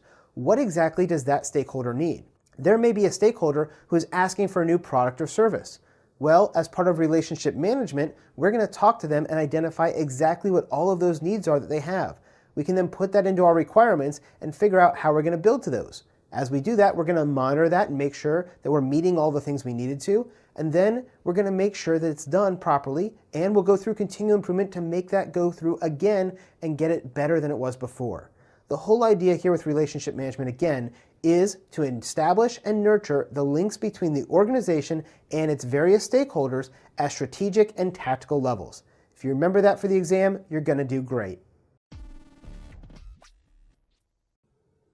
Supplier management. The supplier management practice is the last one you have to remember from the general management section. As we talk about this, you need to remember the definition of the purpose of supplier management. The purpose of supplier management is to ensure the organization's suppliers and their performance are managed appropriately to support the provisioning of seamless, quality products, services, and components. Really, what this means is that we are going to make sure that we have a good relationship with our suppliers, and that way we can ensure that we're creating these close, collaborative relationships with those key suppliers to uncover and realize new value and reduce our risk of failure. If I rely heavily on a certain person to provide us a service or a supply, we want to make sure we have a good relationship so we know when things might not be working right. If we have that, they'll be able to come and tell us, hey, you know what? We know we promised that we were going to have this delivered to you by Friday, but we're running behind and it's now going to be until Monday. I'd rather them tell me that now so I can plan for that than Friday comes along and the thing doesn't arrive. This is the idea with supplier management. By having good relationships, we can ensure we get better products, more quality products, and better service and supplies. So again, remember, the purpose of the supplier management practice is to ensure the organization's suppliers and their performance are managed appropriately to support the provision of seamless, quality products, services, and components. Keep that in mind for the exam and you'll do great on any supplier management questions. Architecture management. This is another one that you don't need to know for the foundation level exam, but we're going to cover it to give you a good general understanding of it. The practice of architecture management is one that's focused on providing an understanding of all of the different elements that make up an organization and how those elements interrelate, enabling the organization to effectively achieve its current and future objectives. Now, this provides the organization with the principles, the standards, and the tools that will enable us to manage complex changes in a much more structured and agile way. There are 5 different types of architectures that you should consider inside your business. These are business architecture, service architecture, information systems architecture, technology architecture, and environmental architecture. Business architecture allows an organization to look at its capabilities to determine how they align with the different activities that are required for that business to co-create value for its customers. Now, service architecture is going to give the organization a view of its services and their interactions to better understand how they're all going to interrelate and tie together. This usually results in a service model being created, and this can act as a template or a blueprint for multiple services across the organization. When we look at information systems architecture, we're focused on the logical and physical data assets of the organization and how they're managed and shared to benefit our overall goals. The technology architecture is going to define the software and the hardware infrastructure that's needed to support the portfolio of services and the products the organization offers. For example, to answer the question of whether we should use a self-hosted configuration for our web servers or if we should rely on a cloud-based architecture would fall under this technology architecture umbrella. And finally, environmental architecture. This is used to describe the external factors that affect and impact our organization. If you remember our discussion of pesto earlier on, this model would fall under the environmental architecture. Things like political, environmental, social, technological. You get the idea. All of those things are external to our organization, so they're considered environmental. Knowledge management. This is another one that is not covered by the Itil 4 exam, but it's one that we're going to cover briefly to give you a general awareness. Knowledge management is focused on providing an understanding of all of the different elements that make up an organization and how those elements relate to one another. So when I think about knowledge management, I'm thinking about collecting all of the data and everything that's inside the organization. In fact, when we talk about knowledge management, there are 4 things that we look at. We have the baseline of data, and then built from data, we get information. When we get more information, we can consolidate it together in context to get knowledge, and then from knowledge, we can get to the top thing we want, which is wisdom, where we can make good decisions. Now, let me give you a good example of this. Let me give you a piece of data, 90. By itself, 90 doesn't mean much to you, does it? But if I give you that data with a little bit of context, it can become information. For example, I could say 90 degrees. Now you know that it's a temperature. And maybe I told you it's 90 degrees outside. Now you know it's the weather temperature for the outside area we're in. Now if I take that information and I combine it with some other information, I might be able to get knowledge out of this. 90 degrees is a hot temperature outside. I may decide now that I want to wear shorts and a t-shirt instead of long pants and a jacket because 90 degrees is pretty hot. Now, if I take a bunch of knowledge together, I can combine it to get wisdom, and this will allow me to make forward-looking decisions. For example, because it's 90 degrees outside, there may become a larger number of users who decide to skip work today and go to the beach. Knowing that we're a company who provides wireless service around the beaches as well, we better be prepared to increase the available bandwidth and be prepared for additional phone calls from mobile users because they're going to be out on their phones instead of on their desktops today. You can see how we could take this information from data into information, information into knowledge, and knowledge into wisdom. Knowledge management is a huge field. In fact, there are entire people whose full-time job it is to figure out how we're going to take data and turn it into information, information into knowledge, and knowledge into wisdom. Measurement and reporting. Measurement and reporting is another one of those practices that's not covered by the Itil 4 exam. But it's a good one to know because there are pieces of this that we've discussed already. Now, measurement and reporting is the practice of supporting good decision-making and continual improvement by decreasing levels of uncertainty. We do this by measuring things. If you remember back in our continual improvement model, we talked about measuring and creating a baseline. And then after we took action, we went back and measured again to see how things changed. That's what measuring and reporting is all about. When discussing measurement and reporting, 2 key terms come up a lot. It's KPIs, or Key Performance Indicators, and CSFs, or Critical Success Factors. We've already discussed both of these back when we talked about the model inside continual improvement. Now, when you talk about measurement and reporting, remember what I said very early on in this course. It's very easy to measure outputs, but it's difficult to measure outcomes. One of the difficulties of this practice is being able to figure out what things you really should be measuring and are you measuring the right things, because we want to make sure we're measuring the outcome and not just the outputs. Again, this is an entire field with people who are dedicated to it. You're going to get people from business analysis that are going to be working in this field that really help you drive those numbers and figure out what are those key metrics that your business needs. Organizational change management. This is our next practice, and again, it's for general awareness, not on the exam. Organizational change management is the practice of ensuring that changes in an organization are smoothly and successfully implemented, and that lasting benefits are achieved by managing the human aspects of changes. Now, this is different from change management you may have dealt with in the technical world. In the technical world, maybe I want to make a change to the baseline. I want to take this server and I want to add an additional hard drive.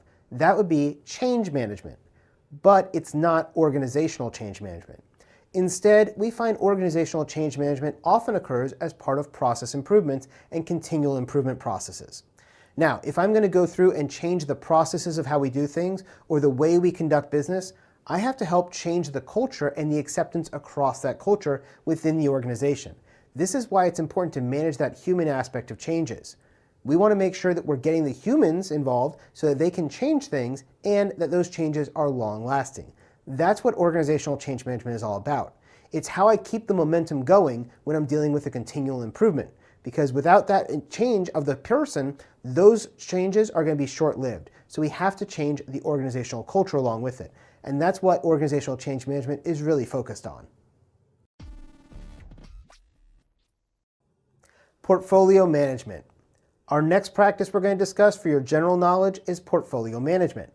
This is the practice of ensuring that an organization has the right mix of programs, projects, products, and services to execute its strategy within its funding and resource constraints. Now, what does this really mean? Let's take my company, for example, Dion Training. There are a lot of different products, projects, programs, and services that we could be using. We could be doing a lot of different things, but we have to figure out what works with our strategy. For example, we might make practice exam courses. We might make video courses. We might do live training. We might create apps in the App Store. We might write a book. There's lots of things we can do. And in our first couple of years, we did a lot of those things. In fact, all of those things. But over time, we figured out where our true strengths were. And we figured out what our vision for the company was, and we built a strategy around it. So now, based on that strategy, we've assigned certain funding and resource constraints. The biggest resource constraint is really the amount of people we have that can teach this stuff and having the right people on staff to do it. And so we're limited in the amount of stuff we can do. So based on those restraints, we figure out what is the proper mix of programs, projects, products, and services to give you the best experience and give you the most bang for your buck. For us, for example, inside the Itil framework, we do the foundation level exams and we're going to do all of the Itil 4 exams. That was a decision we made. But we are not doing all of the Itil 3 intermediate certifications because those were coming to end of life in the next 12 to 18 months, and so it didn't make sense for our vision and our strategy to put a lot of resources into building those exams when those exams are going to be sunset in just 12 or 18 months, whereas Itil 4 is brand new and will last for many years to come. That's the idea inside your organization. You need to think about what is the right mix of products and services and programs, and portfolio management helps you do that. You figure out exactly what you want to do, and then you build towards that. Our next practice is project management. Now, unlike portfolio management, where we're trying to figure out what are the different projects and products and services that we should create, project management is focused on a single product or service or project that we're trying to get through. Project management is the practice of ensuring that all of our organization's projects are delivered successfully. So when I decide to make this course became a project. We then went through our Prince2 methodologies and we built the entire course based on that project management lifecycle. As we moved it from our idea through the different phases to finally getting it completed and getting it out to you, that took the project from idea all the way through to delivery. And if we do that properly, we can do it successfully if we're using a good project management process. Now, why is project management so important? Well, let's say you need to install a brand new network for your organization. It's going to be hundreds of computers, dozens of servers, lots of racks of network equipment, and all of that kind of stuff. Well, if you were doing it all by yourself, you might not need project management. But you're probably going to have a team of 5 or 10 or 50 people working for you. And if you have a large team, everyone needs to know what their role is and what pieces need to be done and when those pieces need to be done at which piece of time. Do I need to get the servers in first or the racks in first? Do I need to get the workstations online before or after the servers? All of those things are things that are going to be handled within project management. They're going to figure out the timing, the sequencing, and making sure we can get from the idea and the plans to the final execution successfully. Project management is a huge field, and if you're interested in project management, I recommend looking into the Prince 2 courses, which are focused on project management, or doing something like PMP, which is Project Management Professional. Depending on where you live in the world, one of those two certifications is going to be more popular.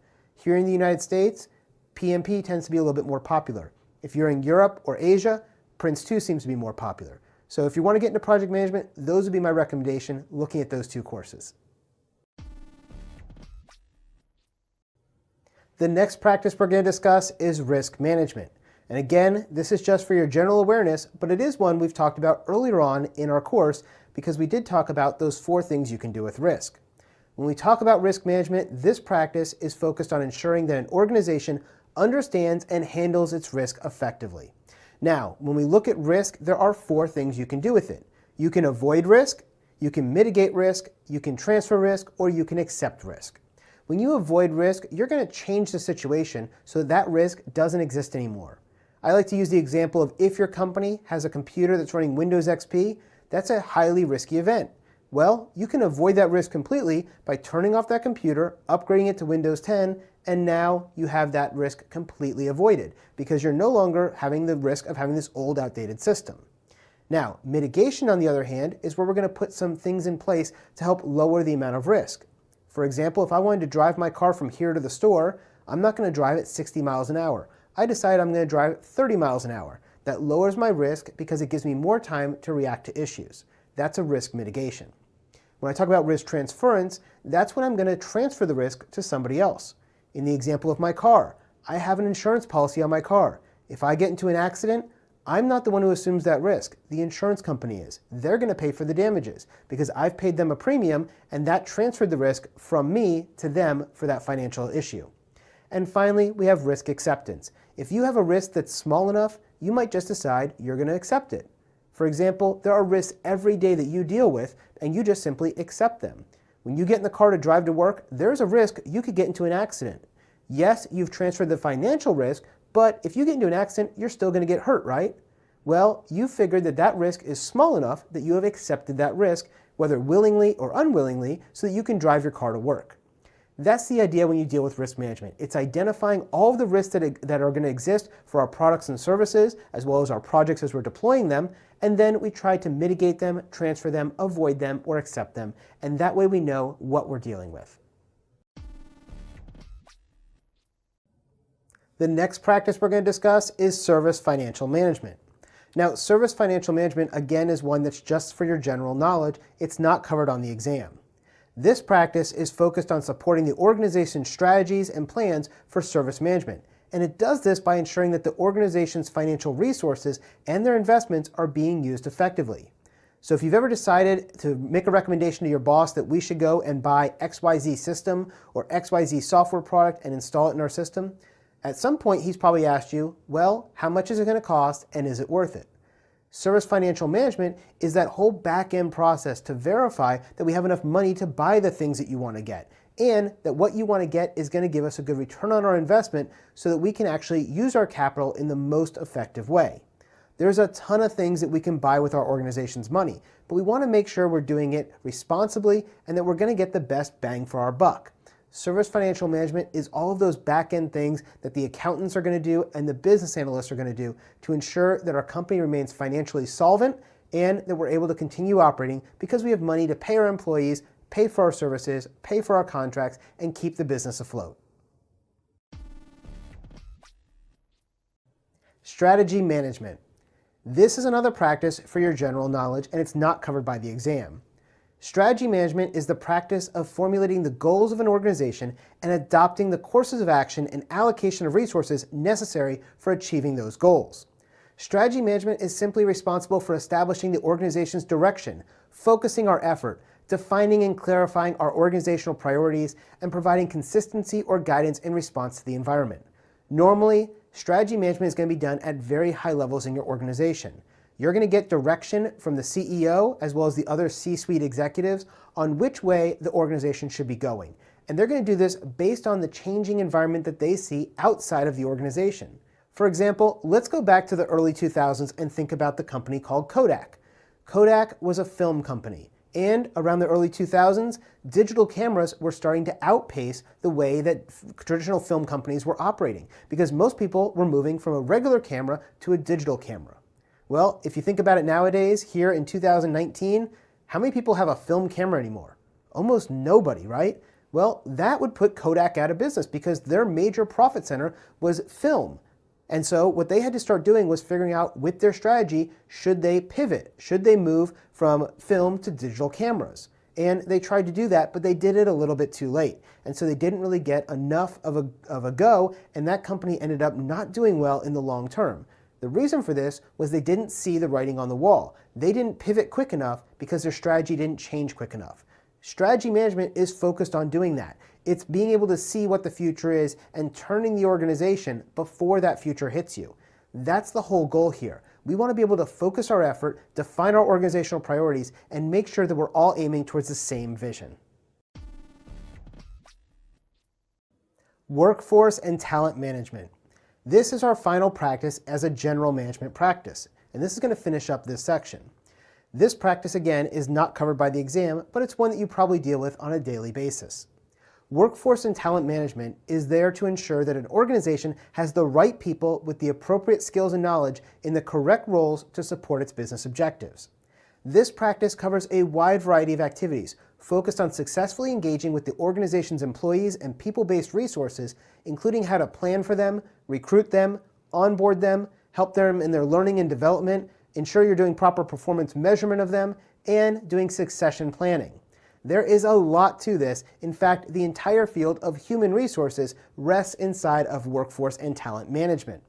Now, we're not going to go into all of the details of this, but think about it this way. Your company is really nothing without its people. We want to make sure we have the best people, and that means we have to figure out how we're going to plan to recruit them. We need to recruit them. We need to hire them and bring them on board. We want to make sure that they're being adapted over time by learning and developing their resources for better abilities. And we want to measure their abilities to make sure we're getting the resources out of them that we expect and they're performing to the level they should. All of this are things that are important inside workforce and talent management because people are usually considered the #1 resource of any company. I know at our company, if we lost a couple of our lead people, we would be in really dire straits. So we want to make sure that we have the right people and we're developing new people to take over those roles when those people decide to leave us, and that's called succession planning.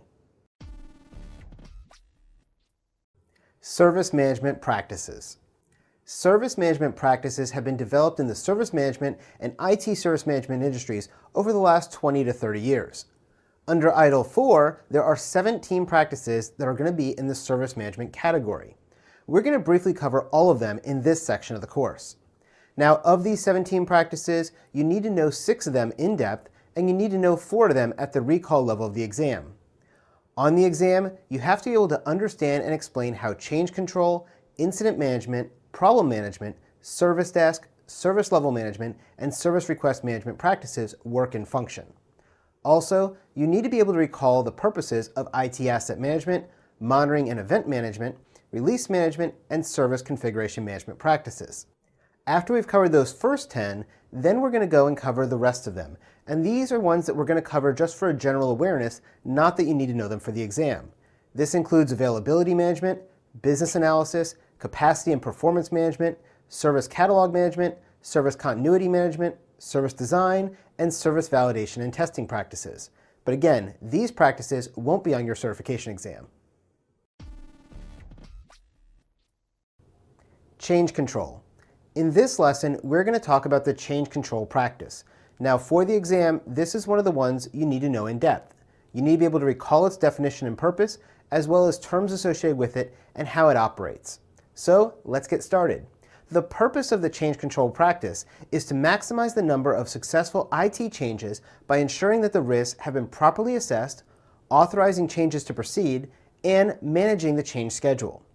Basically, change control is what we used to call change management. It's all about making sure that before we make a change, we understand the risk, we know who's approved it, and we manage it on the schedule. So when we do this, this is all a balancing act. We want to balance the beneficial effect of changes against protecting ourselves from adverse effects of changes. Just think about it this way. Every time you change something, you're introducing a risk of failure. And so the change has to be worthwhile. We like things that are stable and working properly, but we also like new features and value. And so a lot of times we have to make changes, but that's going to affect the stability of the system. And so we want to be able to manage that risk using risk management as well as this change control. Now, the scope of change control is defined by each organization.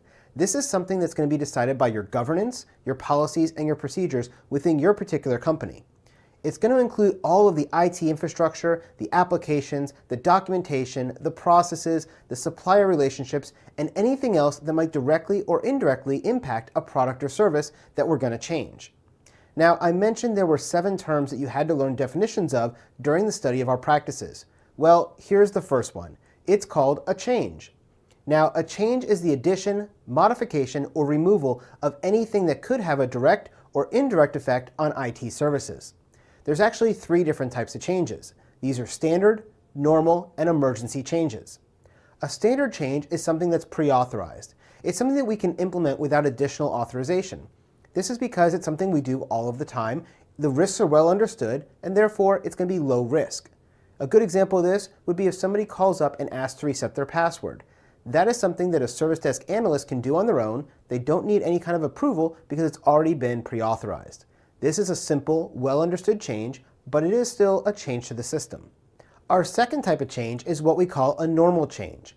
These are changes where authorization is going to have to be gained, but that level of authorization is going to be based on the different types of change and how risky it is. So if this was a low or a medium risk thing, but we don't consider it a standard change, it's going to go through the normal process.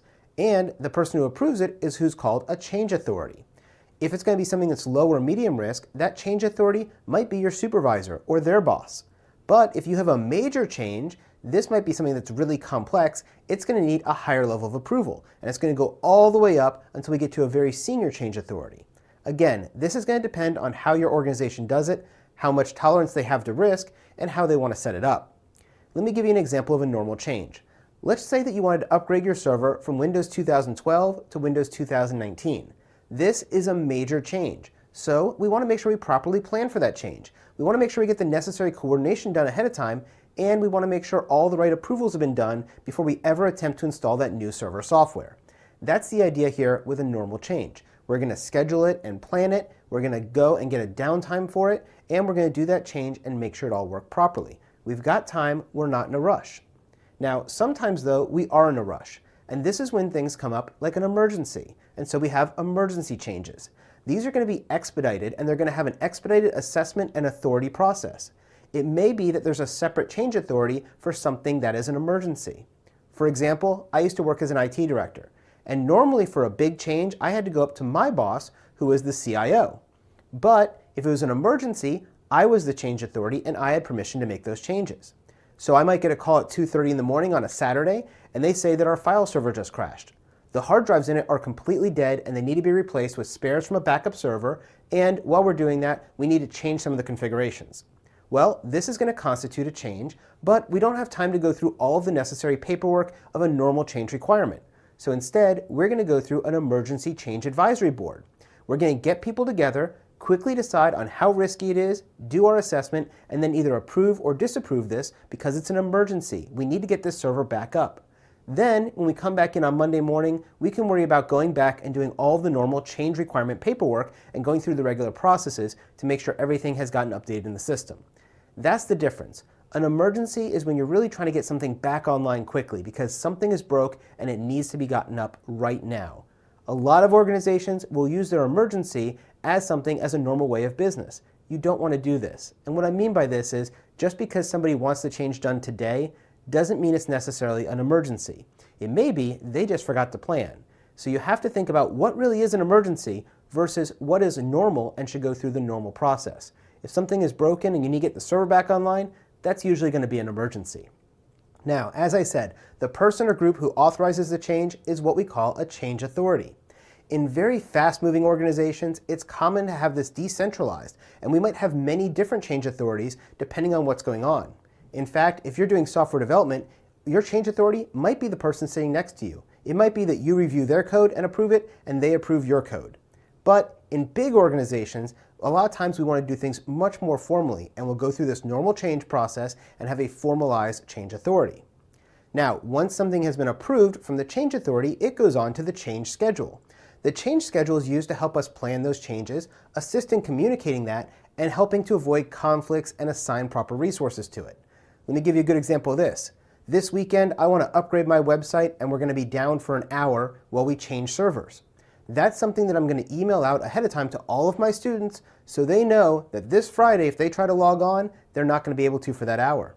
That's the idea of having a change schedule in place. We already know it's going to happen. We can tell you weeks in advance, and that way everybody knows. It's well coordinated, well planned, and well communicated. And by doing that, I can make sure I have my top level guys sitting there ready to go when we make this change. So if anything goes wrong, we have the A-list people there who can fix it and make it right. So when we talk about all of this change stuff, it does affect different parts of our value chain activities. For example, we have a part in plan. Changes for our products and our service portfolios, our policies and practices all require some amount of control and planning. And so plan is going to help us with that. We also have a lot of improvement initiatives, right? And when we go through improvement initiatives, those are going to have changes to be made. For example, if I want to move from an older server to a new server, that's a change. And so we're going to use the change control as part of the improve activity as well. When we talk about engage, our customers and our users need to know what kind of changes are coming, when downtimes are, and they should be able to expect the nature of that change. Again, by communicating this, we're engaging with our customers. So we're going to use that engage activity. Then if we look in our design and transition, these changes are all designed and initiated somewhere, right? Usually in design, and then transition. Once we approve a change, it goes into transition to be made into reality and put into our real network. Now, this is where the change control activity is a major contributor into the transition phase. Then we're going to obtain and build things, right? Anytime I want to change something, it means I'm probably buying something new, whether it's software or it's hardware, or I'm building some kind of custom software in-house. All of that goes on in the obtain build. Once it's ready, it's going to be an input into this change control practice so that we can get it approved and then transitioned onto the real servers. And then finally, deliver and support. Changes can have an impact on deliver and support. They can have a huge impact there, because if I put a new server on, that changes the way they have to do their processes. That changes the way they do their procedures. All of that stuff is going to be changed. We also want to make sure we're communicating the changes both to our users, but also to the personnel who have to support those users. If I don't tell the service agents that we went from server 2012 to server 2019, and they now have to support 2019 without any training, that's not going to be good. So change is going to make sure that we're thinking about those type of things as well. We want to make sure everybody knows what change is coming, and we communicate that well so everyone is ready. Incident management. This is the next practice we're going to talk about, and again, it's one that you need to know in depth for the exam. The purpose of incident management is to minimize the negative impact of incidents by restoring normal service operation as quickly as possible. Basically, what are you going to do when something goes wrong? Now, I mentioned there's a couple of terms you have to memorize, and here comes our second term. It's an incident. An incident is an unplanned interruption to a service or reduction in the quality of a service. Every incident needs to be logged, managed to the agreed upon target resolution times, and prioritized. The way we design our incident management practice appropriately is going to make sure that we think about it from different perspectives with different incidents. So I want to take my incidents and I want to categorize them based on the different impacts they have. Is it a major incident or a minor incident? Is it an information security incident, or is it a management and operations incident? All of these are things that we have to think about as we're going through our incident management practice. Now, when it comes to prioritizing our incidents, I like to do it based on an agreed classification. Everyone should know what that classification is. Are we going to use high, medium, and low? Are we going to use a 1 through 5 system? Whatever it is, you need to know it, your customers need to know it, and everyone who supports the systems needs to know it. Also, we should have a way to say what would categorize a high incident, what would categorize a low incident. Is it based on dollar time? Is it based on the person's position in the company? Is it going to be based on how much the thing costs? Is it going to be based on how long we think it's going to be down? All of those are valid ways to classify it. It really depends on how your organization decides to do it. Also, when you're prioritizing incidents, you need to ensure that your incidents that have the highest business impact are resolved first. That means if it's something that's affecting 5 users or something that's affecting 10,000 users, we probably want to fix the thing affecting 10,000 users first. It has a higher business impact. Or if it's something that may be a minor inconvenience versus something that's costing you money, you want to get the thing that costs you money fixed first. Now, when it comes to incident management, you want to use a tool to log and manage your incidents. This is a way that you can end up linking them to configuration items, to the different changes, to the different problems, known errors, and other things. By having a good system, it really does make the knowledge management piece a lot easier and helps you resolve incidents much faster. Another thing these can do for you is they can provide incident matching to other incidents, other problems, and other known errors. So for example, if you call up and tell me, hey, the wireless network in the warehouse is down, I can log that and it can say, oh, we've already had 3 other people call that in. We know it's a problem affecting a lot of users. We should probably raise the classification from a low to a medium or a medium to a high. Again, this is the benefit of having a good incident management tool. Incidents can also be escalated for higher levels of support. Oftentimes, your service desk, who's your first person who's taking in the incident, isn't going to be the person who's going to resolve it. Instead, if they can't solve it at their level, they'll raise it to Tier 2 support. And if Tier 2 can't do it, it'll go to Tier 3 support. And you'll keep going up until you get to the right level of support to get that resolved. This routing is typically going to be based on the incident's category. Anyone working on an incident should provide quality and timely updates back into this incident management system, because as we're going to talk about in the service desk, your service desk analyst is the front line. They're going to be the ones talking to the customer. And when the customer says, hey, is my ticket resolved yet? They need to know about it. If you've been working it and you haven't been putting it in the incident management system, the analyst doesn't know the updates and the customer doesn't get the communication. Now, when we talk about incident management, I want you to remember that incident management requires a high level of collaboration within and between the teams. Like I was saying, if you're solving the issue, you need to tell that to the service desk. You also need to work between your teams and across your teams. When we're working to diagnose and resolve an incident, your user might end up using a self-help option. They might use calling the service desk as an option. The service desk might contact your support team, your suppliers, or even your partners. All of this is collaboration and communication. So we have to think about all of this as we work through it. And the other thing I want you to remember is that some incidents can be very major and some can be minor. If you have a really major incident, one of the things you might want to do is create a temporary cross-functional team to address that incident. For example, maybe our website went down. Well, I might want to get some people from finance in here because it's going to affect them, some people from marketing because it affects them, some people from sales because it affects them, and then of course all of our technical people. So we can figure out how we can create a workaround and get this incident resolved as quickly as possible. In addition to all of that, you may be doing an incident response based on a disaster recovery operation. And if this is the case, you want to bring in the disaster recovery team as well, because they know the plans and policies of what we're going to do to overcome that disaster. All of this is going to depend on your particular scenario that you're involved with in your incident. Let me give you an example. Maybe your organization is the victim of a cyber attack or a data breach that's ongoing. What's the best way to handle this scenario? Well, if it was me and my company, I might use a technique known as swarming. This involves gathering up different stakeholders who initially all work together until it becomes clear which of them is best suited to lead this effort and solve the incident. Once that occurs, we can then release the others back to their assigned tasks and the lead will take the charge of this. Now, the reason we do this is because it gives us all of the people right away, and this is really important when you're dealing with a major incident like a cyber attack or a data breach. I might not know exactly where that person is inside the network yet. Are they dealing with the databases, the file servers, the web servers? I don't know. So I want people from all of those teams here working with me. That's what we call swarming. And then once we figure out, oh, it was a database breach, then we can let the web guys go and the file server guys go, and we'll still work with the database team.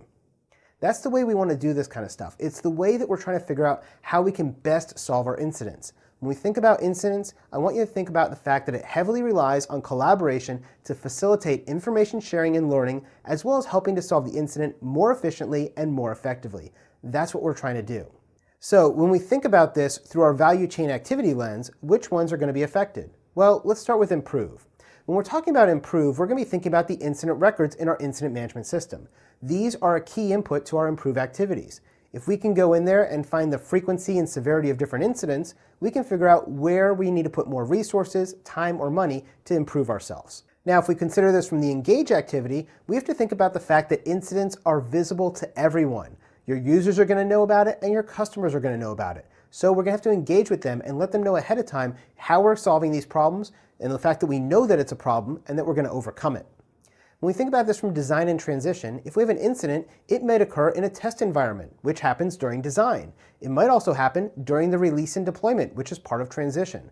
Either way, we want to make sure the incident management practice is there to help us ensure the incidents are resolved in a timely and controlled manner.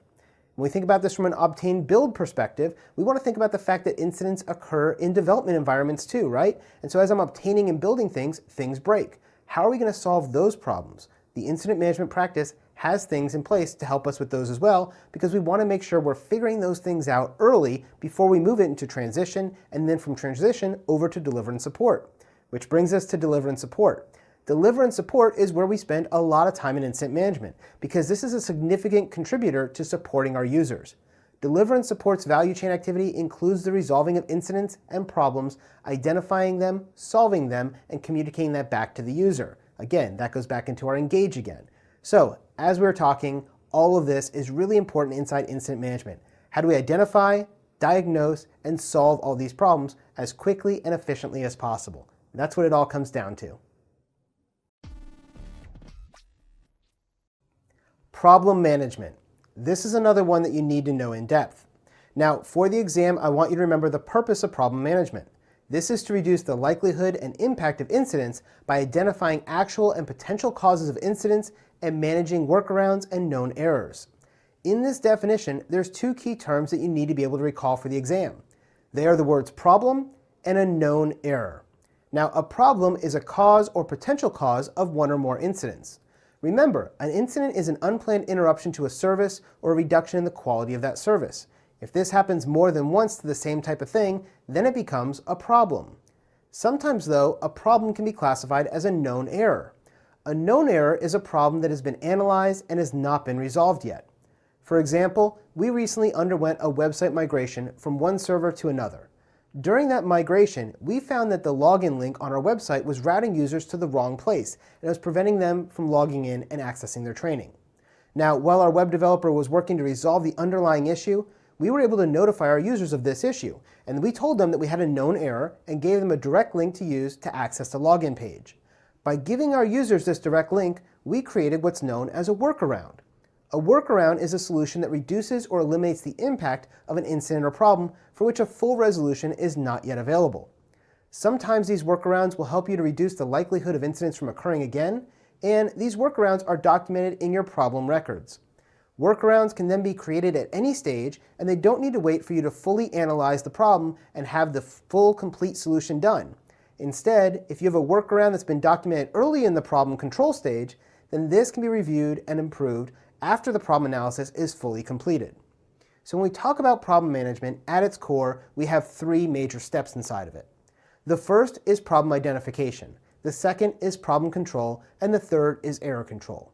When we talk about problem identification, here's where we're looking at things like trend analysis, identifying what recurring incidents or major incidents have happened.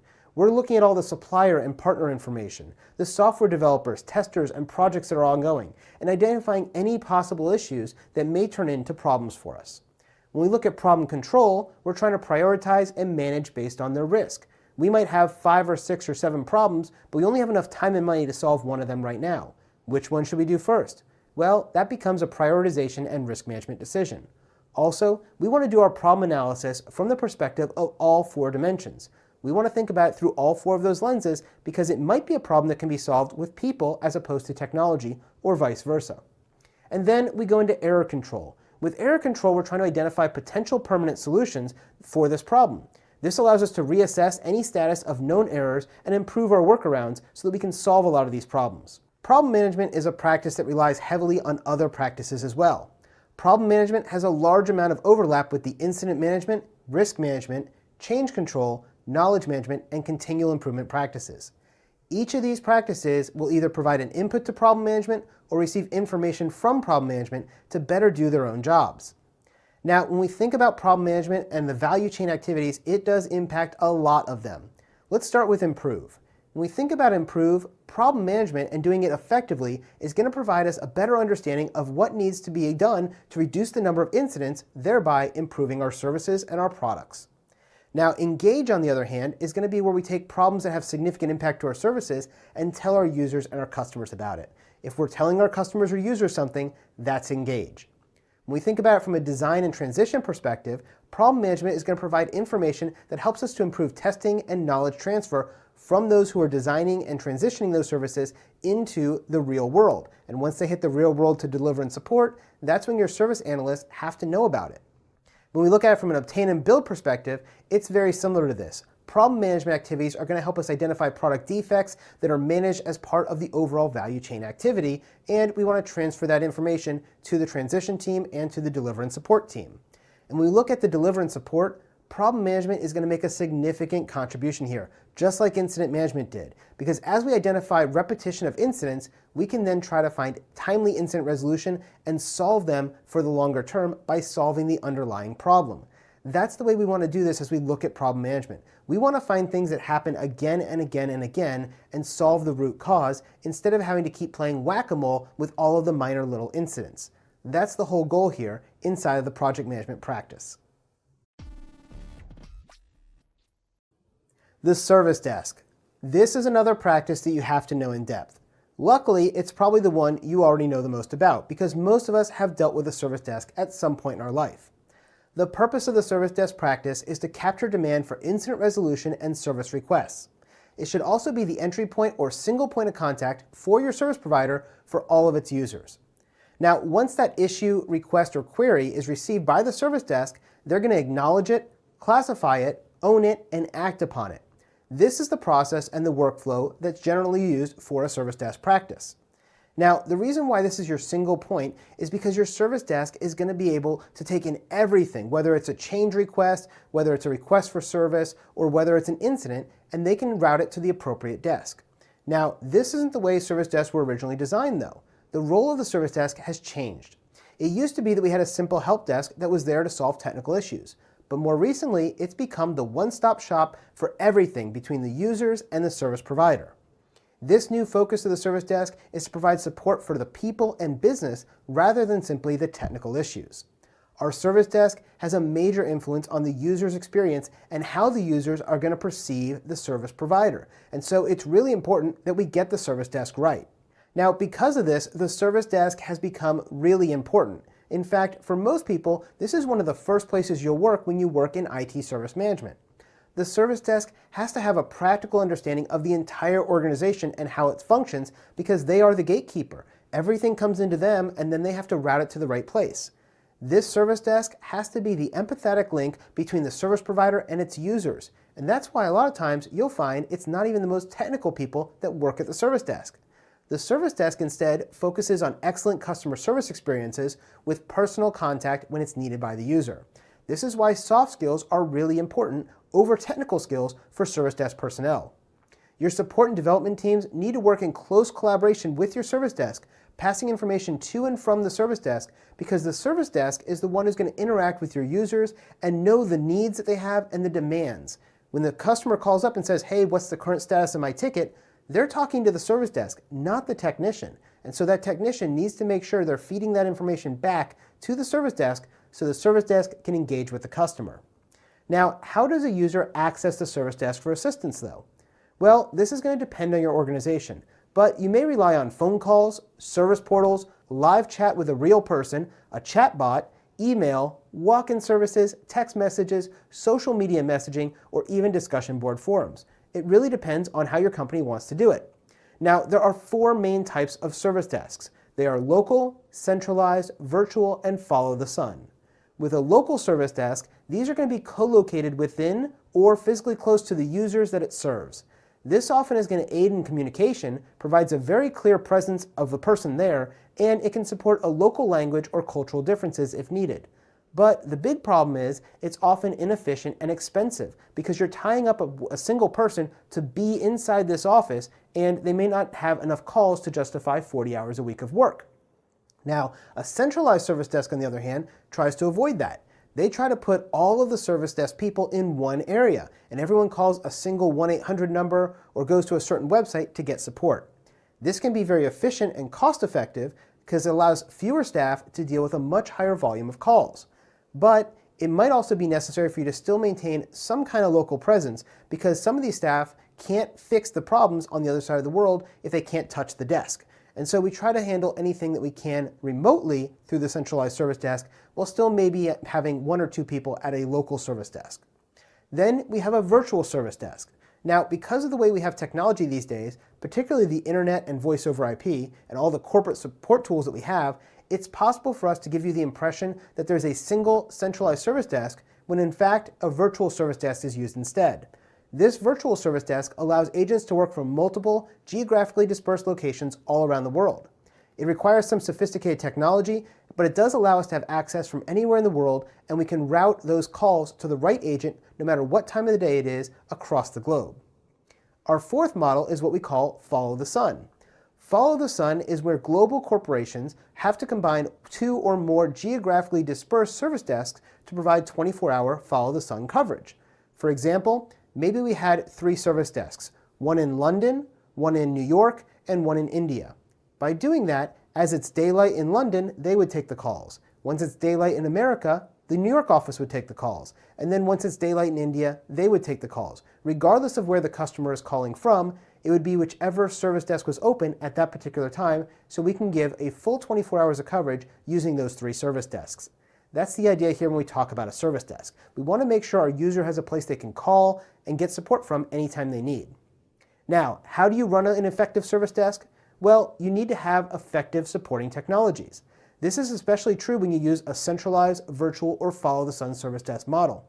These systems might be things like telephone systems, workflow systems, workflow management and resource planning systems, knowledge bases, call recording and remote access tools, dashboards and monitoring tools, configuration management systems, and many others.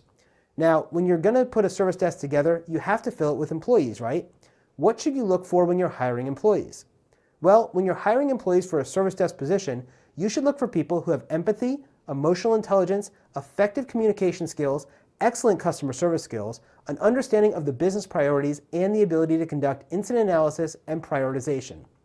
Notice, in that list, I didn't highlight a strong technical capability, did I? Instead, a service desk may be technical, but most of the time it doesn't have to be. Most service desks are more focused around the customer support and customer service aspects. They leave the technical details to the higher level of tiered support that's going to come in when something's wrong. Now, to finish up this lesson, let's talk about how the support desk integrates with the value chain activities. First, improve. The service desk activities are constantly monitoring and evaluating support for continual improvement, alignment, and value creation. They're going to get feedback from users, collect that, and pass that to the continual improvement process or practice. When we talk about engage, the service desk is there as our main channel for tactical and operational engagement with users. They're the ones contacting and talking with the users on a daily basis. When we talk about design and transition, the service desk is going to provide a channel for communicating with users about new and changed services. The service desk, again, is that engage part, right? So we're going to get this information from design and transition and pass it out to everybody else. Also, our service desk personnel can participate in release planning, testing, and early life support. When we think about obtain and build, the service desk can also be involved in acquiring service components that are used to fulfill service requests and resolve our incidents. Maybe somebody's hard drive has crashed. You, as a service desk analyst, might go and order the new hard drive. That's part of obtain and build. And finally, deliver and support. This is where the service desk is really focused. The service desk is the coordination point for managing all of the incidents, all the problems, and all of the service requests. And so it's really important that you get it right by making sure your service desk has the right people employed that have been the right training and they understand how the whole organization works to get the best value for your end users. Service level management. This is another one you need to know in depth. First, let's start with the purpose. The purpose of the service level management practice is to set clear business-based targets for service performance so that the delivery of a service can be properly assessed, monitored, and managed against these targets. It's going to provide us with end-to-end visibility of the organization's services. It's going to do this by establishing a shared view of the services and the target service levels with the customers so both the customers and us know what to expect. We're also going to focus on collecting, analyzing, storing, and reporting the relevant metrics to ensure that we're meeting the service levels. We also want to make sure that we're performing service level reviews to ensure the current services continue to meet the organization and the customer's needs. We also are going to make sure that we're capturing and reporting service issues, including performance against our defined service levels. So if I said I want to have 99.999% uptime, service level management is going to measure my performance and see if I'm meeting that level. Now, all of these service levels are going to be written down in what's known as an SLA, or a service level agreement. A service level agreement is a documented agreement between a service provider and a customer that identifies services required and the expected level of service. This is going to tell you what metrics you need to meet. The SLA is a tool that's used to measure the performance of services from the customer's point of view. Now, there's a couple of things you need to do to make sure that you're going to have a successful SLA. First, you want to make sure it's related to a defined service. It can't be something generalized like customer is happy. What is the customer happy with? They're happy with the email service delivery. They want it to be fast. What does fast really mean, right? You need to make sure you're defining the outcome you want, not just operational metrics. So if the customer says, I want the email to be fast, well, does that mean if I get it there in 5 seconds they're happy? Or if I get there in 5 minutes they're happy? I need to be able to define really what does fast mean. And I don't want to just do that from an output perspective, but also from an outcome perspective. Also, we want to make sure our agreement is between the service provider and the service consumer, and it reflects their opinions accurately. Because if the customer says the email service should be fast, and they say 5 minutes is fast, but the customer, or the consumer in this case, would think that it needs to be fast, meaning 5 seconds, there's a disconnect there. So we want to make sure we understand it both from the customer's perspective in our contract, but also from our consumer's perspective, because that's really what the SLA should be focused on, is that service consumer. And the final key to writing a good SLA is making sure you write it simply. Make sure that it's easy to understand by all parties. This isn't a contract. It doesn't need to be written with legal jargon. Instead, make it simple and easy so that anyone who picks it up can understand what you're talking about. When you're writing your SLAs, you always want to be focused on the different relationships. That includes things like relationship management, your supplier management, the different skills and competencies, the business liaisons, and the business analysts. All of that is things that are going to feed into this SLA and making sure we understand who's responsible for what and to what level. Now, our service level management is built around these various information sources. One of those is our SLA, right? That's the customer engagement and the agreement we have. Other things that we have is going to be things like our customer engagement, where we're listening to our customers' needs. We're discovering and capturing the information they want from us. We want to get the measurement and the ongoing process discussions with them. We also want to ask simple open-ended questions. By getting that information from our service desk or our customer liaisons, we can get a lot of the information we need to build a good service level management program. And then afterwards, we want to get customer feedback. This can be something like a survey or looking at key business-related measures and metrics. We might be looking at some operational metrics like server uptime and capacity. We might look at some business metrics like monthly recurring revenue or lifetime value of a customer. All of that can go into this service level management as something that feeds into this practice. Now, as we look at this and we see how it affects our value chain activity, let's talk about the plan activity. In the plan activity, your service level management is going to support the planning of your products and your service portfolio and your service offerings, because all the information you get about the actual service performance and trends is going to feed into all that planning. When you think about it from the improved perspective, service level management can help be a driving force for continual improvement and service improvement.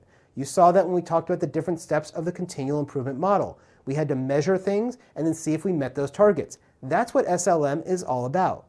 When we think about engage, service level management ensures we have ongoing engagement with our customers and our users through the feedback processes, and we're continually getting information from them for review. Now, when we think about this from a design and transition perspective, service level management provides an input to the design and development of new and changed services. If the customer wants fast email that's going to be less than 5-second delivery, then we need to design a system that can meet that requirement. And so this is going to be an input to that. When we think about obtain and build, service level management provides objectives for components and service performance, as well as measurement and reporting capabilities for the products and services we use. So obtain and build is going to get a lot of input from service level management. And finally, deliver and support. Service level management communicates the service performance objectives to the operations and support teams, so they know what they're trying to maintain. It's also going to collect information and feedback from them as an input back into the service level management and service improvements that we're going to do in the future. So this is the way it works. Service level management is all about these measures and metrics, setting up the right ones, doing the engagement with the customer to make sure that we're measuring the right things and seeing if we're going to meet those measurements. Service request management. This is the last practice that we're going to discuss in depth.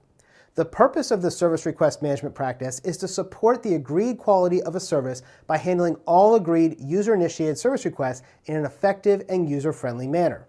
Now, service requests are predefined and pre-agreed, and they can usually be formalized with clear, standard procedures. That makes things really easy. For example, you might have one that says, let's create a new email distribution. There's a standard process for it and a standard request method to do it. Or maybe you need a headphone set to be attached to your computer at work. This might be, again, a service request. Maybe you want to go from a 15-inch monitor to a 21-inch monitor. That might be, again, a standard service request. There's basically 3 pieces that go with this standard service request. You have initiation, approval, and fulfillment. Now, service requests are normally part of service delivery, and they're not used for failure or degradation of a service. That's used in incident management. Instead, service requests are asking for things that are normal, things that we need. I need more shared drive space. I need a bigger email account. I need another email address. I need my account unlocked. Those are all things that would be service requests. A service request is simply a request from a user or a user's authorized representative that initiates a service action that has been agreed as a normal part of service delivery. The fulfillment of that service request may include changes to services or their components, and they usually are going to be considered a standard change because they're low risk and well understood. Some examples of these would be a request for a service delivery action, like get a new computer for the new employee we just hired. It might be a request for information. It might be a request for provision of a resource or a service. Give me 10 gigabytes of storage space instead of 5 gigabytes. It might be a request to get access to a resource or a service. Hey, I need access to the accounting share drive now because I just got transferred over there. That might be a good example, right? And it can also have feedback, compliments, and complaints. All of those might go through the service request process.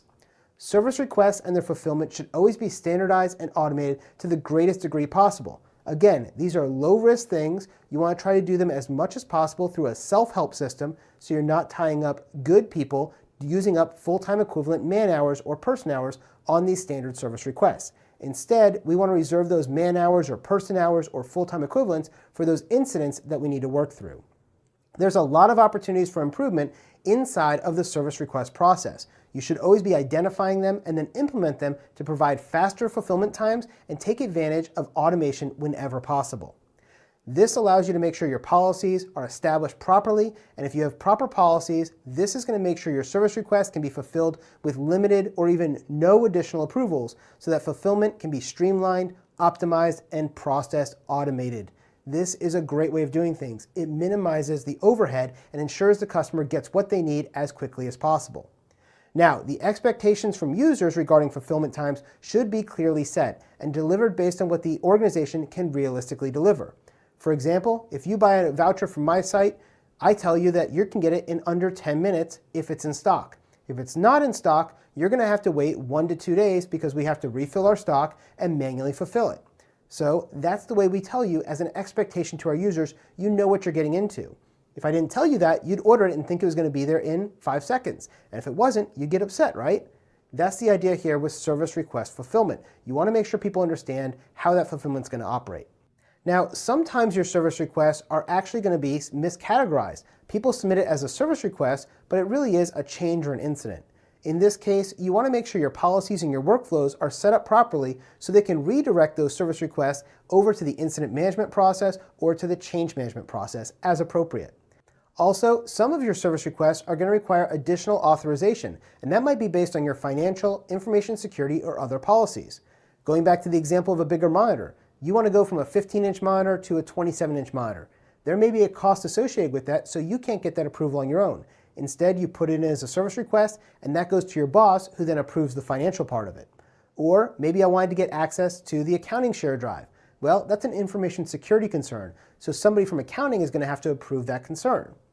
Service request management is going to depend on well-defined processes and procedures, as I've been talking about. The more you can do this, the better you can track and automate all of these requests, minimizing the manpower involved. And your service requests can have simple workflows or very complex workflows. It really depends on how you need to do it based on your organization, what changes and what approvals need to be placed in there.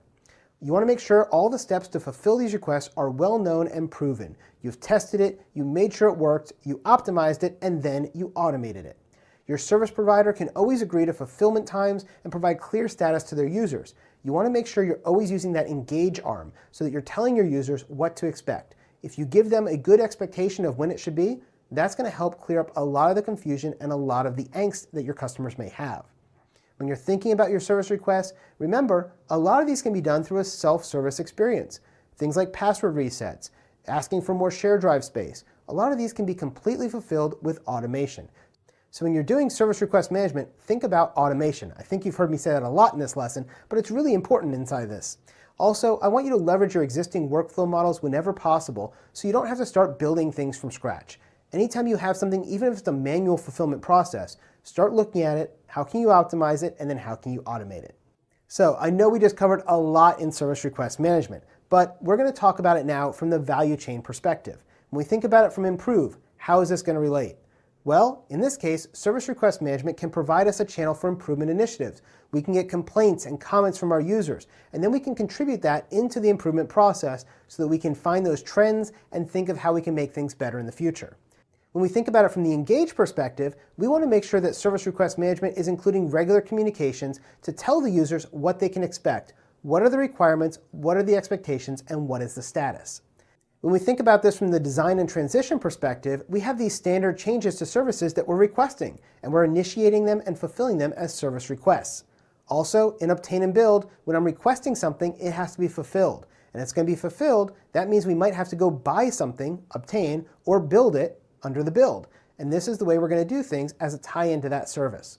And then finally, when we talk about deliver and support, service request management makes a significant contribution to our normal service delivery because this activity is going to tell our users all the things we can do for them and allow those things to be requested. You might want a bigger monitor. You might want more share drive space. You might need a user account. All of these things are things that we can do and ensure the users get what they need to be productive and make sure that we fulfill those needs. That's what service request management is all about, making sure the users are getting what they need so that they can operate at peak efficiency. IT asset management. In this lesson, we're going to talk about the practice of IT asset management, and this starts the ones that we're going to talk about from the recall only. So what you need to know from this lesson is really to memorize the purpose of IT asset management. And that is to plan and manage the full life cycle of IT assets to help the organization maximize value, control costs, manage risks, support decision-making about purchases, reuse, and retirement of assets, and meet the regulatory and contractual obligations. But in addition to memorizing that purpose, you also need to memorize the term IT asset that was used in that purpose. What's an IT asset? Well, an IT asset is any valuable component that can contribute to the delivery of an IT product or service. Now, when we think about IT asset management, what I want you to think about is the fact that it's like inventory. We want to know all of the different components that are out inside our organization and what they're doing for us. Because if I know what they all are, I can help maximize the value. I can control the costs. I can manage the risks. And I can support decision-making about future purchases.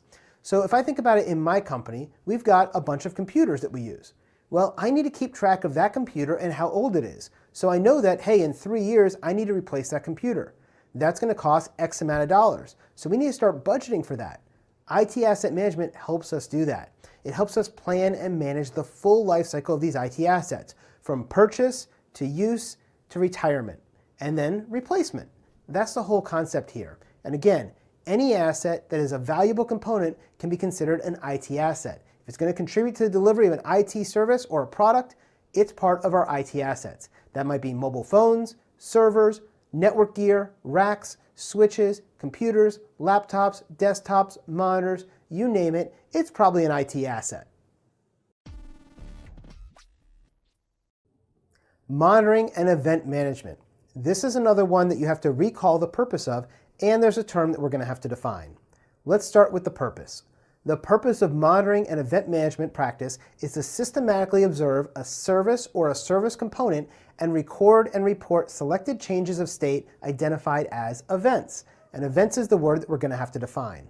Now, this practice identifies and prioritizes infrastructure, services, business processes, information security events, and then it establishes the appropriate response to those events, including responding to the conditions that could lead to potential faults or incidents. Event management is really important for us. And this brings us to the term that we need to memorize. This one is called an event.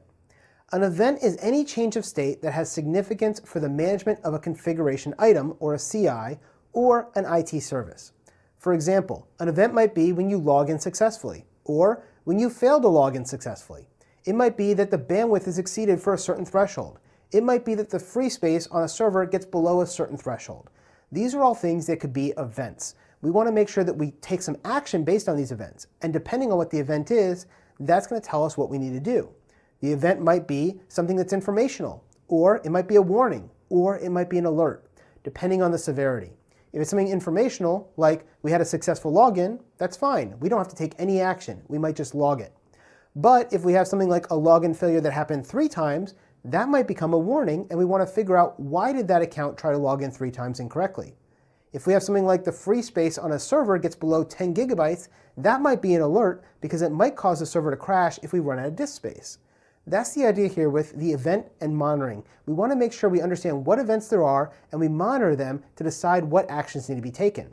Some of those actions need to go out and get into the problem management perspective or the incident management perspective. But again, here inside of the event monitoring, we're really focused on the event, which is any change in state that has significance for the management of a configuration item, a CI, or an IT service. The release management practice. This is another one that you have to recall the purpose of. So what is that purpose? Well, the purpose of release management practice is to make new and changed services and features available for use. Basically, it's going to provide us some set of processes that we're going to have to go through to get the thing from the design all the way out until it's finally live in the environment. Generally, this will involve having a release plan. We'll have the new or changed infrastructure, new or changed software, and new or changed documentation and training given to us, and then we'll be able to put it into the deployment and release process. And this is where we're going to review it and eventually release it so that it can be deployed into the environment. That's the whole purpose of release management. We don't want things to just get put out into the environment without us knowing about it. We want to properly transition them and take them from design through testing and transition out and then be released into the operation environment and make sure that the service desk is ready to support it inside deliver and support. Service configuration management. This is another practice that you have to recall the definition for. The purpose of the service configuration management practice is to ensure that accurate and reliable information about the configuration of services and the CIs, known as configuration items, that support them is available when and where it's needed. So when I think about this, first we want to talk about what is a CI. Well, a CI is any component that needs to be managed in order to deliver an IT service. This might be a server, it might be a switch, it might be a desktop, it might be a laptop. All of these could be configuration items. And the way that we track these is as a single configuration item, like your desktop computer with Windows 10 and 8 gigabytes of RAM and a 1 terabyte hard drive is a single CI in most cases for most organizations. So this is the idea here that we have to think about as we're tracking our service configuration management. Now, as we figure out what our service configuration management is, and we know what all these CIs are and how they're configured, that means anytime we want to make a change to them through change control, this is going to feed back into the service configuration management so we can update our database and know exactly what devices and what assets we have all throughout our organization so we can get the most value from them.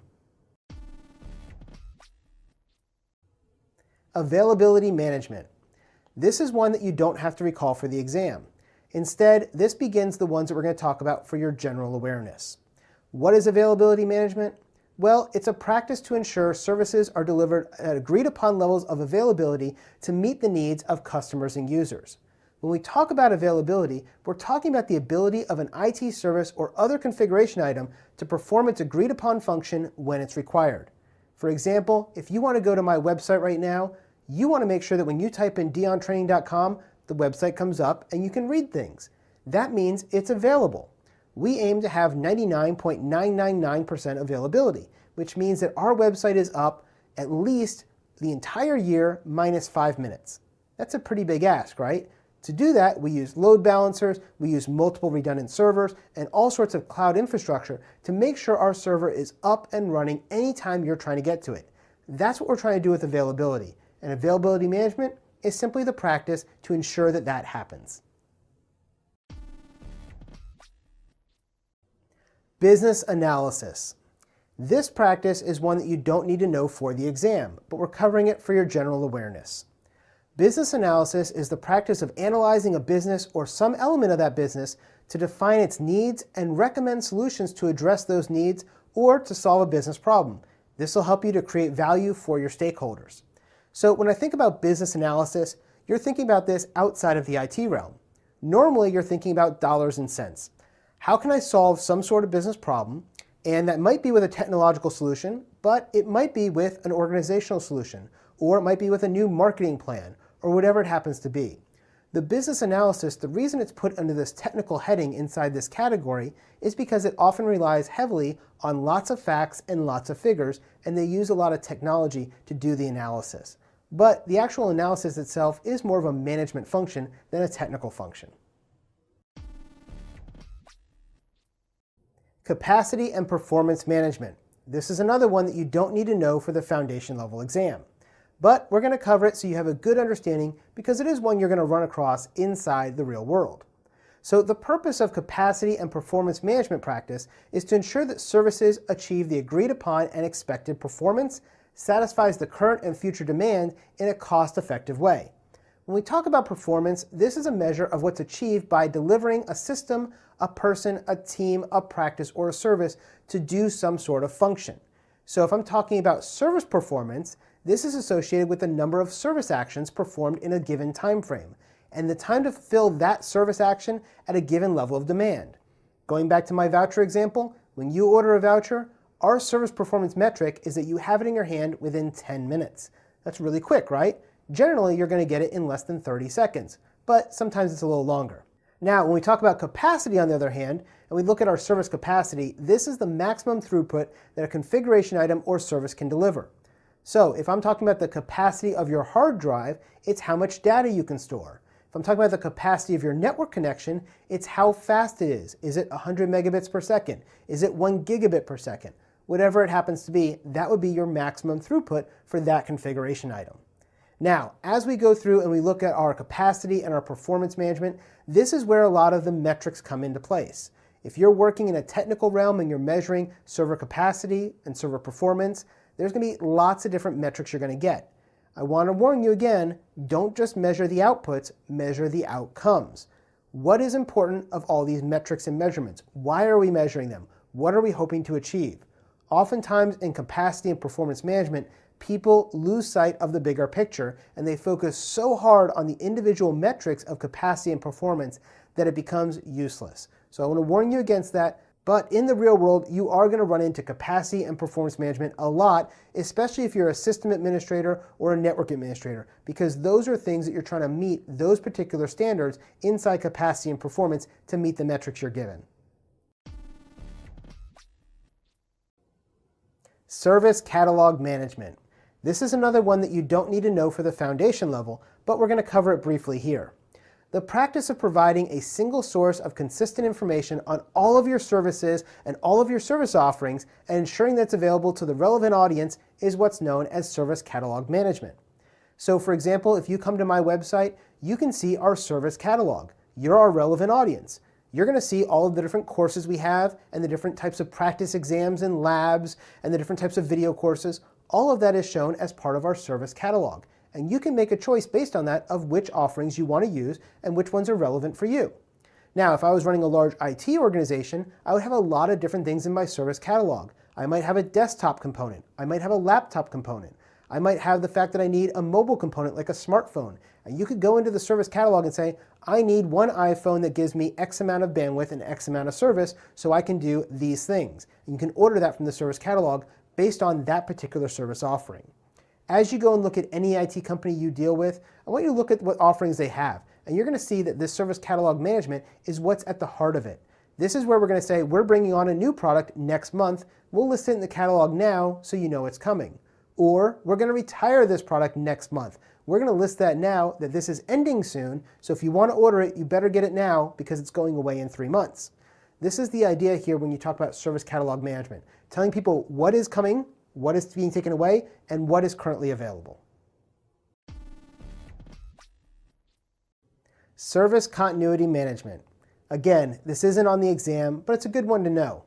The purpose of service continuity management is to ensure that the availability and performance of a service is maintained at a sufficient level in the event of a disaster. Now, what exactly is a disaster? Well, it's a sudden, unplanned event that causes great damage or serious loss to an organization. This might be a natural disaster, like a hurricane or an earthquake, or it could be a disaster of a more modern technological flavor, like a hacker or a data breach. Either way, if it causes a sudden, unplanned event that causes great damage or serious loss, this would go under your service continuity management.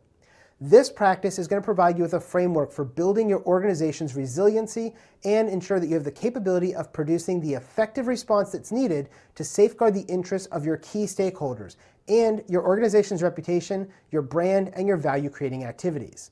So my website, for instance, we have multiple copies of that server. We have them backed up online and offline. We have redundant servers and load balancers so that hopefully, even if one server goes down, the other ones can carry the load and get us through the disaster until we can recover the server.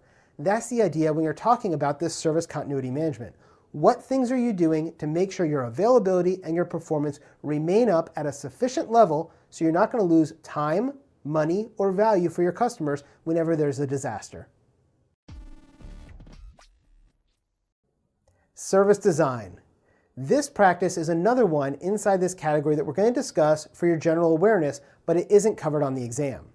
Now, service design is the practice of designing products and services that are fit for purpose, fit for use, and that can be delivered by the organization and its ecosystem.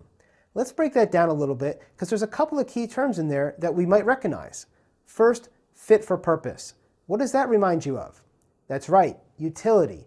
Fit for purpose is utility. We want to make sure that our products have good utility. They do what we need them to do. We also have fit for use in this definition. What's fit for use? Well, that's warranty. We want to make sure that it meets all of the standards and requirements that we were given as part of our warranty. And then finally, we have this delivered by the organization and its ecosystem. What's that talking about? It's saying that we have the capability of doing it. For example, we are a training company. We have a lot of capabilities that we can do. Should we be doing video hosting? Well, that's probably not one of our core capabilities. So instead, we're not going to design that service that we are going to do it in-house. Instead, we would design it to outsource that part of our brand. That way, we can still make sure we have a service that is fit for use, fit for purpose, and it can be delivered effectively by our ecosystem, meaning our partners and suppliers, as opposed to us, the organization ourselves. That's the idea with service design. You want to think about your products and services and how you can best build them and design them so that you're getting the best warranty and utility for your organization. Service validation and testing. This is our final practice in this section. Now again, this is not one you need to know for the exam, but just for your general awareness. Service validation and testing is the practice of ensuring that new or changed products and services meet the defined requirements. Now, what does that mean? Well, let's say I was going to build a new website. Before I put it out there for public release, I would want to make sure we went through some sort of service validation to make sure everything's working properly. And we'd go through some beta testing to ensure we tested it in-house, we brought in some external testers, and it was doing everything the way that we needed it to. That's the idea in service validation and testing. Before you go and transition this into the live environment, you want to make sure everything is operating properly. And then once you transfer it over to the live environment, you go back and validate it to make sure it's still operating the way you designed it. That's all service validation and testing really comes down to. It's making sure you're testing things before you release them and after you release them to make sure they're operating the way you designed them. Technical management practices. This is our third and final category of practices under Itil 4. Technical management practices have been adapted from technology management domains for service management purposes by expanding or shifting their focus from a technology solution to an IT service. Under Itil 4, there are only 3 technical management practices covered. These are the deployment management, infrastructure and platform management, and software development and management practices. For the exam, only the deployment management practice, though, is testable, and it's only examinable at the recall level. For that reason, this is going to be a very short and quick section of the course. Deployment management. This is a recall level of difficulty for the exam. The purpose of the deployment management practice is to move new or changed hardware, software, documentation, processes, or other components to the live environment. It may also be involved with deploying components to other environments for testing or staging. Basically, we used to have release and deployment as one practice, but in Itil 4, release and deployment are now 2 different things. Release is more focused on the approval process, where deployment is more about moving the change over into the live environment. And so that's really what we're going to focus on inside deployment management. As I build a new server or I build a new capability, it's going to go through the change process, it's going to get approval, it'll go through the release management process, and eventually it will get deployed through deployment management and move itself from transition into the deliver and support perspective. Infrastructure and platform management. Now, this practice is another one you do not need to know for the exam, but instead we are going to cover it so you at least have heard about it and you'll understand it a little bit if somebody asks you about it. When we talk about the infrastructure and platform management practice, it's really responsible for overseeing the infrastructure and the platforms that are used by the organization. Now, what this really means is that it's going to enable the monitoring of the technology solutions that are available, including solutions from third parties. So when I think about the platform or the infrastructure, I think about the servers, the software, the network, all of that stuff. Well, the people who are monitoring it to make sure it's up and working properly, that is part of infrastructure and platform management. This tends to be a very technical domain, and it's one that's covered by technical personnel who are responsible to make sure the systems are up and running at all times. Normally, this is people inside your network operations center or your security operations center. Our third technical management practice is software development and management. And again, this one is not covered by the exam. The software development and management practice is responsible for ensuring that applications meet stakeholder needs in terms of their functionality, their reliability, their maintainability, their compliance, and their auditability. So whether we're developing it in-house or we're going to be deploying other people's software into our environment, it's going to be handled through this practice. So if I'm going to go ahead and install Windows Server 2019, that is going to be done and managed through software development and management. We're going to make sure that that software meets our functionality needs, our reliability needs, our maintainability needs, our compliance needs, and our auditability needs. Now, we're not going to be the ones who are going to push that out into the environment. That's going to happen through release and deployment management. But we are going to make sure we're tracking it all along the way, and we know what applications are out there that are meeting our stakeholders' needs. We've come a long way throughout this course, and in this lesson, I want to put it all together. We started out talking about our 4 dimensions of service management, which include organizations and people, information and technology, partners and suppliers, and the value stream and processes. Then we talked about the Itil service value system. This included our opportunity and demands as our input, and those were shaped by our service value chain, our governance, our practices, our guiding principles, and our continual improvement. And out the other side, we got value. Now, we also dug into the service value chain itself as part of the service value system. We explored the different parts of it, like engage, plan, improve, design and transition, obtain and build, deliver and support, and our products and services. And then we spent the last 3 sections of this course looking at the 34 different practices across Itil 4. But now it's time for us to put it all together. So let's walk through a real-world scenario with an incident that needs to be resolved and see how everything we talked about so far will be integrated together to create the desired value. Now, let's pretend that we work for a large logistics company, something like Walmart or Amazon, and we're part of their IT service management organization within the company. They have a warehouse that uses a Wi-Fi network in order to allow the forklift driver to receive instructions on his mobile device that tells him which aisle and which rack the product is that he needs to go pick up. Unfortunately, the wireless access point that supports the Wi-Fi in this area of the warehouse isn't working so well, and so the driver's mobile device can't get the information that he needs. Now, this has a significant impact on our business because whenever that forklift driver can't receive the instructions quickly enough, there's a risk that a tight business deadline might be missed. After all, some companies like Amazon rely on their super fast shipping as a core function of their business model. Now, while this may seem like a relatively straightforward incident, it can't be resolved simply by following the steps of a predetermined incident management procedure. Instead, there's a lot of interconnections among the practices and the activities for this wireless network to get fixed and return to normal operations. So let's get started with the service value system first. First, we're going to see that we have a demand. And in this case, the warehouse manager and the forklift driver discovered the Wi-Fi coverage isn't working properly in a certain portion of the warehouse. This means the forklift driver needs to drive back to the manager's office in between each pickup so he can find out the location of his next product within the warehouse. This is causing delays, and that could cause delivery deadlines to be missed. This is an incident. From this demand, we now move to the engage activity, where the warehouse manager is going to call up the service desk. The service desk agent listens to the issue that's being described by the warehouse manager, they log it as an incident in the incident management system, and they categorize that incident as a high priority. The agent then lets the warehouse manager know that they're going to escalate the issue to the technical support team that's responsible for that wireless network, and they provide them updates every 2 hours until that issue is fixed. Now, the service desk agent escalates the ticket for the wireless network up to the wireless network support team. These are the folks who have the delivery and support function in the value chain activity for this wireless network. This allows the service desk agent to provide the information to the network support engineer, and the diagnosis and analysis of the incident is going to begin by that engineer. Next, the network support engineer identifies that the wireless access point has failed, and she decides to replace it with a spare from the existing spare parts inventory. This action alone is going to involve several practices. First, we have the IT asset management practice, so that she can update the serial number in the configuration item database. Then, she goes through the service configuration management practice because she needs to configure this device based on the approved baseline and install it.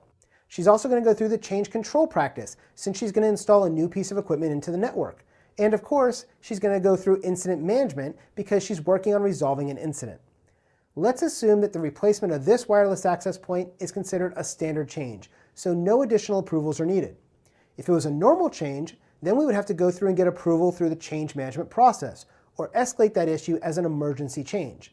Either way, all of this would occur within the change control practice though, right? Finally, our network engineer replaces the access point, verifies that it's working, and she updates the incident management system. She then calls the service desk agent and tells her that she believes the incident has been resolved.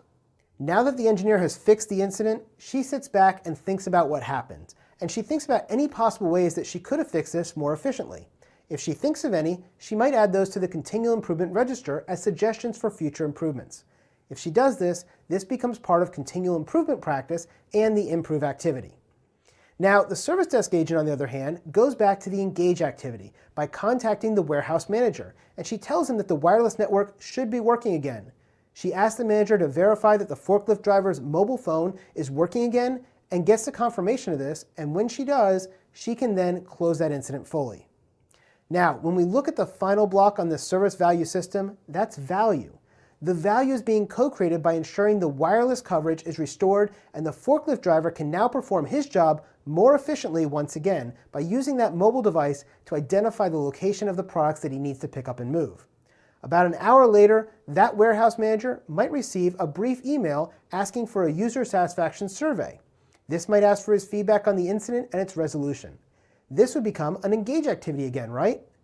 Well, if he fills out the survey, we can then take that, and based on the feedback received, we can identify trends and patterns based on satisfaction scores and the user's comments. This would fall under our improve area, and we're going to be determining if our incident management system and our processes are working effectively. So that was a lot. As you can see, all of this ties together, and we enter and leave different activities and different practices all throughout this single incident and its single resolution. It isn't a simply linear process, but instead we're bounced from engage to deliver and support, back to engage, over to improve, and many of the practices several times during this quick example. Remember, identifying and understanding all of these interconnections is the key to establishing and promoting good service management. So when you're looking at one of your processes or one of your workflows, you need to consider all of these things as you're laying it out so you can make sure you're doing it the most efficient and effective way possible. Congratulations, you did it! You've reached the end of the course.